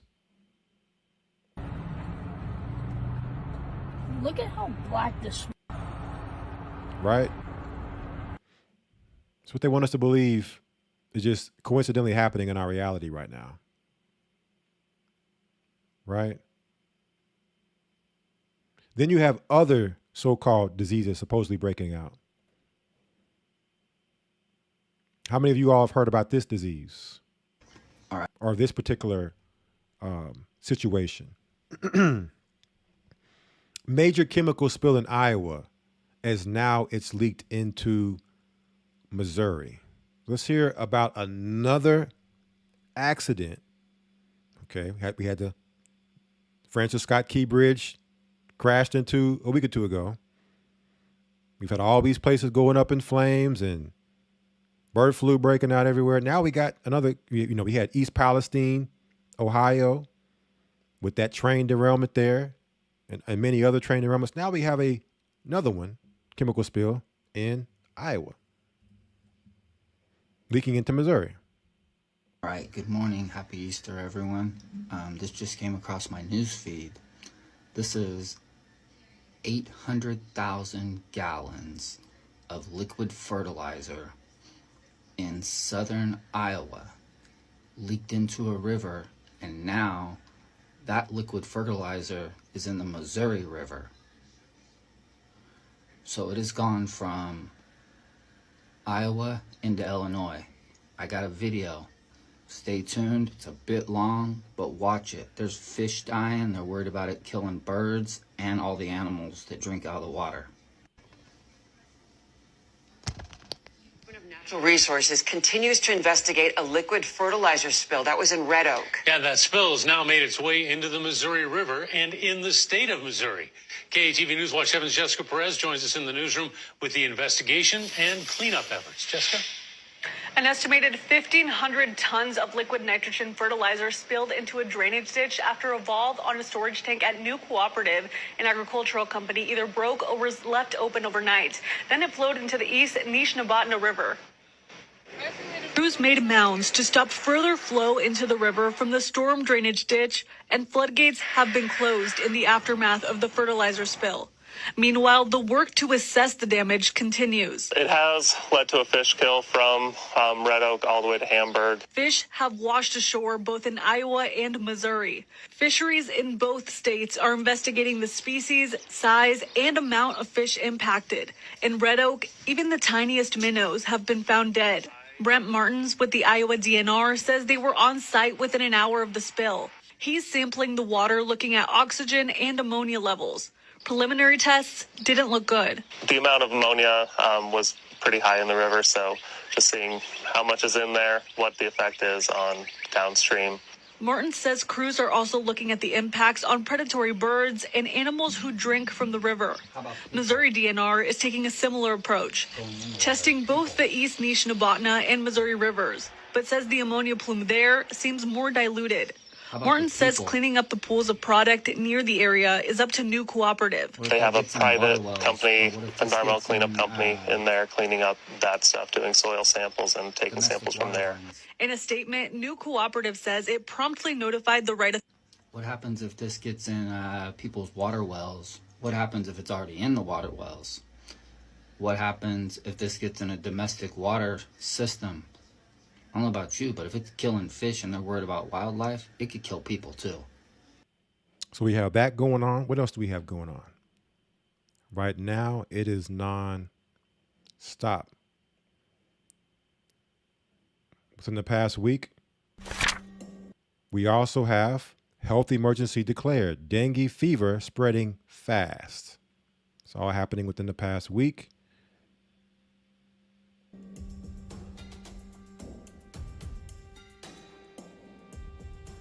Now, a Florida-based scientist and his research team are working to track mosquitoes and possibly find some solutions to what he says is a growing problem. I warned you that this was on the rise, and look what's happening now. The virus that causes this is expected to affect 100 to 400 million people this year, and new places already declaring epidemic of potentially fatal borne viruses. I personally am a little bit worried, and I'm going to tell you why. This is getting worse, and I don't know how they're going to stop it. More stuff y'all need to be aware of coming down the pipe, coming right up.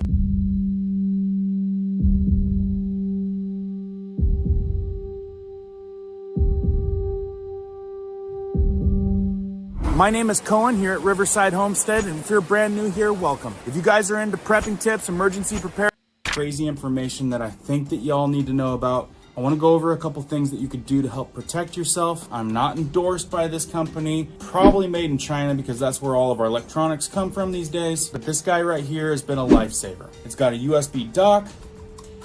You can pull it out. But as you can see, this thing's always attracting mosquitoes, even through the night. So you've got this thing in your room, you'll hear a zap, zap, zap, and you got a lot of goners, almost like a graveyard below this thing. You can also get after them. This thing's like a racket. Not a fan of Amazon, but yeah, I don't think you're gonna find this thing anywhere else. And keeping you guys protected is the most important thing. So I'll leave a link for that thing down in the description. The other thing I would highly recommend is this right here. 99% effective against mosquitoes and other biting insects. We're talking about ants, ticks, fleas, mosquitoes. Best thing about this stuff, DEET-free, natural, essential oils, and it works. I use it all the time. Some of you already know that we promote an all-American made, non-toxic, family-owned company that makes this. It's kind of like Costco. You get a membership, you get discounted prices. But if this is the only thing you want, just tell them that this is the only thing that you want and you'd like to get it as a non-member. A lot of guys out there give you the problems with no solutions. There's a couple solutions. Now let's get to the problem. It's ironic how they warn us of what we're about to see. We've seen this, right? Even here with this. And this goes all the way back to 2019. They said, the New York Times back in 2019 said how dengue, a deadly mosquito-borne disease, could spread in a warming world. And how much have we been hearing about how much the world is warming? Faster than normal, right? You wonder what they're projecting for the United States with this deadly disease? Well, that's their 2080 projection, but we also know we are on the fast track with a warming world, right? They're calling it global warming. More predictions right here. In 2023, October, dengue will take off in Southern Europe. They always know the future, and they give us a warning. February of this year, Brazil prompting emergency. Peru declaring health emergency. You think it's just the tropical areas? Oh no. Just came out, Reuters, surging dengue cases in Americas cause alarm as potentially worst ever season looms. And what do you figure is going to come from this? Well, already at the end of January this year, South America dengue spike prompts vaccination drive as bug spray runs out. A more worthy cause, maybe? There's your solution. Okay, so it doesn't matter whether this is true or not. Okay, what is the solution to said problem? All right. See a little bit more of this, what they're talking about here. As of the second week of March, the last published case report, there have been 549 cases of dengue fever. And interestingly, 62% of those people have had to be hospitalized.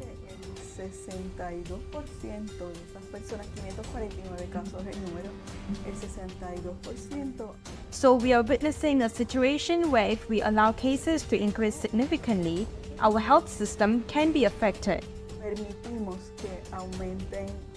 And then they're spraying that stuff, and what is that stuff they're spraying? Like, what is, what does that stuff do to your health if you get a whiff of that? What does that do to your plants? They're spraying it all up on the plants, on the grass and stuff. Like, what does that stuff do to your land, your property?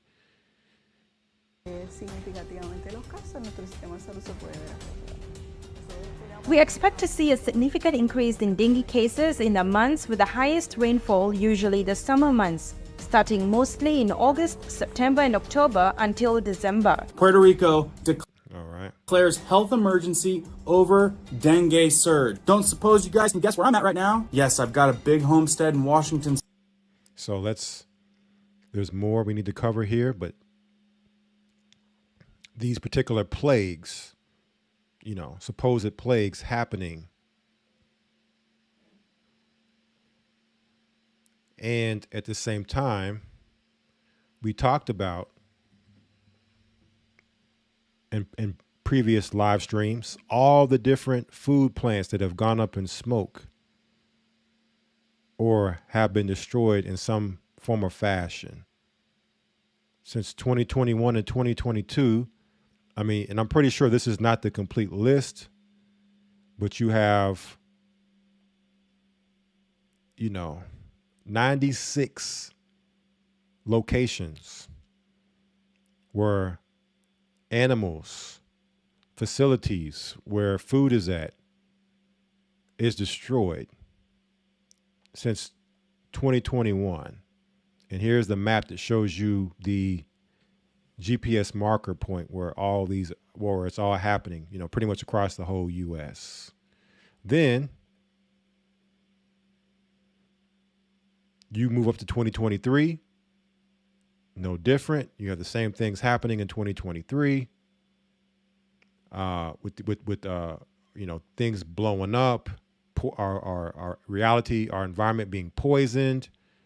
Of course, you see the East Palestine derailment. You have other derailments going on, trains going off the tracks, ships crashing into bridges, infrastructure being destroyed, food supply, food infrastructure being destroyed, environment being poisoned. This is how, if you want to take a country down, this is how you do it. You do it from within. No, it doesn't take outside forces. Okay. It just takes enemies who are over and running the country, who are all for the plan. Okay.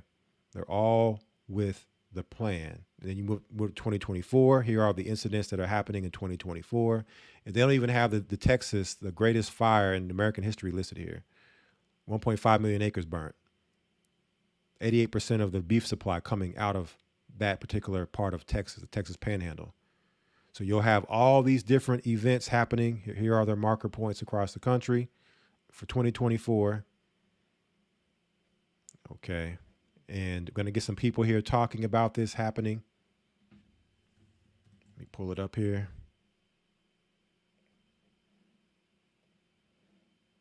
We're starting to come to a close of the information for this evening, but still a few more things I want y'all to see here.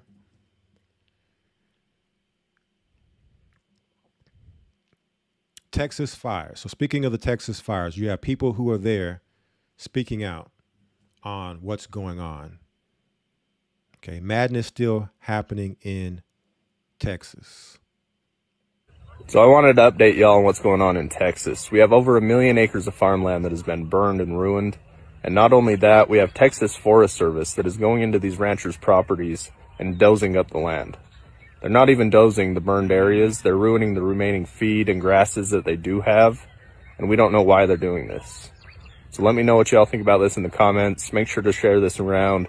We need to stand up for what's right. And remember, guys, buy American and buy local.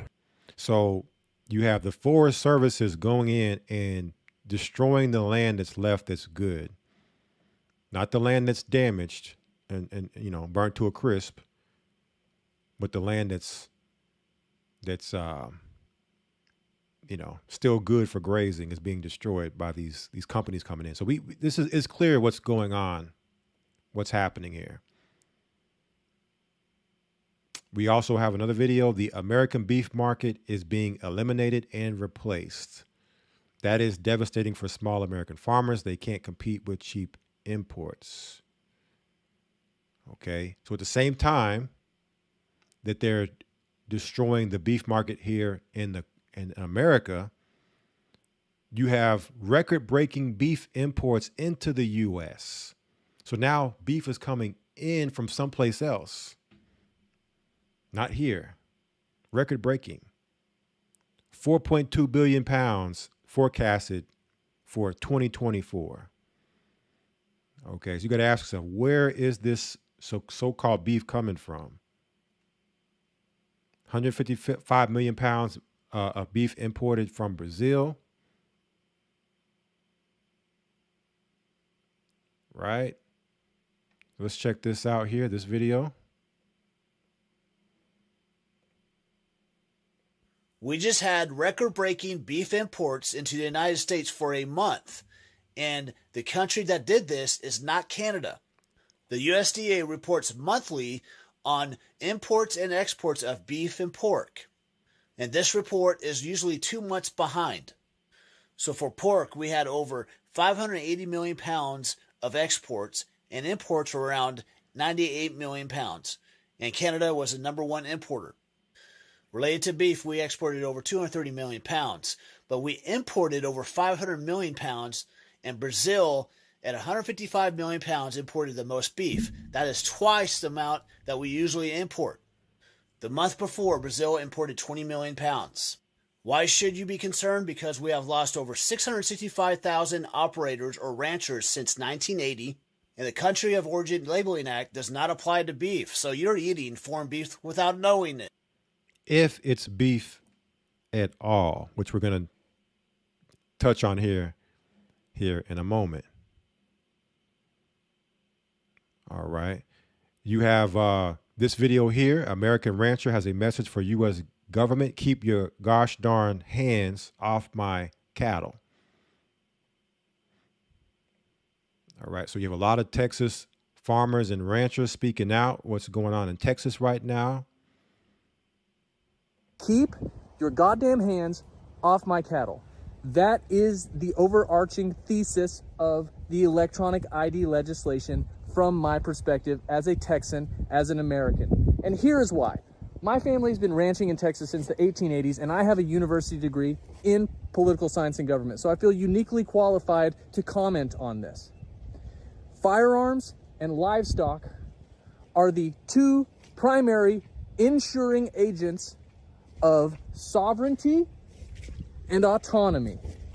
If you want to control a population, take away their ability to defend themselves and feed themselves without some sort of government middleman. Tale as old as time.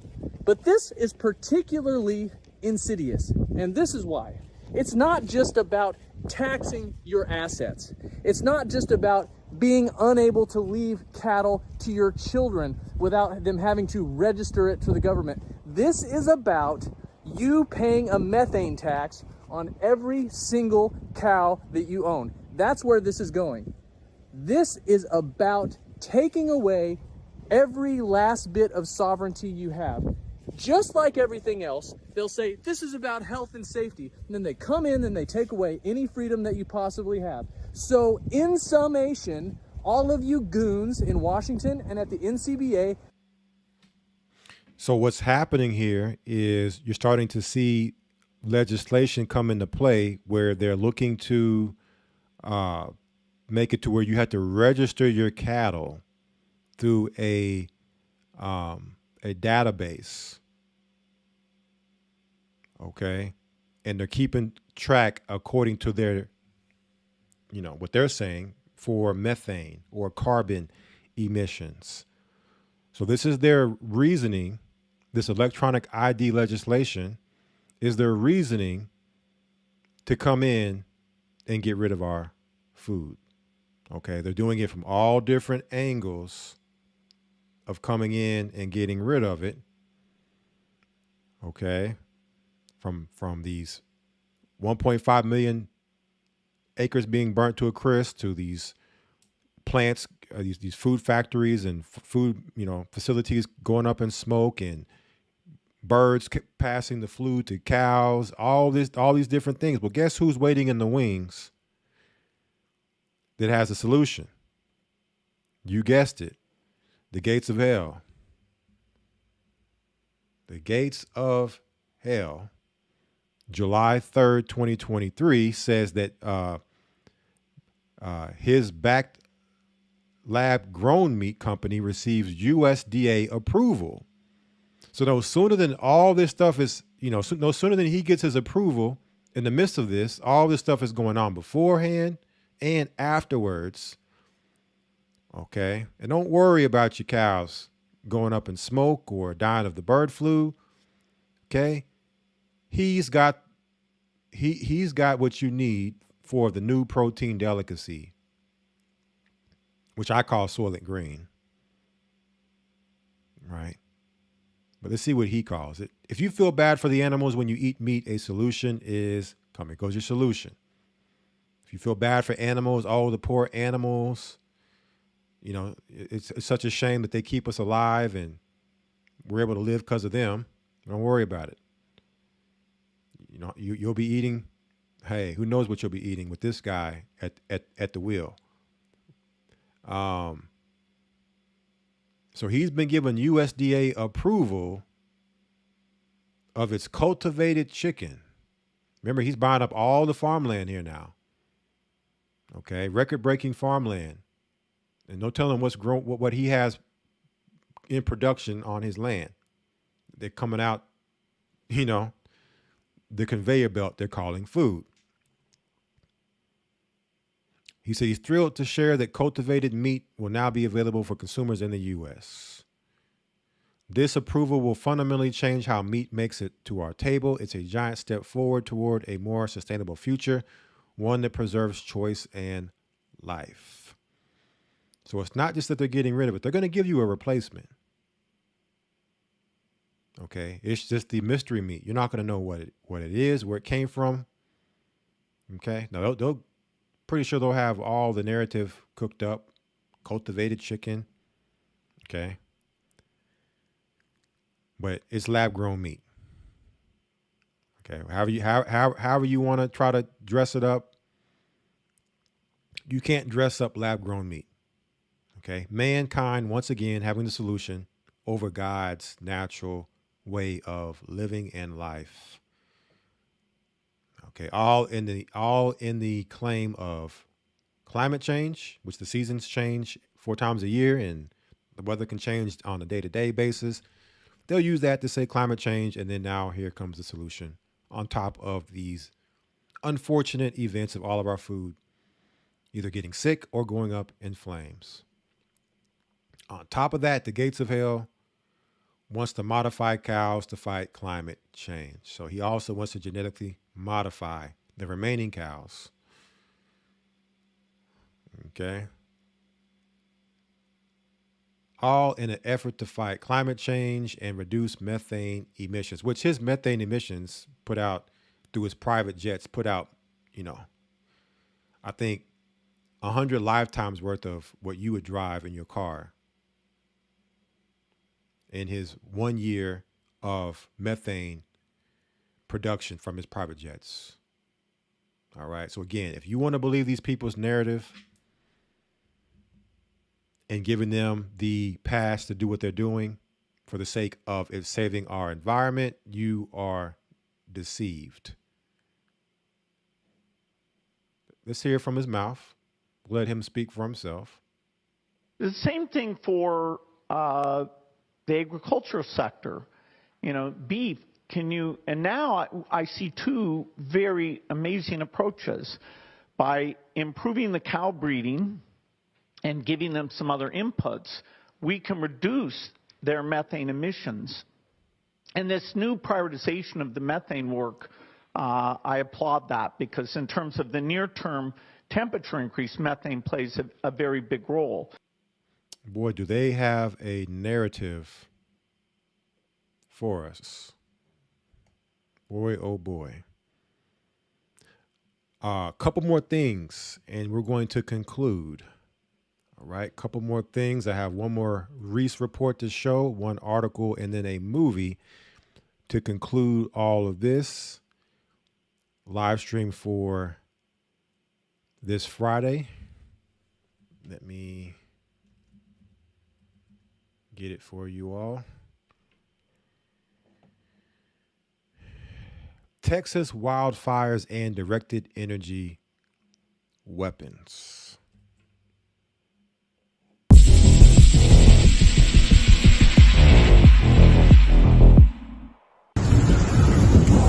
What the is that?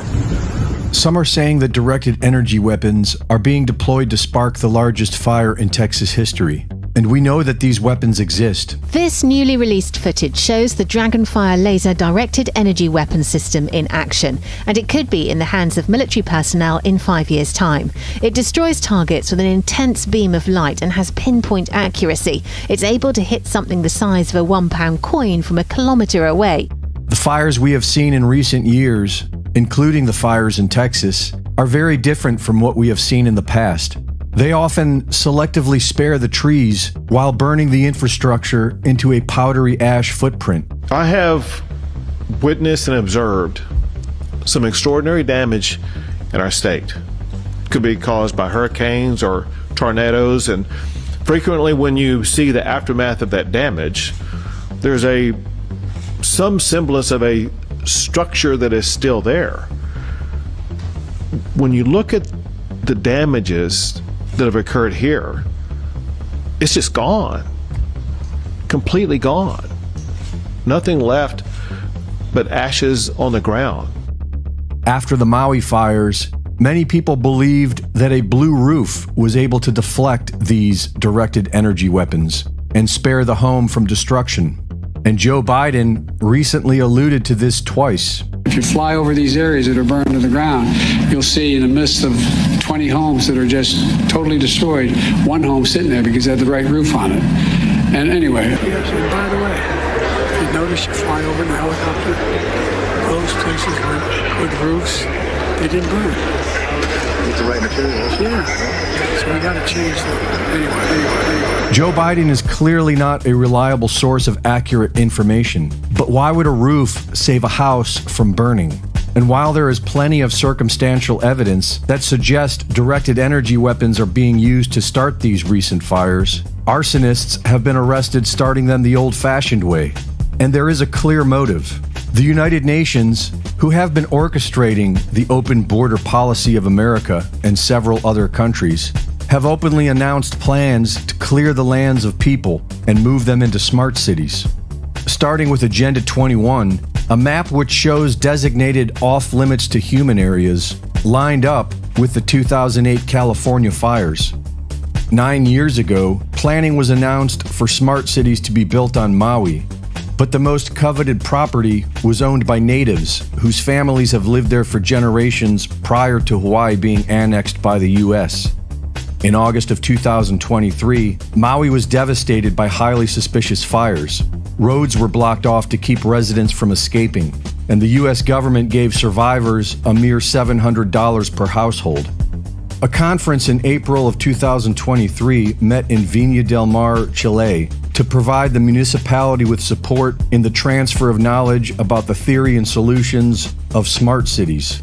A year later, Viña del Mar was ravaged by fires. It was blamed on climate change, but local officials claimed arson. And in 2022, Amarillo, Texas was reported to be the #1 area under the radar for the Texas housing market under the United Nations Vision 2045. On February 26th of this year, the biggest fire of Texas broke out in this same area. Vision 2045 is the latest iteration of the United Nations plan to seize control of 90% of the land and limit people to 15-minute cities. We like to think that change happens in manageable ways. It doesn't happen like that. It happens in punctuated equilibria, where we have periods of stability and then periods of massive, radical, disruptive and transformative change. And that is where we are right now. This is the decisive decade in the history of humanity. We who are here now have a responsibility that no future generations will have. Reporting for InfoWars, this is Greg Reese. All right. So with all that being said, the death of the U.S. empire is inevitable, right? At this point, all the signs are there. The writing is on the wall. All of what we're seeing happening right now, we're seeing the orchestrated, manufactured, and engineered destruction of America. Okay, from the food supply to the transportation, sending in the replacements. Not only are they sending in the replacements, but the migrants to come in and replace the American people, they are also replacing your food. Okay, your animals are being replaced with something else in replace of the new food that you'll be eating. Right? A total and complete collapse of the U.S. empire is inevitable. It will fall under the weight of its own military-industrial complex and overtly totalitarian control regime. The U.S. ruling class is showing no desire to try to fix the financial destruction that is well underway.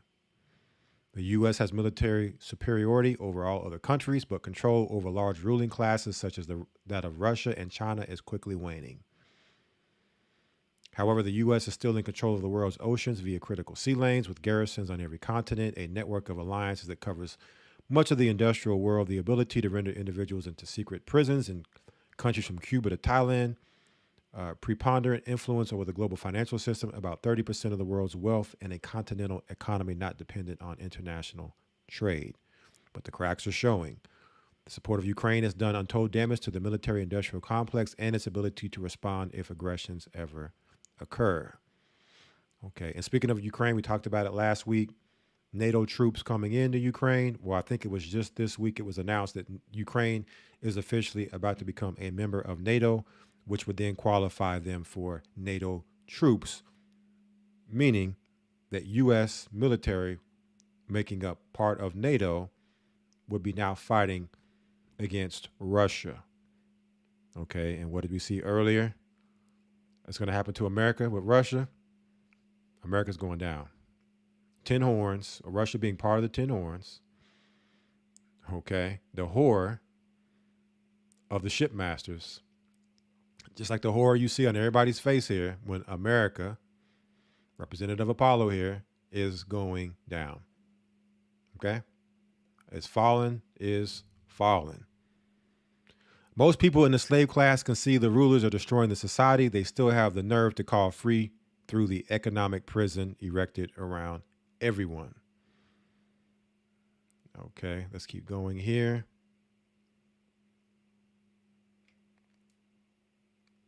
Back in November of 2023, The Guardian reported on the U.S. eventual collapse as well. In recent years, the idea that the U.S. is an empire in decline has gained considerable support. Some of it from quarters that until very recently would have denied it was ever an empire at all. The New York Times, for instance, has run columns that describe a remarkably benign American empire that is in retreat or even at risk of decline and fall. Right? So let me show this going into Hollywood real quick, and then I will give a outro here with everything we've discussed in this live stream.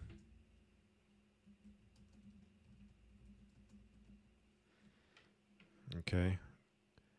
And, I know I've talked a little bit about, Rocky IV tonight. And, I grew up on those as a child, watching those old school movies. And I like to go back and watch, some of these movies, especially the dystopic ones, because there's a lot that can be drawn. So recently I went back and I was watching, I don't know how many of you all have seen this movie, The Running Man. Okay. I don't know how many of you all have seen this movie. I wanted to show you all something here real quick. It says here, in a dystopian America, a falsely convicted policeman gets his shot at freedom when he must forcibly participate in a TV game show where convicts runners must battle killers for their freedom. Right? And it's similar to to the Hunger Games type, theme or plot, where it's dystopian. You have food riots going on, and a fallen world that's kept upright through entertainment, propaganda, and keeping people under that control. But it's interesting here, as I was checking out this movie once again, some things kind of jumped out at me. And I don't know if I can blow this up. Just making it smaller for some reason. But if you can see here, in the description, it says, it is the year 2019. The Running Man is a deadly game no one has ever survived. And I looked at the year and I'm like, wow, this was right before the lockdown. Interesting. But then I also started to think about, I seen flash across the screen. It said based upon a book. So I said, I wonder what, it'd be interesting to read the book. Because, sometimes the movies and the books vary. They're not always the same story. They might be a little different. We'll come to find out that the book is a lot different than the movie. But I want to show you all this real quick, fair use. Just the introduction here to this apocalyptic dystopic movie. Okay, fair use.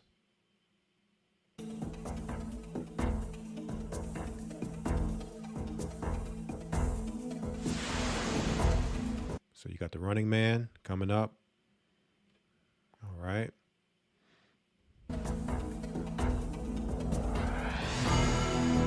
There it is. That's the intro. And then after the intro runs, then a description of the setting of this movie.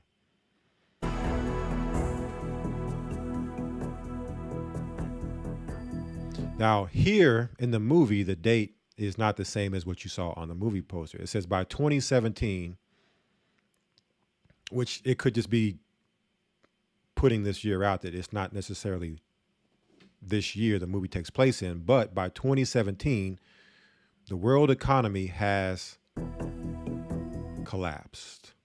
Food, natural resources, and oil are in short supply, right? A police state divided into paramilitary zones rules with an iron hand.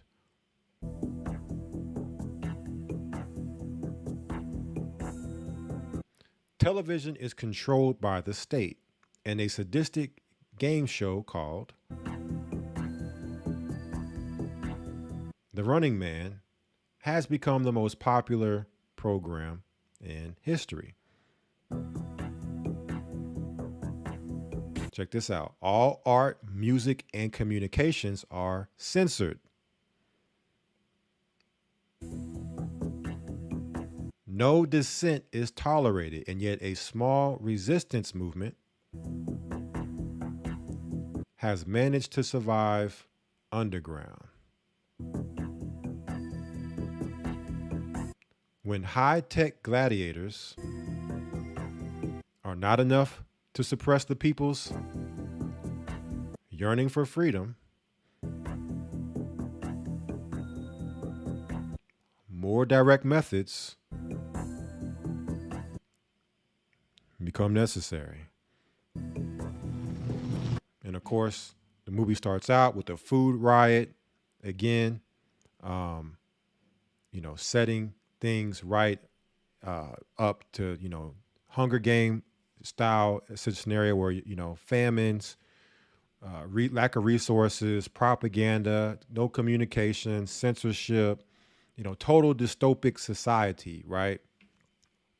And for those that haven't watched the movie, you can watch it. There's a whole lot of stuff in here. So, I mean, you got a national database, digital database, all these things that are in this particular movie. But then when I went to investigate the book, it was interesting to me because I come to find out that the book was actually written by Stephen King under a pseudonym.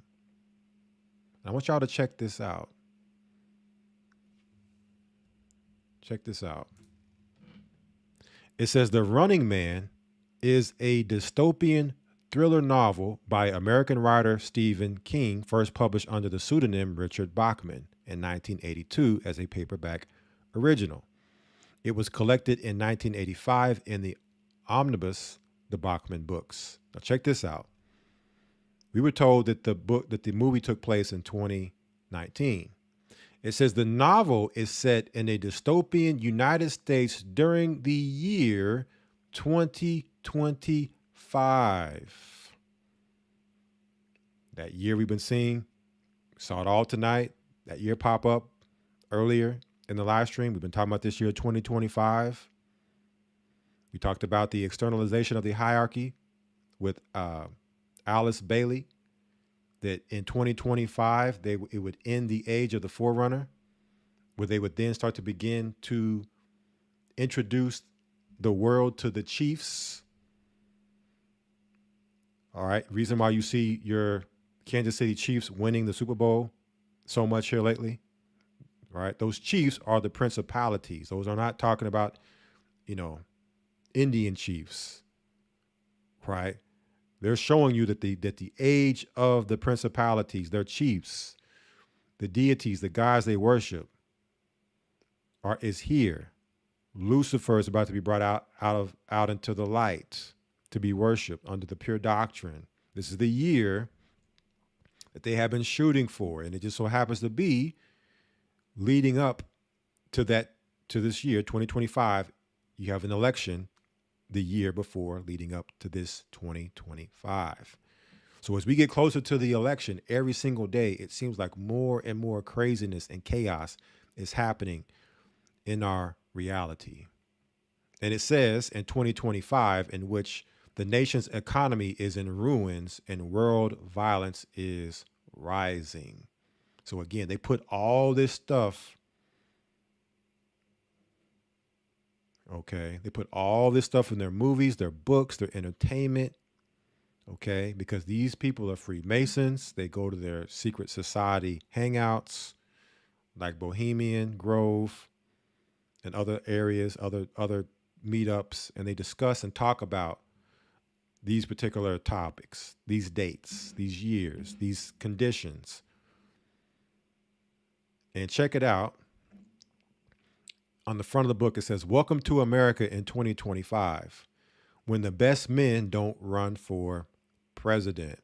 Right? And we're in a presidential election year leading up to this 2025. That's very interesting, verbiage there on that book. They don't run for president, they run for their lives. Okay. So we talk about Jacob's trouble. You go to Jeremiah chapter 30. What do you see happening in Jeremiah 30 and under Jacob's trouble?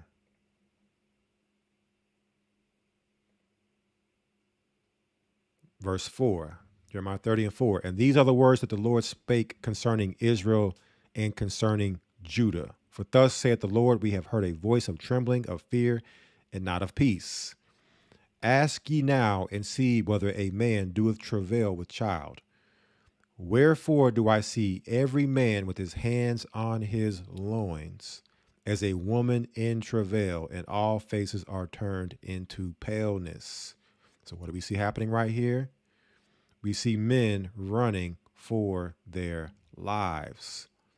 When you run and you get tired, you put your hands on your hips, you bend over, similar to what a woman would look like if she was giving birth, and your face is turned into paleness from lack of breath. Okay, so what is Hollywood telling us here? Who the running man is. In 2025, when no dissidents are allowed. And for entertainment, you're thrown into a gladiatorial arena to entertain the sheep. Okay. And if that don't work, then more direct methods are required to keep the sheep, the slaves, in line. Okay. So Israel in Jacob's trouble is that running man, running for our lives. However, verse 7 says, "Alas, for that day is great, so there none is like it. It is even the time of Jacob's trouble, but he shall be saved out of it." Okay, so what we have to understand is, even though they're doing all this stuff for little old Jake, little old Israel, okay, we don't have, a dollar to our names. They're doing all of this for us. We should feel flattered, family. We should feel very special that they're doing all this for us, but to know that we shall be saved out of this, right? That's what we have to really, truly believe. Okay, that we shall be saved out of this as long as we are being diligent, sober-minded, seeking the Most High, cleaving to Him with all our might, and walking the straight and narrow as tightly and as straight as we can. All right. So no fear here. Just, hey, I got my popcorn out. I'm watching this unfold. Every day is like a movie to me. This is the stuff just happening in the world, and on a personal level, it's so much craziness happening just that I see happening personally, locally with people and stuff. It's like a movie. You can't make a lot of this stuff up. So I'm just enjoying the moment. Giving all praises to the Most High. Thankful for, being here during this time to see it, to be able to link in with like minds and be able to be a light to the world, to share with others when the time comes, with others that, you may come in contact with this information, this truth, and seeing what's going to happen next, right? Seeing what more is going to be astonishing is going to happen next. All right. But that concludes our broadcast for this evening, for this live stream, this early morning, going into the early morning. And I pray the information that was brought out is and has been very edifying for you. Revelation 9:1:1. Right? Revelation 9:1:1. And until next Friday night Sabbath coming out of Babylon, here for the Gathering of Christ Church, should there be one, Most High willing, you brothers and sisters out there, stay safe. Stay safe. Continue to seek righteousness, a higher bless, and a higher speed. Shabbat Shalom.